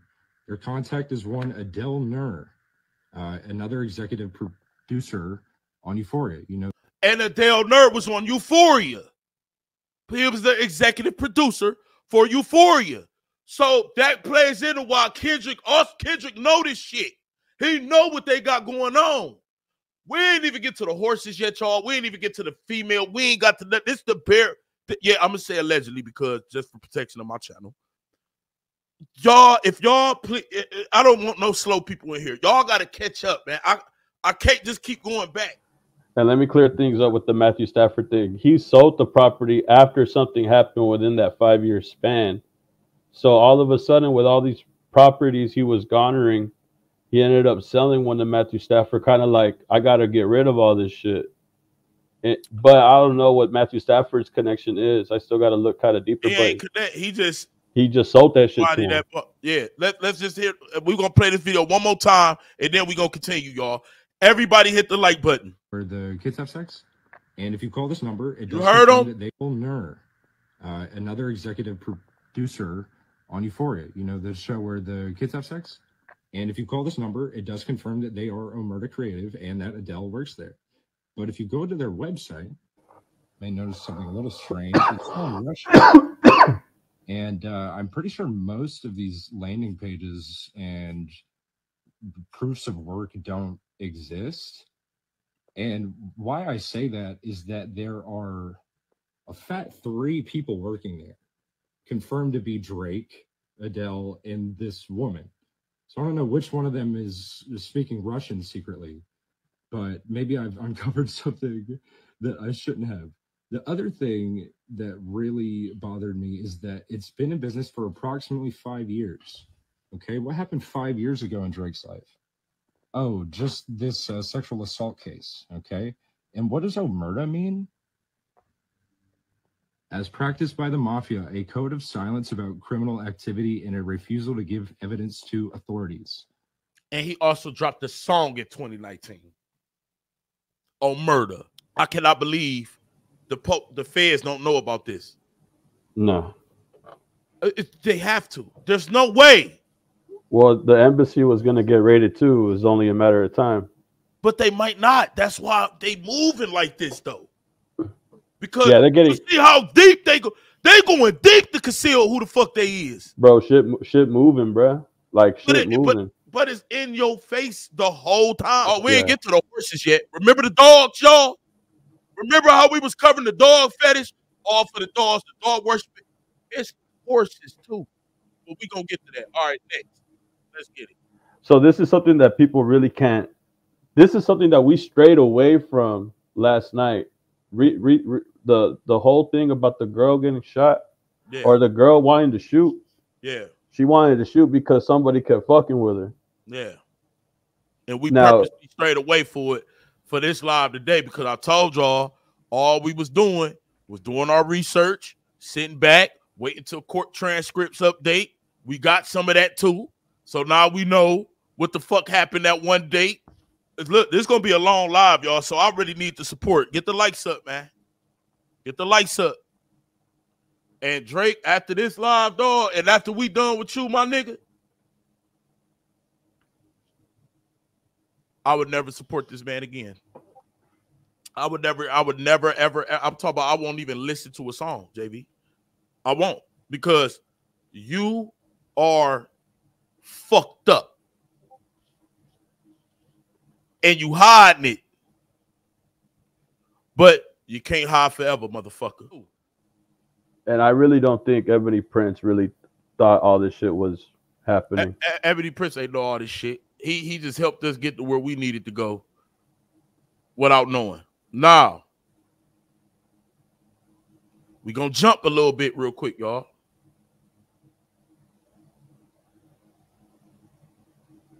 It's all a Blur tour. What we gonna hit him over the head with this with, JV? Appreciate you, bro. So right here, this is going back to the incident report. Now, on the incident report, it says that shit happened on July 18th. What happened in July 18th? He performed at the Barclays, bro. Mm-hmm. So if he performed at the Barclays on July 18th, that means that incident either had to have happened before or after he went to the concert that day. Mm-hmm. Now, this is just something that I was looking up when everybody else we're all gathering information. This one right here, I'm trying to find out who the girl is, like low key, like who is this girl, bro? But you know what's crazy? We gonna find her. And if you go to TikTok, bro, there's just multiple women on this day because it's a big ass concert, bro, in New York. It's huge. That motherfucker was like 2 hours, and it's just multiple women, bro, multiple women. Just recording Drake, being around Drake, taking pictures with Drake. And then, but there's not an incident that I could find where a woman was taking a gun out and holding it to Drake. But in the documents, but it's documented that it was in front of the restaurant. It says her bag and shoot him for continuously playing around. There is no surveillance footage. But it occurred on the south side of 77th Street, out of view of our cameras. That doesn't mean that it wasn't affected by other people's view, field of vision, cameras that they had, phones that they had. And then this is just a end sentence to a whole other paragraph that he's not showing us. My best guess is that the other page is behind this page. And then the next paragraph reads, it should be also be noted that upon Drake's return to the property and while walking through, he had requested that the hotel should have one of those tunnels like Delilah in Vegas. Now, Delilah, what was the song that came out, bro? by Drake. Had the Delilah with all of my ice. Had the Delilah with all of my ice. Yes, but also he had dropped a remix, bruh. You ain't heard the parody that he had made after the whole beef and after all this shit. He had dropped a song with a parody rapper called Wagwan Delilah that's based off of Hey There Delilah by the Plain White Tees. Like he dropped a parody song and people were saying like, is this guy serious? Like what the fuck is this shit? This shit's ass. Mm-hmm. But in the documents, they're referencing Delilah and Ebony Prince under this picture or on the caption of this picture. He references the song, saying like in a way that Drake knows of Ebony Prince. Drake knew. Kendrick knew about Delilah. Look, the Euphoria. What Drake tried to do was beat Kendrick. I know you know about it. And where's Delilah located? In Vegas, I believe. On the West Coast, Kendrick's coast. Yeah. I'm going to go to Delilah with all of my ice. And what did he have in the video with the biker gang dude, right? Yeah. That's the hangout that they go to. The Hells Angels as well. Delilah. But you know what's even crazier? So I could still go. I know you go. You know what I mean? I know you know. But I could still go to Delilah with all my ice, motherfucker. Like taunting him. Say it if you want to. Head So to that's Delilah the with all of Euphoria. What the dude? Kendrick is a genius. He's not even a genius. He just knew shit we didn't know. And remember, the whole time Drake made that song, he was trying to like act like, you know, the shit was fake, and you feel what I'm saying? Yo, but you know what's funny about that bar? Now that I think about it, he's saying that, hey, go head to Delilah with all of my ice. But then Ebony Prince is saying, oh, you mean like when you told me that you had to put privacy tunnels in Delilah because you didn't want to be harassed by the public? And where are the tunnels? Hold on, let's go back to the tunnels. Let's go back to the tunnel. That's in the Mark Hotel documents. That's in the Mark Hotel documents. Right there. These are in the Mark Hotel documents, you guys. Tunnel A. Picture 5. Picture 6.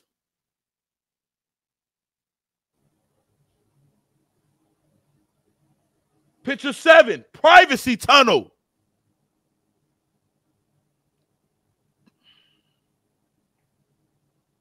Now, why do you need those, bro? Coming in and out of a hotel, and then you gotta picture it in your head. In an incident report. In an incident, yes, right after the Mark Hotel. Right after there was an incident with a woman with a gun, he started asking for these. Why?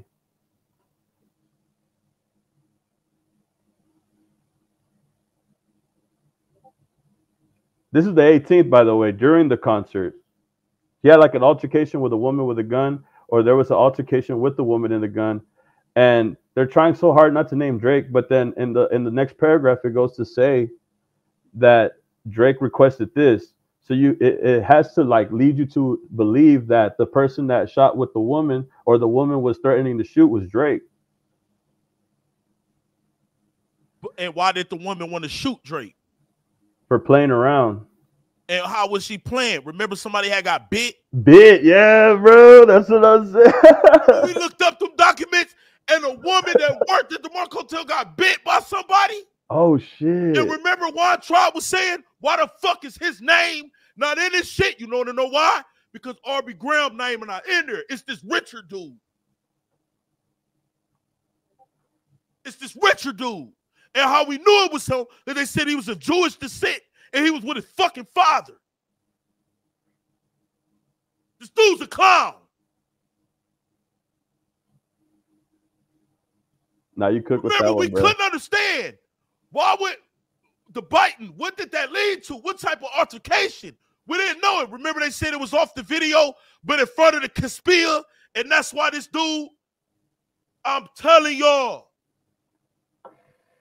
this That shit's crazy, bro. I'm telling y'all. Drake bit the waiter. She got pissed.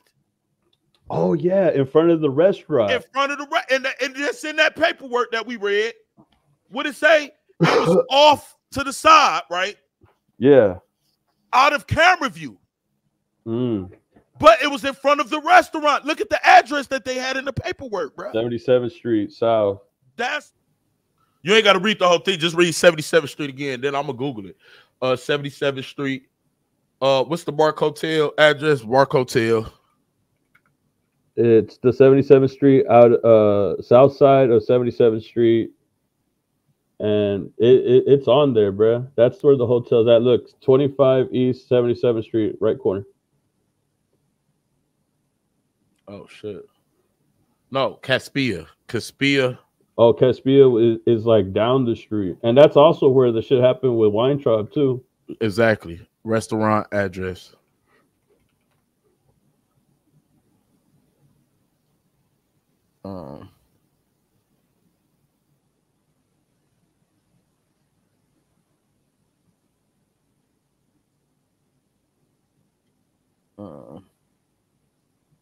No, this is Melrose. Fuck that.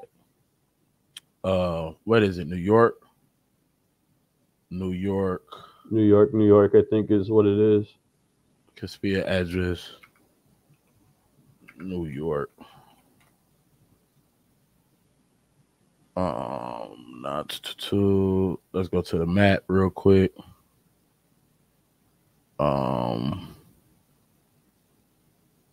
77, South Side. Look. And the corner too. It's on the corner of that shit. On the corner.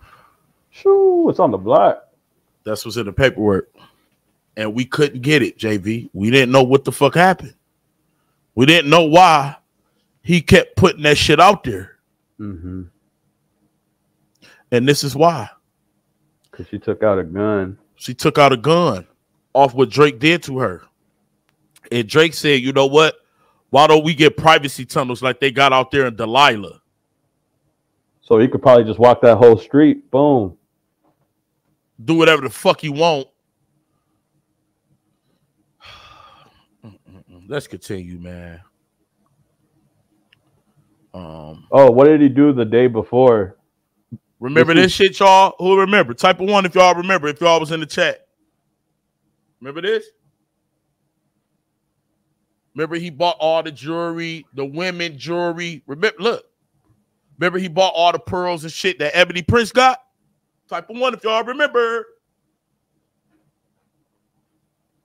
JV, we cooked the day before. Yup, on 7/18th. That's it's all a blur tour. Like probably like after the incident. To let y'all know. No. Look, it's July 19th, but look at the date, hashtag. Oh, July 18th. So this is the day at the concert. Yeah. All right, Jennifer Venditti. What's up with this bitch, JV? So this is the evil JV. Like I would no association, nothing, bro. But hold on. We gotta give warnings and shit. Okay. It's about to get deep, y'all. After this, if y'all got kids around, step out the room. Tell them to step out the room. If you don't like to hear certain things, because we all parents. JV Young, he gonna get kids one day, but majority of us, we're all parents. What you about to start hearing ain't gonna be cool at all, but it must be done. It must be, and I would refuse. If they take my channel, then they just take my damn channel. If Drake come for a nigga and it's like that, then it just got to be like that, because once I see this type shit, I cannot be quiet. I could just be petty and just be like, you know what, fuck this shit. I don't want to cover it. I have to. When I see them pictures of them girls, bro, JV, that shit was not right, bro. Something ain't right here, bro. and everybody ignoring this shit, my nigga. I would not do it.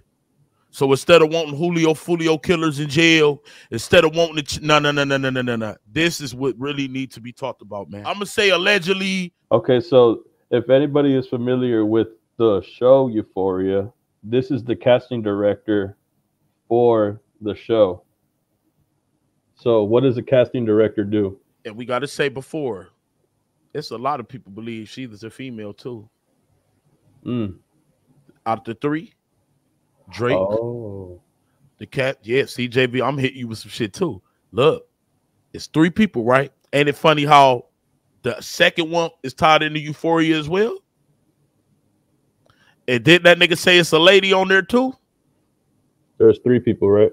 Yup, Drake, the Lord dude, or whatever the fuck Drake's met. Adele. Her. Break it down. So this is the casting director for Euphoria. Now, if you see right there, that's the name of her casting agency. It's JV8 Incorporated. Since 1998, by the way. Y'all see this, right? This who Drake's work with. This who he works with. This is who he fucks with. I see people write down JV, not him. JV8 INC. Write it down. JV8. Doodle it somewhere.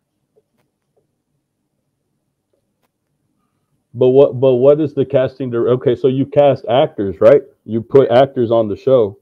But what's Euphoria about, bro? The kids having sex and shit. All right, now go to the next screenshot. Go down. She did it for 3 episodes from what it looks like, from 2019 to 2022. Y'all remember 2019, right? Y'all see that 2019 again, right? She stopped in 2022. Ain't that the time when he split up with a duel, but they still was cool? Because some shit was going on, y'all. They was scrambling.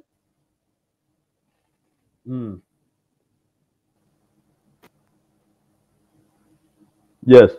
So this is this is Euphoria. This is her page, bro. So this is her page, and this is her. That's her Instagram. JV8INC. Hold on. We ain't got to play like that. JV8INC.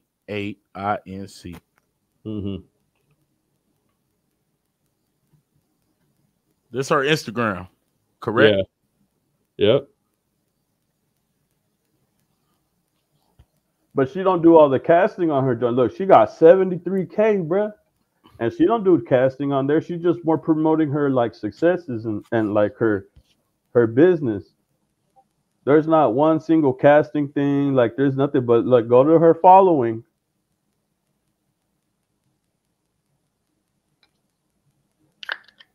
Go to her following and type in 2 M's. And go to that second one. Casting for JV8 Incorporated. Look at this, y'all. Hold on.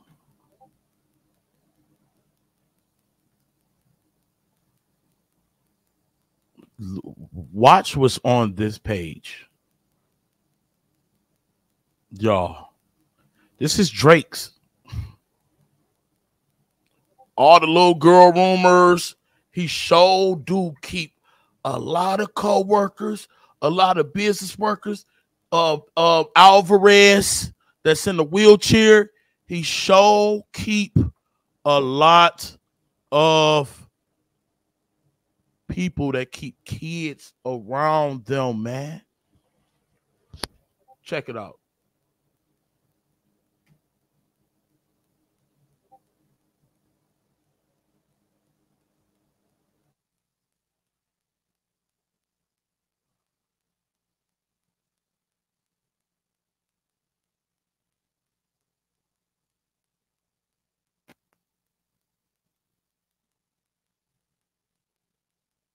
Can y'all explain to me what the fuck is this?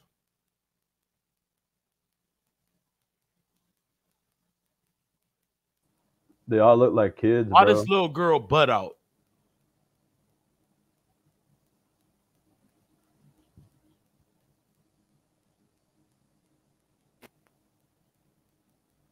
Throwing up that same shit. Look.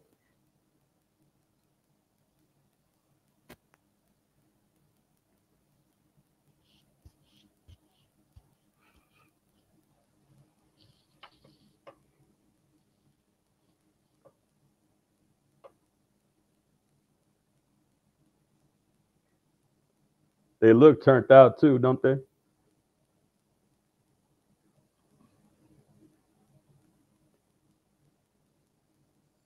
All these are minors, by the way. 18, 17, 16, 15, 14, all of them. Yeah. Everyone. Except for these old ass people.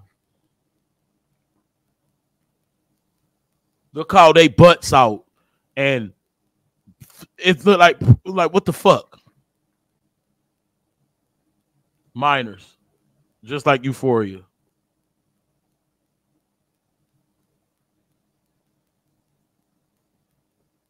The one-eye symbolism. And they be smoking and shit, bro. And half of these kids, Minor. bro, half of these kids, like all they're kids, bro. So like they have weed hashtag. Like these are kids that do drugs, bro. These aren't just, some of them look like regular kids, but a majority of these kids that they're posting, bro, they live a hard life, bro. Like you notice how they mixing in like adults with the kids, but we see the kids. They're not actors, y'all. These people are not actors. The regular people. The regular people.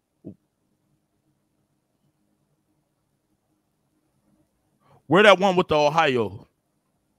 I think I sent you another the picture screenshot of that. Yeah. Yeah, I'm getting disgusted, but it get even worse. Hold on. Now let's go back to the top. This is Drake's. Once again, just like Alvarez, exploitation of the youth.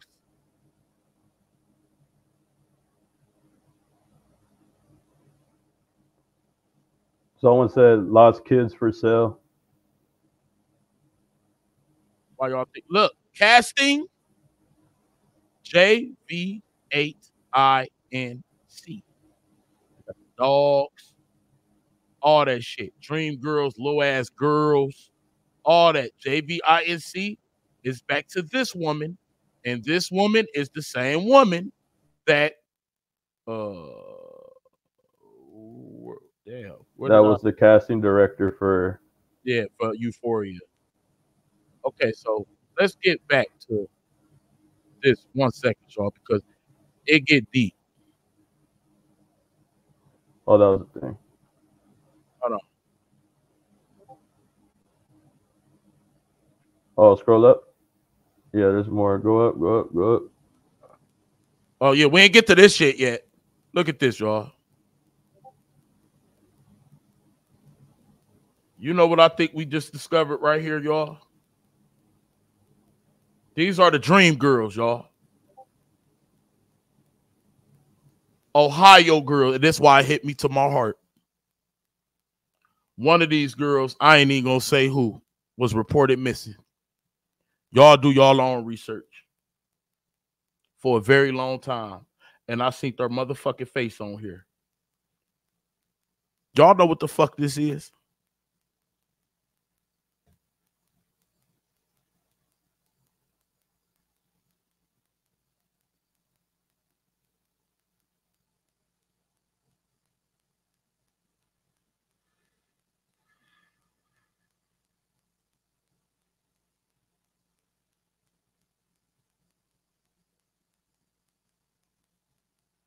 These people are not actors.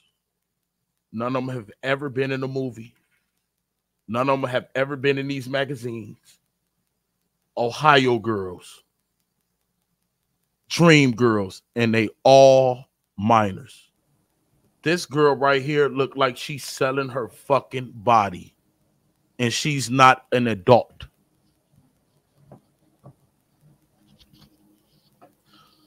Lawrence Beaver said, how is he connected to this?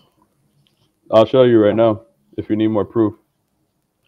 Exit out of that. Let's get to it. Scroll a little bit more down. Scroll down. Click. That was Click that horse, the first one. That's the same Instagram account that we've been looking at. Right? Here go these horse heads and shit, y'all. Now remember, all. it was dogs. Remember, these people, remember, it was a literal theme of dogs. Now it's horses. And we're going to get into the little background of that too. All right, so this the same page, y'all. MMALYSE. And look at the LinkedIn. That's the LinkedIn for who? Who is it, y'all? Who is it, y'all?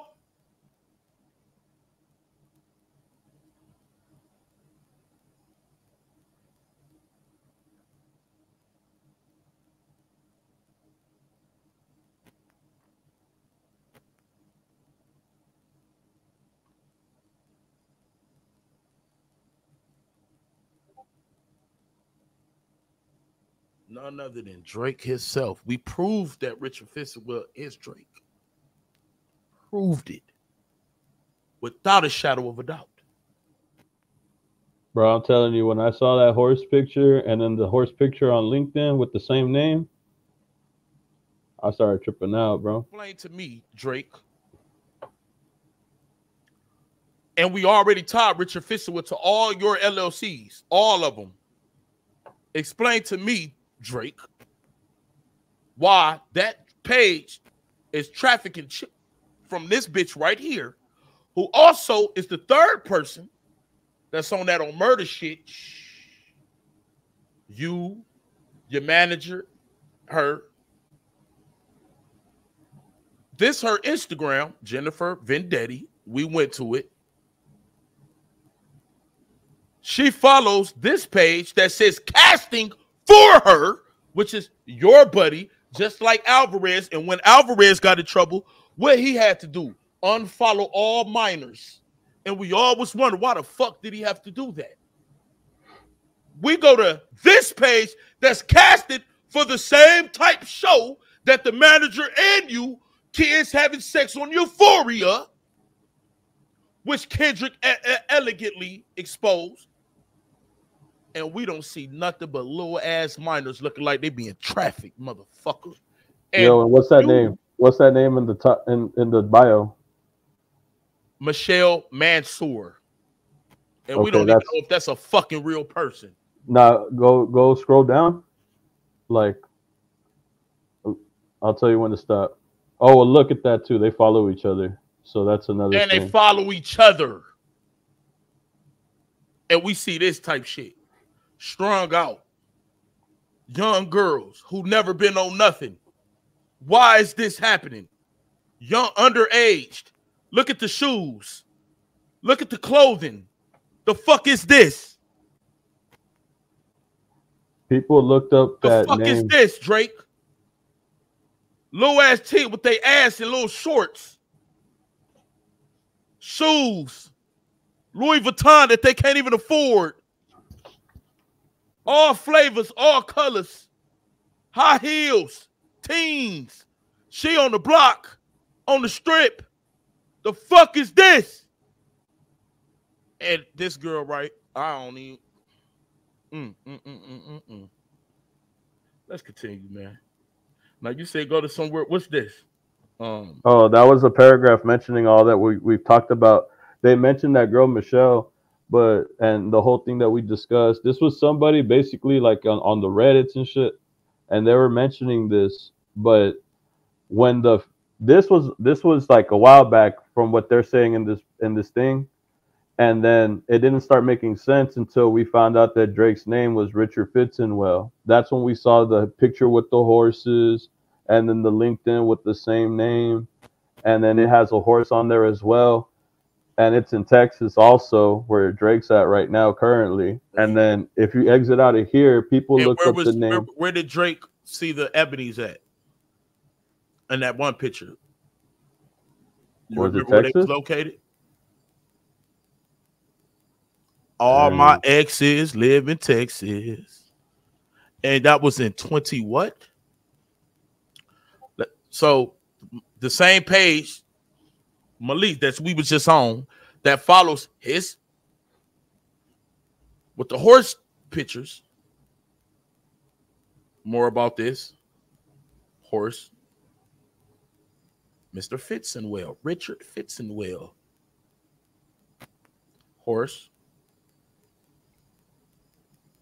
All right, now scroll down. Hold on. Before we get to the horse, we got to do the same thing we did with the dogs. So you know how we came up with the dog god, what dogs mean, and all that shit. Yeah. I ain't do this, and I'm gonna do this on live. Horse ritual. Horse sacrifice is the ritual killing and offering of a horse, usually as part of a religious or a cultural ritual. Horse sacrifices were commonly thought Eurasia with the domestication of the horse and continuing up until the spread of now. Remember when we went to the page, what language was it in? Or murder?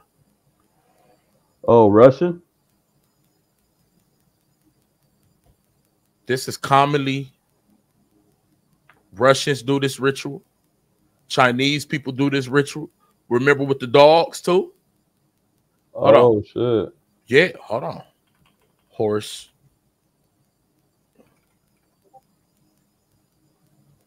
god and goddesses. For thousands of years, associated with war, fraternity, healing, the other world, and more. The same shit with the dogs, bruh. Does Drake? Let me see something. Drake. It's supposed to be symbolic. The legacy of the Drake Ranch. Hold on. Drake. The horse farm. Drake rapper. It's a reason his name. Drake. Drake's New Houston homes comes with a lot of land, with horses. Complete with horses. Oh, they're already there.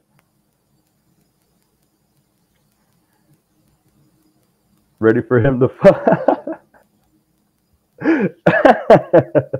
Nah, he could be sacrificing horses for sure. Like at a ranch, bro, in Texas. I think it's deeper than that. It's with the dogs and the horses. I think these people. We done what? Gone country. Yeah, we done gone country on y'all boys, man. We said we was gonna do it for a lot of years, and we doing it today. The sale is made for sure. I know. They said 10 horses belong to the property, and 4 of them are boarding horses. But they, yeah. Well, no, yeah. People need a nice place for their horses to stay. Yeah, buddy. You heard what this nigga said? I missed the ending.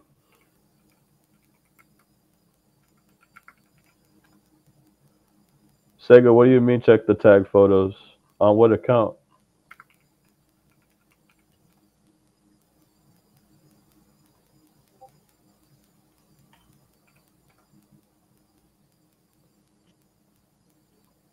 Who horse plays? Children horsing around. You laughing, bro? This shit ain't funny, bro. Nah, my bad. You're fucked up for that though. So this is what happened when we looked up Michelle Manor.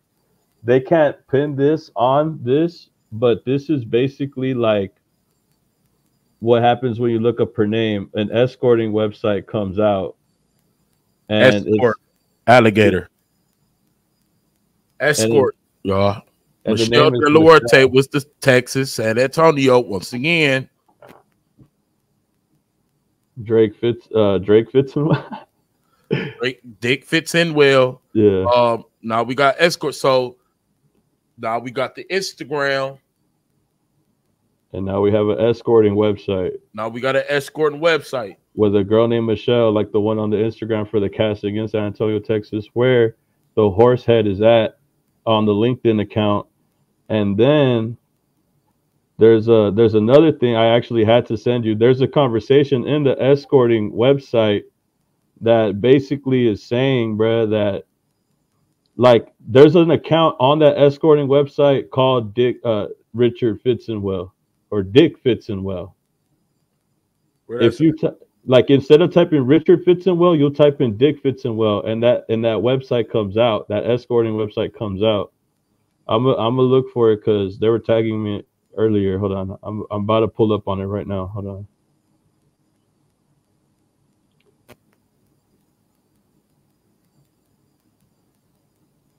Oh, there's a Pinterest.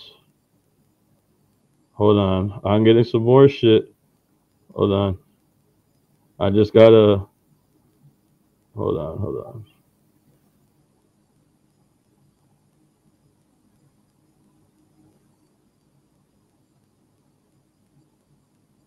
I can't believe this shit, man. Because there was a whole ass conversation on the escorting I would website. never look at Drake the same again. I would never, ever.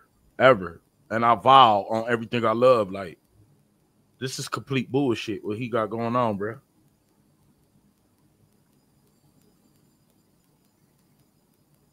Oh, here I found it.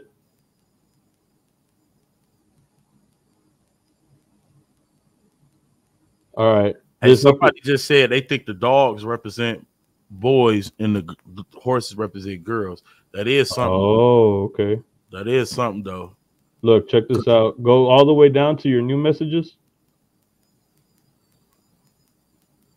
Tell me what account that is on the same website. That's the website that led us to Michelle. A girl named Michelle. Could be another Michelle, but you know what makes it more hard to believe? Check the same website. Go to the other page, the page that I sent you. And what's that right there? That what account says right there? Dick fixing well. Porkies. October 9th, wherever I lay my hat, that's my home.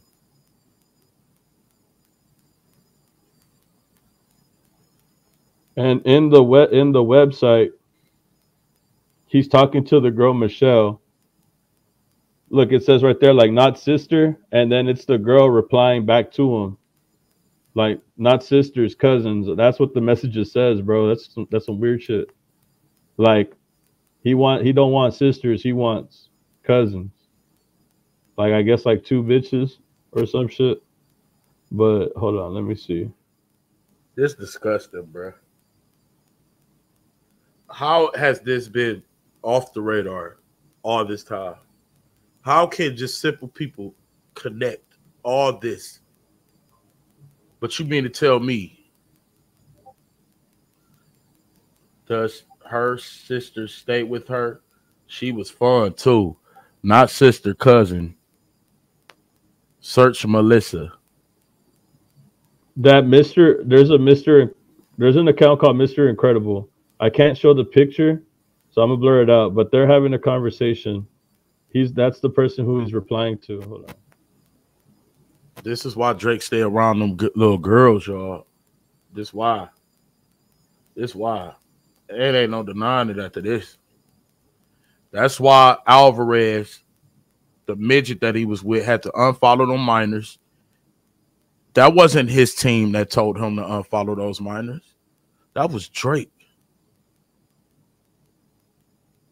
That was Drake that told him unfollow all the minors.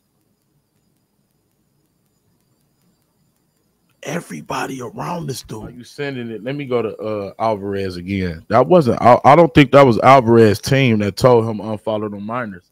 I think that was Drake. Because it all makes sense. I think that was Drake, bro. Yeah. Like he had to have told him because it was getting. They were gonna they were gonna dig into him. Yeah. And that's probably why Alvarez was there that night in the first place. Lastly, I have been getting a lot of spam phone calls, texts, emails, and social media messages saying that I am a snitch in this beef, that I accepted hush money from Drake, and that I was somehow in on the plan because I followed underage high school girls. Alvarez emphasized. First, I don't know anything. Nah, bruh. Nah, dog. Y'all niggas busted. Michelle, the Larte. That's that lady, bro. That's her. Okay. Who's her sister? Y'all have a link? Check your PMs. Typo. Original posted. 2021 old. What the fuck that mean? 2021 old. Typo 22. Typo 22. What the fuck that mean? The year they graduated? Or the year they're supposed to graduate? Because he didn't say typo 2012, typo 2011. 22. 2021 old. Typo. Have asked to give it corrected to 2022 old. Does her sister still stay with her? She was fun too. Not sister, cousin. Who's her sister? Y'all have a link? Search Melissa. Original posted by Dick Fitzgerald. Melissa is not who we are referring to.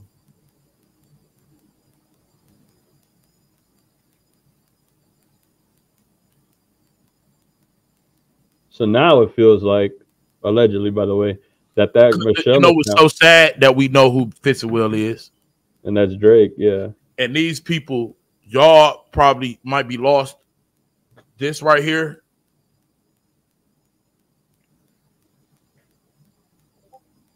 Notice how all this is connected. It ain't like, it's not like I could say, oh, this is from Dick Fitzgerald from Maine. No. How did we get here? How did we get here? What is this? Go back to the LinkedIn account. Like, bro, what is this? Because remember that look at that, click that right there, like the Michelle profile. That dead ass says, bruh, right there, 210. That's San Antonio, San Antonio, Texas. All right, and then if you go back to the horse picture, all the way up,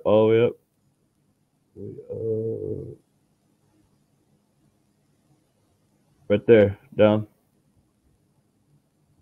San Antonio, Texas.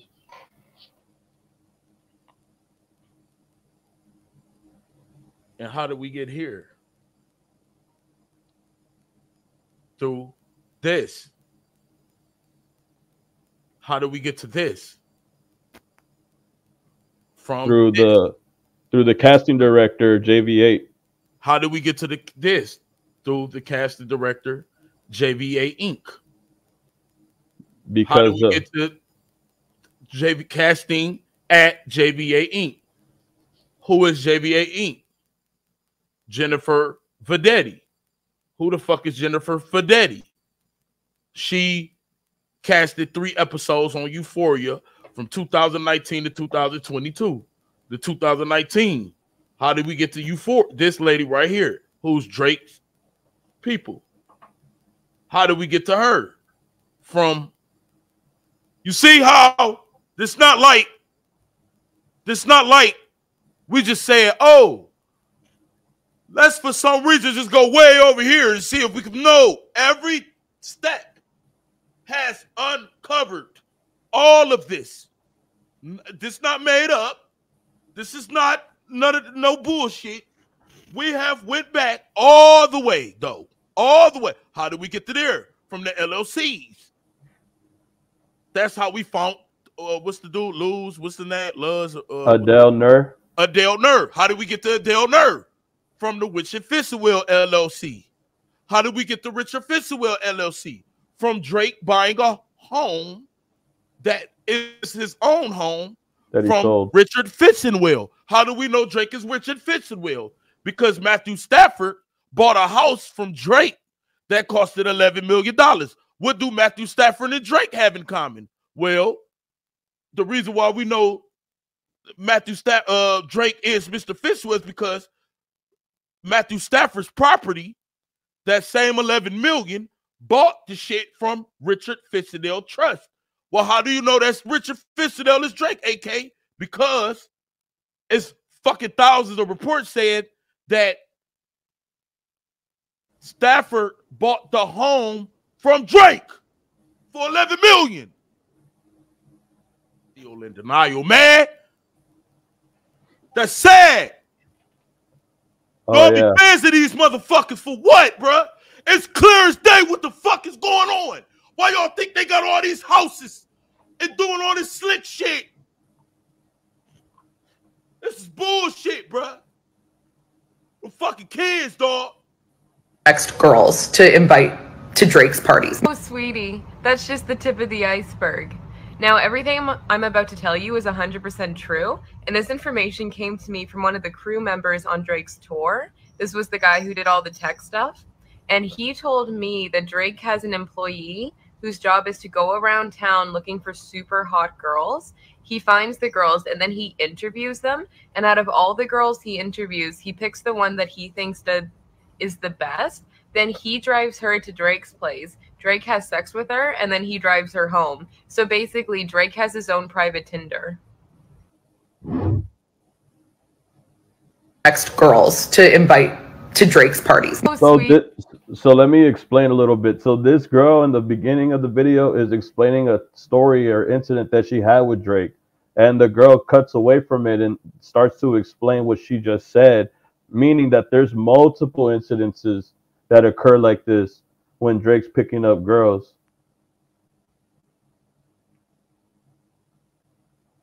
Just went through a little rabbit hole of how Drake traffics women using adult sites he has stakes in via his affiliates, a video Tinder. They sign NDAs and everything on camera and cut his name out, but you can see them mouthing Drake multiple videos.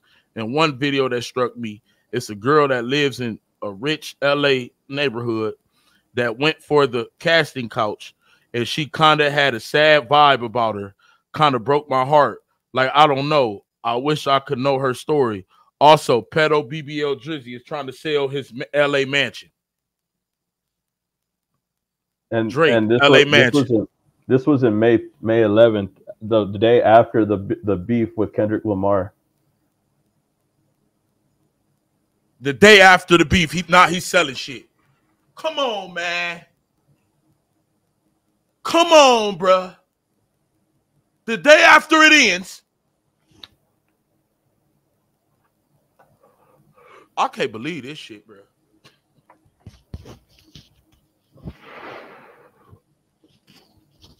JV, it's people that's still in denial.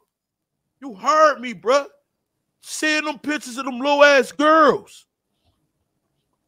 All this shit tied back to this motherfucker. And he just lived life free. These rappers know about it. We prove why he lied about faking information. He never faked information. But it all goes back to Ebony Prince. Like, we were saying he might not know about this, but Ebony Prince is giving us the name, bro. There's a possibility that Ebony Prince looked this up himself when Drake said to refer to him as such. There might be a slight possibility that he knew about all of this. And what is the chance that he told Kendrick about this? That's also a possibility. This is all coming from him. So if he told Kendrick, hey, yo, you know, when we went to this hotel, he was calling us, he was telling us to call him Dick Fitzenwell, which was weird. And then Ebony Prince has known this for a year now. What are the chances that he typed in that name and Drake at the same time within that year span? I know I would. Yo, Drake's telling us to call him that. It's because, like, and you got to think about it. Drake has multiple aliases. Like, he was called Anita Maxwin. Like, that's his gambling name. You know what I mean? Like, he has multiple aliases. This is just another one of them. But how many there's of a the aliases gonna keep getting hit with what the fuck do we need before we start believing that from the Ebony Prince shit, from the incident at the Mark that we didn't even know about, where they said this bitch ass nigga bit a fucking underage waitress and pulled she out the gun threatened on to them. shoot up shit. Yeah. Yeah. From all these little ass teenagers saying, yeah, Drake came to my high school and I came to Drake's parties and they underage. From fucking Bacchus cases, from fucking all these people, countless and countless and countless of females saying that they were underage around this motherfucker. From all what we just uncovered, all of this, we can't stop there. From fucking with this midget dude that has a fucking, that can't speak, can't breathe, can't walk, can't talk. He's following all these underage people. He only unfollows them when it got something to do with you. So they're gonna start digging, bro. They're gonna start digging, bro. They're gonna start looking at this shit for what it is. Like, it was too late though. It was too late. By that time, they already, like, he admitted it on an article, which is so weird because I would never even say that. Like, that wouldn't even be in my mind as an issue. Like, I wouldn't even know. But it bothers you so much because you know about the allegations at hand. You're aware of them because Drake told you about them. Yeah, shout out you to who Dark to Kenny. follow. Shout out to everybody over there on Reddit. I don't even be on Reddit. JV be on Reddit. I don't even have it. Y'all see, I don't even know how to work that shit. My boy be on there, bruh. So shout out to everybody who all contribute, because this ain't just our work. This is not just our work. But we founded this work, though. We ain't about to bullshit, JV. We founded this shit. Nah, fuck that. We claiming that shit. Yeah. We claiming that shit. We founded this shit.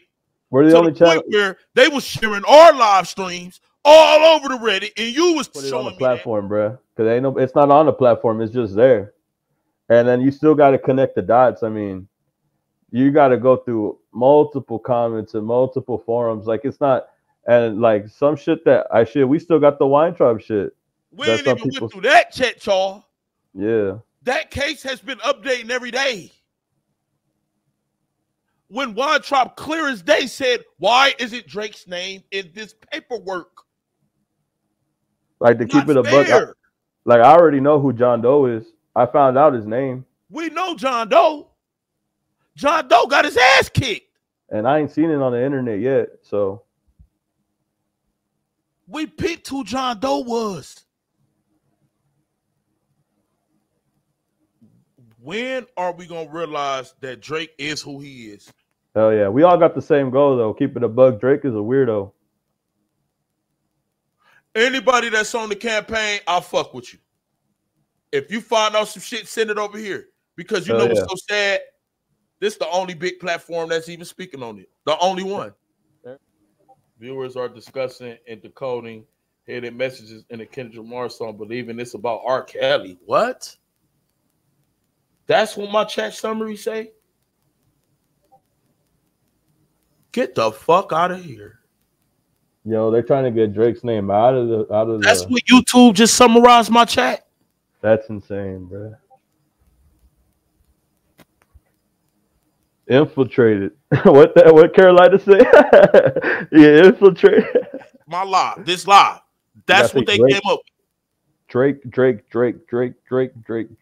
Just so they could pick it up. We said nothing about R. Kelly. Nothing. Hell nah. Is this really what it say?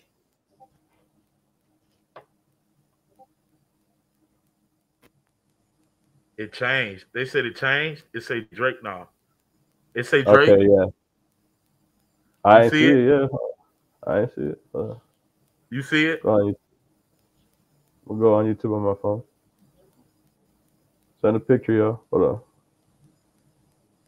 So somebody do. Oh, so auto-generated. Yeah, it's auto-gen, like AI shit. What? Viewers are speculating about Drake's alleged involvement with minors, expressing disappointment in his action and wondering if this is a scandal. That's what it says now. It changed, bro. Thank you, YouTube. So as soon as I start talking crazy, they said, all right. Oh, yeah, we got that. So this to show y'all who he is. Ain't this the dude that died? Yeah, but that's the Euphoria guy, right? I'm assuming. Didn't he die? Of an overdose. That's what's fucked up, man. These kids are off the street and they picked them up for the casting for Euphoria, bro. When have you seen any of them little ass girls on Euphoria? That's the cover up. When have you seen any of them little ass girls any fucking where? And you said that Ohio shit, right? Yes, and one of them girls, because I don't want to say the name, I don't want to point out who. One of them girls was missing in Ohio. Y'all can do your own research. You'll find it that fast. No. Oh, there's OVO 4. Oh, yeah, that is 40. They right, that is 40. Somebody died. Oh, I thought that was somebody died from Euphoria though. It was the other dude. Did somebody literally pass away? Yes, they overdosed in real life, I think. In real life. Okay. But that's what his character portrayed in the show, I think, which is fucked up because they just let him live his life the way he lived it on the street. Oh, look right there. Look. JVA Inc. Twitter. Read the flyer, bruh.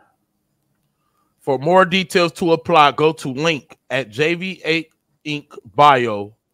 Tiny URL and element picture. Must be signed into a Google account to view and submit. Open call, casting call. JVE, neurodiverse, neurodivergent, autism, Down syndrome awareness. USA and Canada casting call for an Element Pictures film with an Oscar-nominated director and A-list cast. Seek neurodiverse talent, including those with intellectual learning or developmental disabilities. Caucasian male, 20 to late 30s, with an open heart and open to a new adventure. No prior acting experience necessary. What? Non-actors and actors may apply. If cast, paid opportunity, not cost to apply. JV, what the fuck is this? Remember you saying like the dogs could represent men? This is a men casting in Canada or the USA. How old is 30 years how old? old is Christopher Alvarez? 23.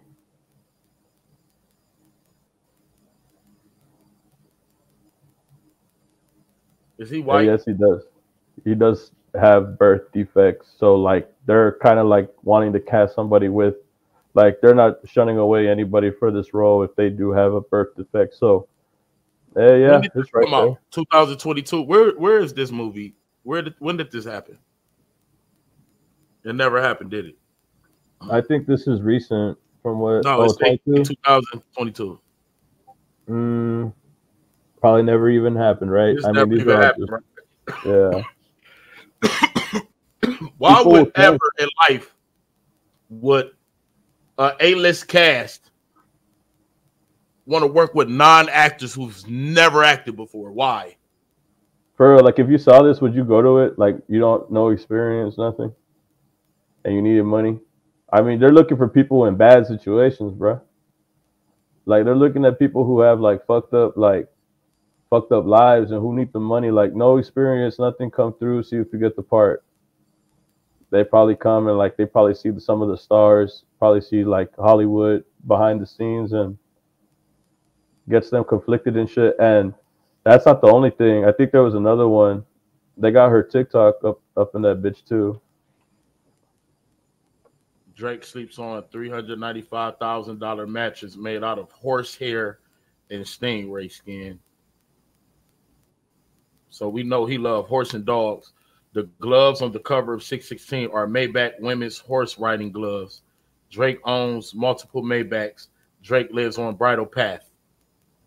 And you know how the horses represent women, right? Allegedly. And he wore female Maybach gloves.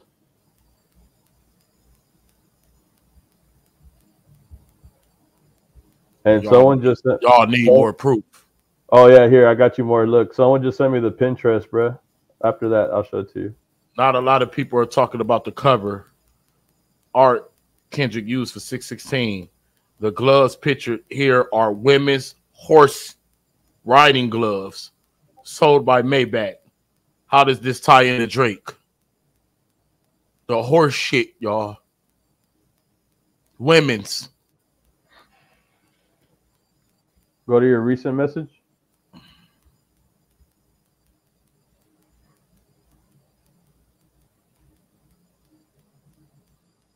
Pinterest, Dick fits it well.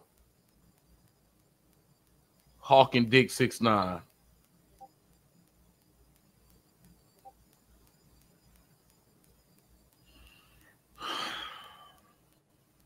Oh, and just because I forgot to mention, and because it's too graphic, but in that site, the girl I think that they're referring to, I had saw the post for the woman, and it was like her bio, like it says for Michelle, right?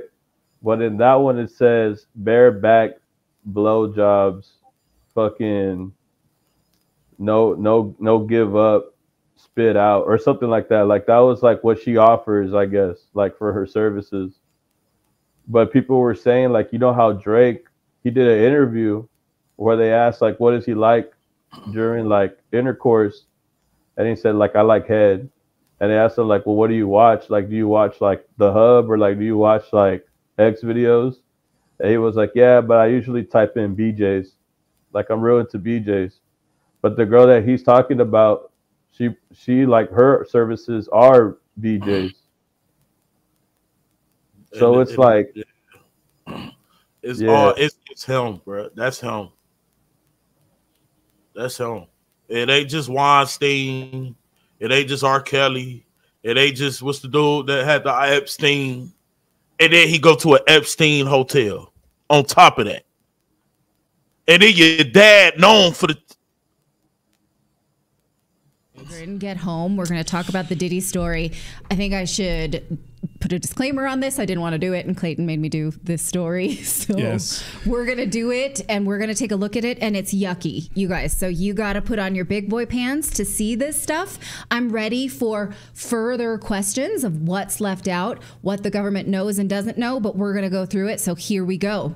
Sean Diddy Combs was arrested by Homeland Security agents at a New York City hotel on Monday, and the indictment was unsealed this morning. Today, that's Tuesday. And you guys, this stuff is dark and it runs deep, as in every song you may have ever liked in your life that you listen to on the radio may be connected to a demonic sex ring. Yes.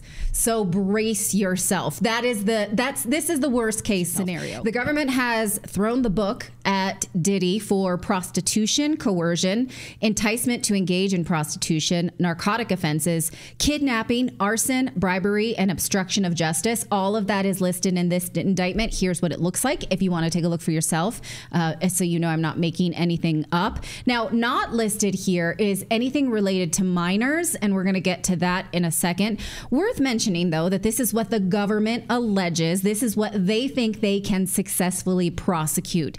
They present evidence to a grand jury, and the grand jury decides if they can arrest this person and move the case forward. Now, Combs will have the chance to defend himself, and his lawyer says that he's innocent of all of this. So if he fights this and says, I didn't do it, the government will say, well, here's a big steaming plate of evidence. And so will he actually do that? The lawyer says he will fight like hell to get his client released on bail. That's not likely, but we'll see. I mean, it would be a bajillion dollars. I would think they've already taken his passport. The government says they have copious amounts of evidence since their extensive raid on his properties and his electronics. Here is prosecutor Damian Williams summarizing that evidence. During those searches, agents seized evidence of the crimes charged in this indictment. They seized firearms and ammunition, including 3 defaced AR-15s and the large capacity drum magazine.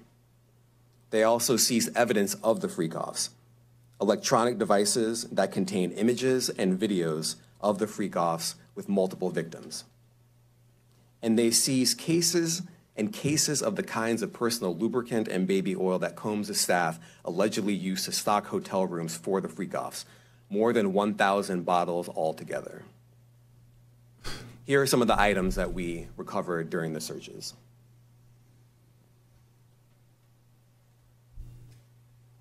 As you can see here, this is a drum magazine, large capacity, and it contains, I believe, 59 rounds.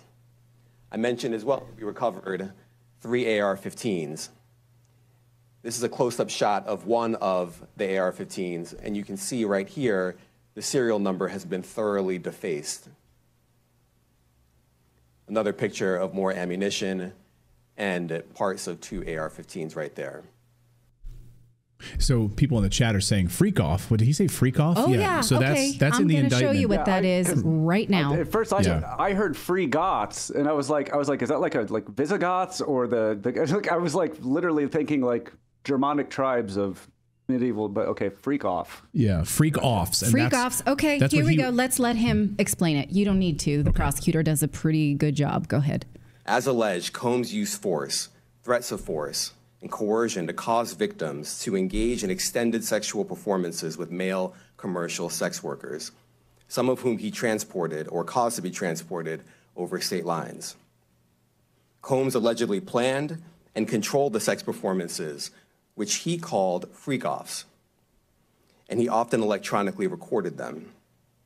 The freak-offs sometimes lasted days at a time, involved multiple commercial sex workers, and often involved a variety of narcotics, such as ketamine, ecstasy, and GHB, which Combs distributed to the victims to keep them obedient and compliant.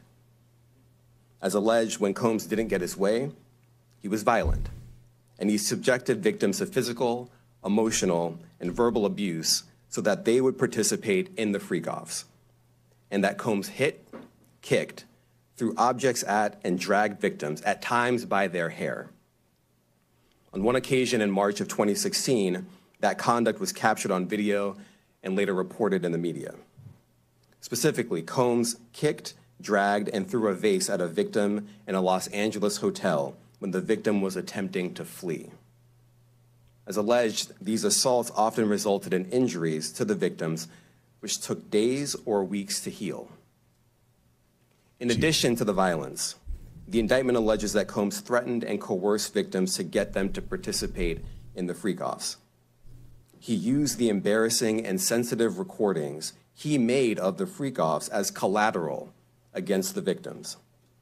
And the indictment alleges that he maintained control over the victims in several ways, including by giving them drugs, by giving and threatening to take away financial support or housing, by promising them career opportunities, by monitoring their whereabouts, and even by dictating their physical appearance.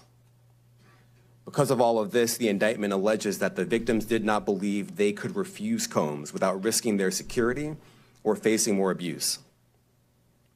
The indictment also alleges other acts of violence undertaken by Combs and others, including violence against witnesses to his abuse, kidnapping, and arson.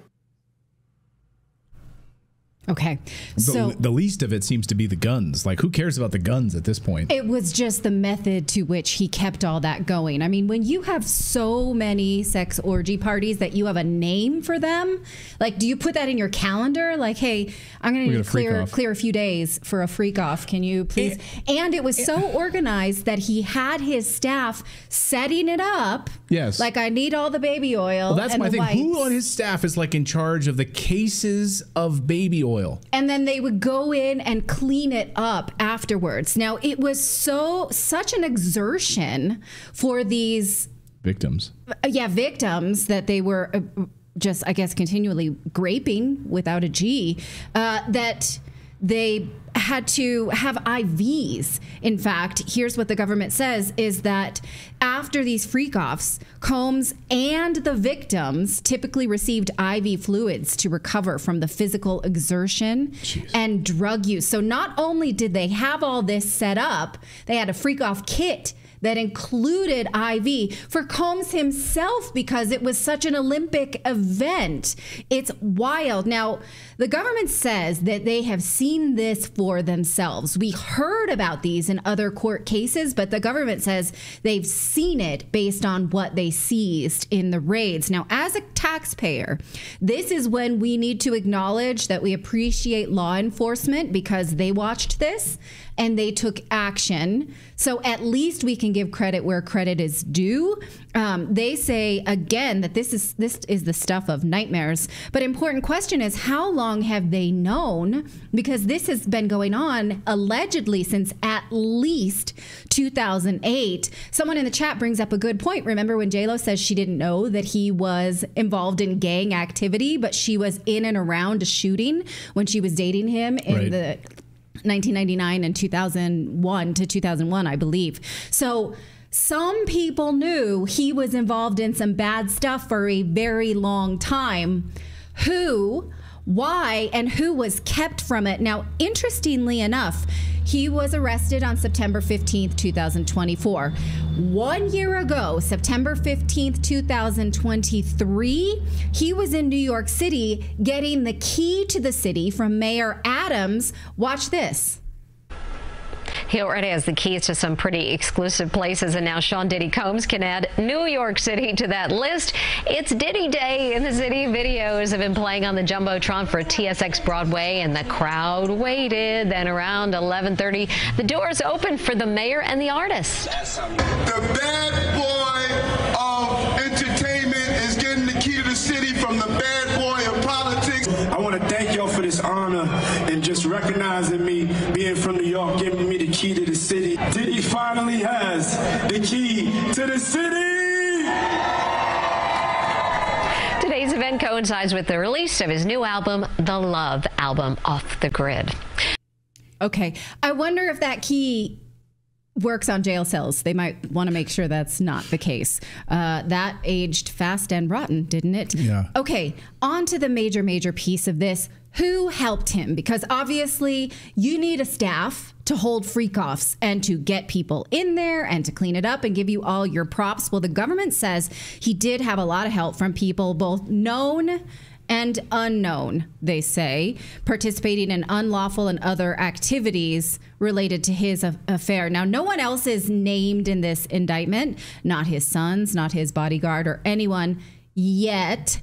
But they say they're just getting started. But we can put some things together based on other cases against Combs, most famously the Lil Rod case, Rodney Jones' lawsuit against P. Diddy. Now, his bodyguard, Fahim Muhammad, is referred to many times in that case, which is still ongoing. He was the head of Combs' security, and he was known as his fixer because he had connections within law enforcement. What they said is if someone got killed, if someone got abused, if someone got hurt, if someone got in any trouble, Mr. Muhammad could fix it, they say, because he had the power to disappear people and problems. Well, who was this Mr. Muhammad? Ian Carroll, friend of the show, has been looking into this for months, and here's how he describes this.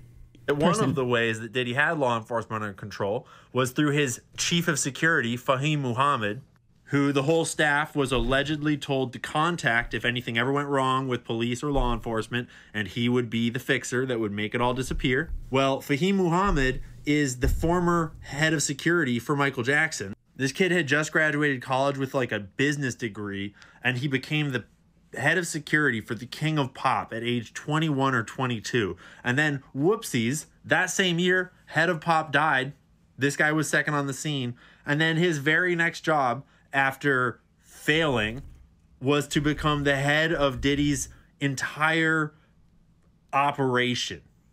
Think about it. The head of security in a blackmail ring needs to know all the dirt, otherwise he's not securing shit.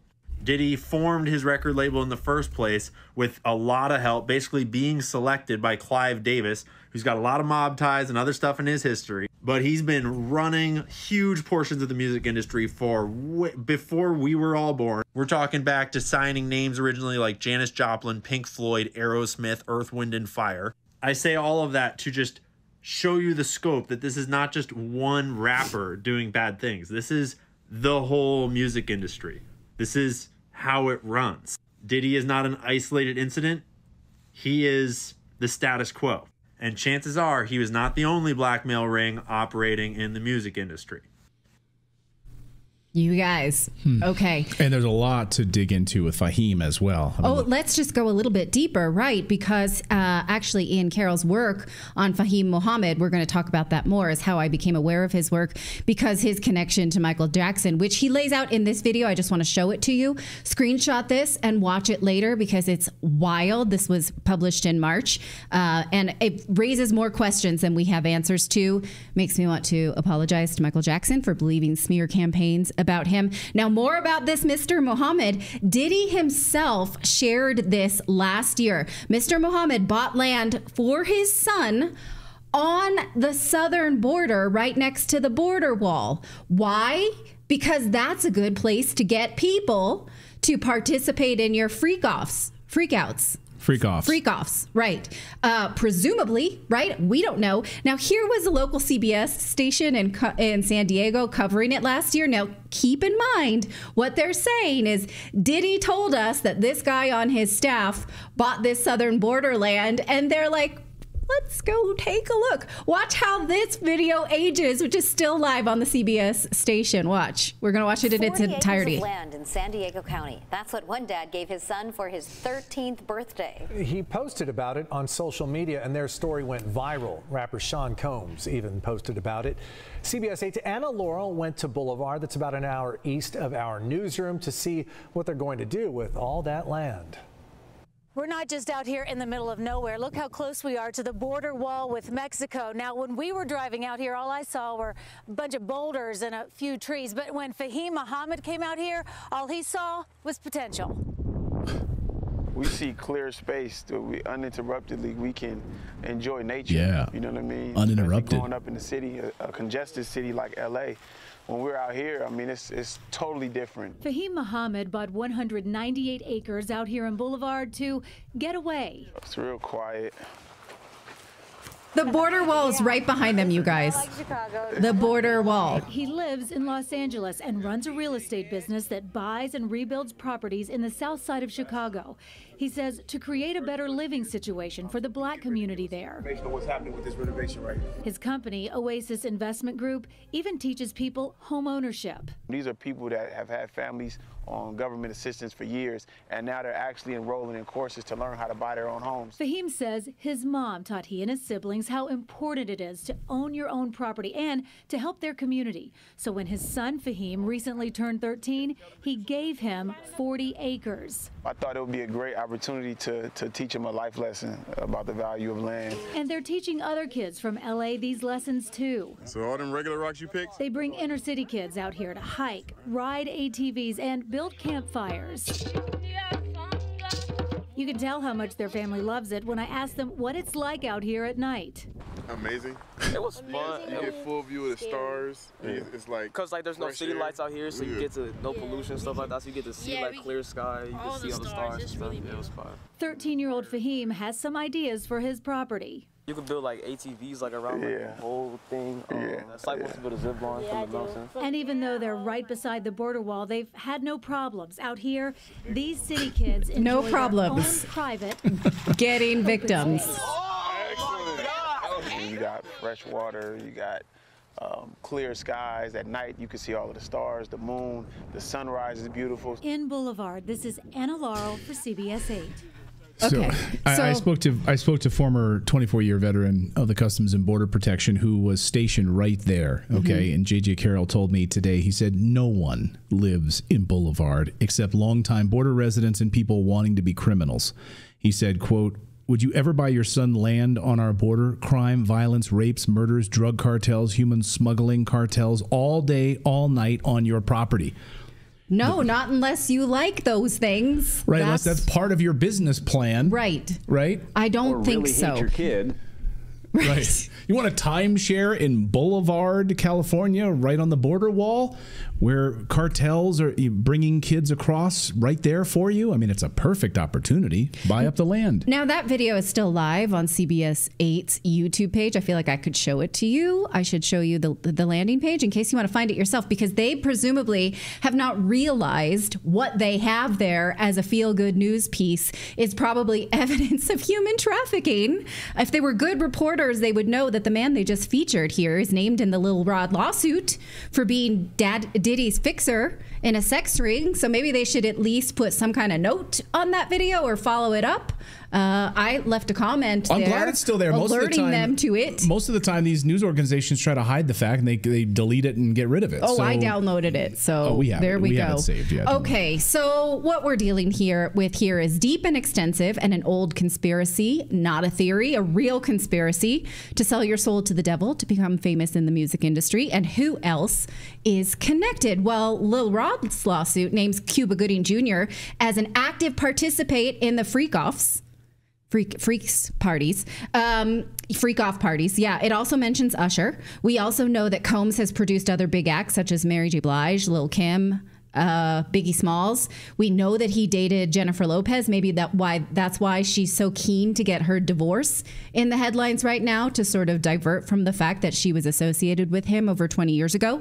Now, Lucian Grange and Universal Music were originally named in the Lil Rod lawsuit, but they were removed as defendants, and the government in the federal indictment does not mention them. But Prosecutor Williams does say that the government is not done here. In fact, he makes it seem as though they are just getting started. So perhaps they will. The government says they have enough here to keep Combs behind bars for a lifetime. They're asking him to forfeit pretty much all of his possessions. The big question here is, how deep will this go, and will Combs live to tell? Will he live to name names? Since he is essentially the Epstein of the music industry, will we ever get a client list, or will that, like the Epstein list that is buried with him, fizzle out and die? Now, my sort of silver lining here is that maybe this is the government trying to make it right. Maybe if we can find a connection between Epstein and Combs, which it seems like won't be too hard to find, then we get it all. Maybe the bad guys sort of took it from the good guys, and the good guys are saying we get another chance with Diddy. How about that? Maybe this. Maybe, right? Maybe. This is a big fat maybe. Combs' lawyer says that, again, he's going to fight for his release. But if he does not get released, he should insist on round-the-clock cameras in his holding cells. Maybe we should all want to watch that just to keep this guy alive. The rest of us should want this too, because we need to see how deep it all goes. And in the meantime, I'm driving in silence. I never want to listen to commercial music again. I don't know what to do with this. This is just dirty and awful. And you know that what we get to see is only a sliver. I'll sing you a song. I mean, I would be surprised though if anything happened to him, because he's quote unquote new money. And where Epstein was dealing mostly with like the old money, like the more like political influencers and power, where like the entertainment industry, like it could very well be that they're gonna throw the book at him and make sure he goes to jail and be like, see, we do go after these people, so that they don't have to go after the people that actually have the power, so they can just go after these guys and make an example of them, rather than have to deal with the Epstein blowback. Yeah, that's and the much deeper connections here. Like I'm not saying that he's a good guy, but that he would become the fall guy in this, the sort of the scapegoat, and then all of the other people that we were wondering if they'd be a part of this indictment are not. Yeah. They're not listed here. So does he take the fall for this? And is this like a CIA operation? They're like, well, we're going after this guy so that this story gets buried. Right. We're able to bury all the rest of this information, especially if there's some kind of a deal worked out. Then this stuff will always be buried. Well, yeah, I mean, I do actually want his lawyer to keep saying he's innocent and we're going to fight it so that we see everything that the government has found. Then the more they fight, the more we get to see. If he takes a plea deal, we don't get to see that evidence. This doesn't play out in front of us. I'm going to hold out that this is the tip of the iceberg, and we do have good forces trying to root this out and save people from this ever happening again. But I mean, I don't know, like, who comes up with the idea for a freak off? Is that something that's been passed down from previous generations that have sold their soul to the devil in order to be famous, right? And there are a lot of people that their names come up as they were made famous because they were connected to these dark force type ceremonial. I read this whole thing today about, I don't want to name, I'm not going to name names right now because I don't want to allege anything else. But you think about how these people are given fame and other people who are just as talented working for it but will not sell out. And in all industries, how deep does it go? Does it go into, movies, TV, music, news industry, that kind of thing? It's deep and dark. And so, okay, we got some of it. Some people have been waiting for years to see this. And so this is what we got. You can thank the current president of the United States for that. I just alluded to it. He, Eastland, and Byrd came up 40 years ago with changes in the federal criminal laws that allowed that to happen. It's called these days lawfare. That's what they're talking about. Now, Diddy is presumed innocent until proven guilty beyond a reasonable doubt. They have to put the trial on and they have to convict him. But what I'm looking at is an extra effort to totally discredit him. So if he is later in a position of being a whistleblower, his credibility will be completely destroyed and public opinion can be steered in a direction where basically anything he says can be ignored or discredited. I think that's why it's looking like it does. As I look at it and read the indictments, it's nothing that I haven't run into before, representing a lot of pimps, prostitutes, and dancers. And it's just pimping and procuring. That's what they're talking about. And in this case, the purpose was to set up some freak parties, freak shows, orgies, where performances were being professionally put on in various places in a mansion while the rest of the folk could get their freak on. That's what you're looking at here. I tell you what, Puffy, your life is in danger. Because you know the secrets. Who's involved in that little secret zone you guys participating in. So, you know they're gonna get you if they can. It's a little crazy how Puffy gets booted out the alcohol business and Jimmy Iovine steps in. When Andre and Slippy promoting it. We'll get back to Lucian in a second, but let's first wrap up this Kendrick versus Drake saga. So a few weeks after Kendrick took shots at Drake on Like That with Future and Metro Boomin, Drake fired back by dropping push-ups. Drake threw out some corny lines about Kendrick's height and his collaboration with Taylor Swift, and then he tried to hit Kendrick where it hurts, calling him out for reportedly having to give over 50% of his earnings to his old label, Top Dog Entertainment. Drake raps, "Pull your contract cause we gotta see the split. The way you doing splits, your pants might rip." Now let's talk about Drake's contract. In 2022, there was a buzz going around that Drake scored a massive deal with Universal Music Group, rumored to be close to $500 million. But that's not all. He supposedly also got to keep all his masters. Though nothing's been officially confirmed, Drake dropped some subtle clues in his track, Major Distribution, that his deal sets him apart from the pack. With lines like, $500 million just for Aubrey, he's basically saying he's on a whole other level of freedom and perks compared to his peers. So with all these rappers taking shots at him, Drake is basically suggesting they're just chasing the money to pay off their labels, while he's sitting pretty with his sweet deal. But wait a second, why does Drake get to enjoy perks that his peers can only dream of? It can't be about talent, that's for sure. Now, of course, Drake is one of the most commercially successful artists ever, but let's think about it. Certified icons like Michael Jackson and Prince were massive, way bigger than Drake, yet they had to fight tooth and nail for ownership of their masters. So what's Drake's secret sauce? Well, buckle up, because now we're entering what some might call conspiracy territory, while others swear it's just straight up facts. Here's the deal. There's this theory floating around that Drake's special treatment in the rap game has something to do with his cultural background. The same background he shares with pretty much every big shot record label owner and executive, including Lucian Grange.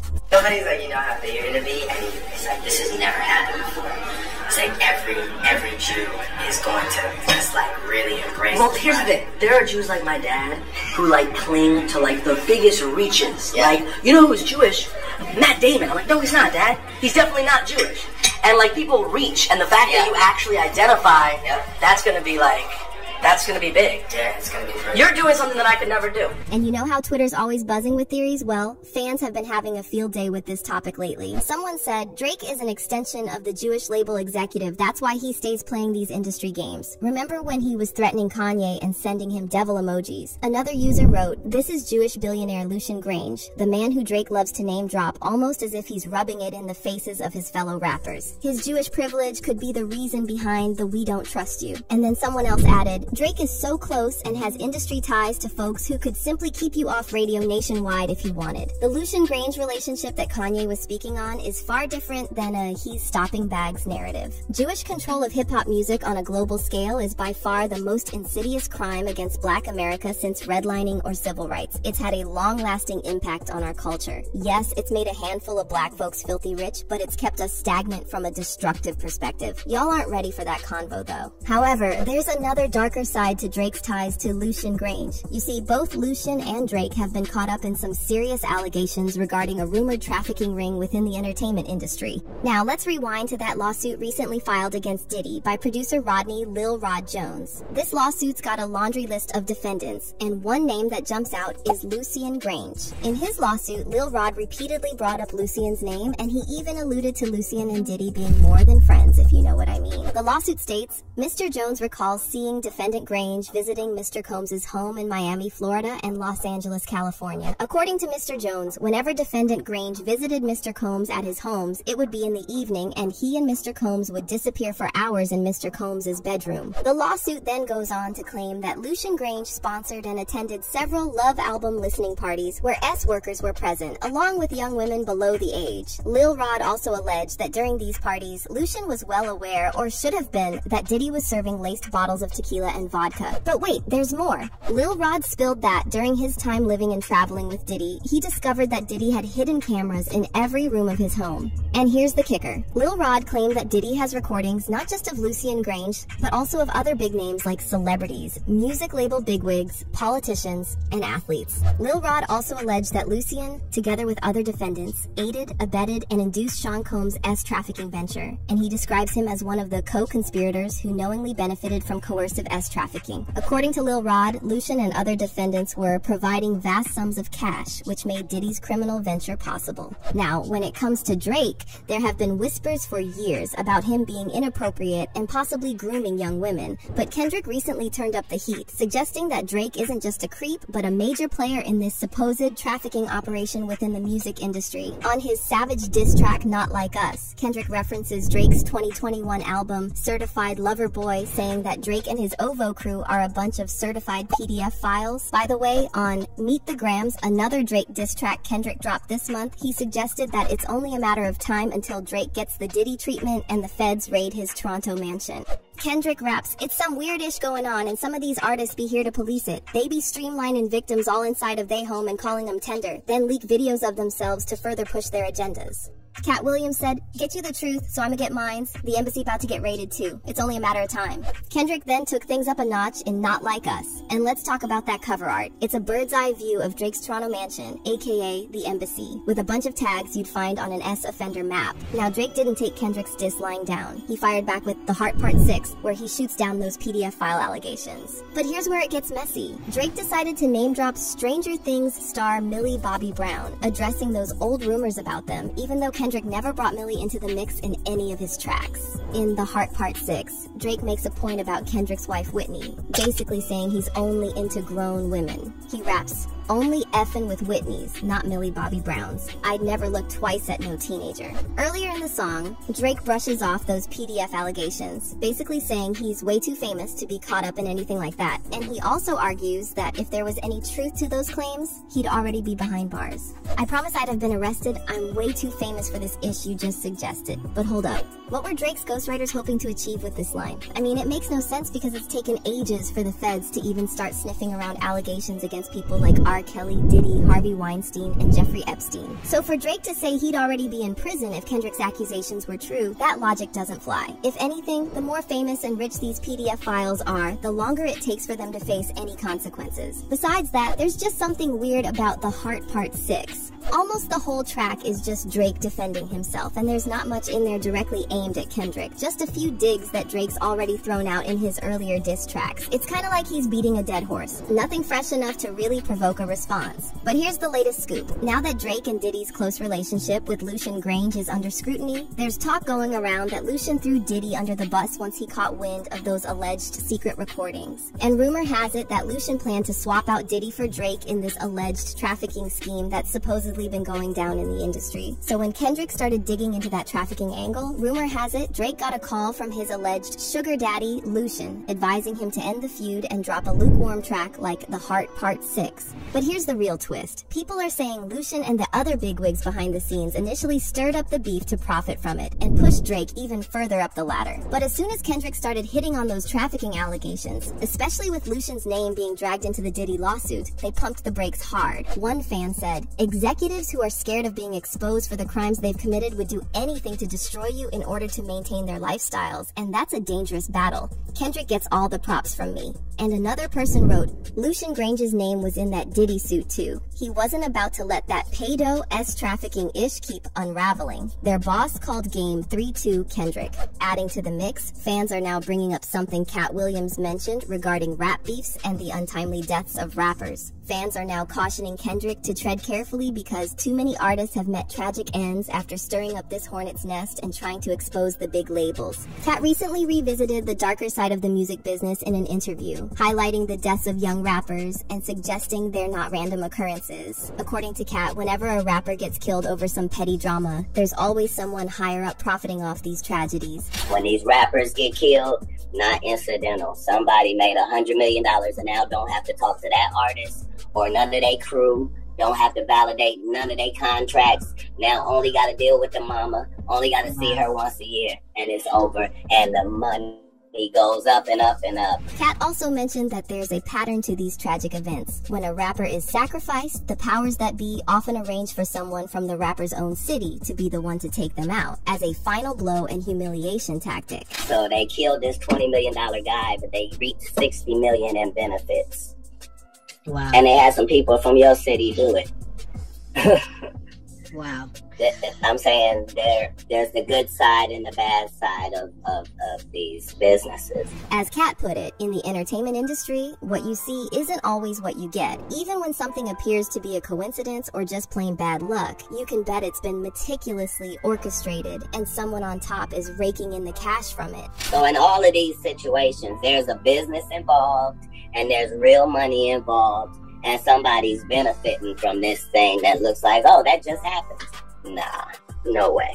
Fans are now putting it all together, saying there's obviously more to this Kendrick versus Drake drama than meets the eye. A lot of folks are convinced that the bigwigs behind the scenes hit the panic button when Kendrick brought up those trafficking allegations, and they suddenly slammed the brakes on a beef that they probably stirred up themselves for profit. One fan on Reddit said, "Yeah, record labels definitely got involved because the Drake PDF-ish was a bad look. Doesn't take an idiot to figure out why Dot's camp changed their tune so quickly. Drake has probably got the last word in on the fake mole-ish, knowing Kendrick's camp can't respond." And another person wrote, "I was listening to The Heart Part 6 on Academic's stream as it dropped, and it felt so weird, like I knew the beef was over by the middle of the track. It felt so calculated. Drake did exactly what he needed to give his fans and part of casual listeners the idea that he won with some nonsense plot twist, while at the same time making it clear he was waving a white flag for reasons bigger than the beef itself." But what's your take on Cat Williams' theory that these rap beefs are orchestrated by the puppet masters behind the scenes? And do you think these supposed puppet masters like Lucian Grange called off the beef because Kendrick hit too close to home with those trafficking allegations? Drake has over 20 shell companies, and this is raising some concerns, specifically one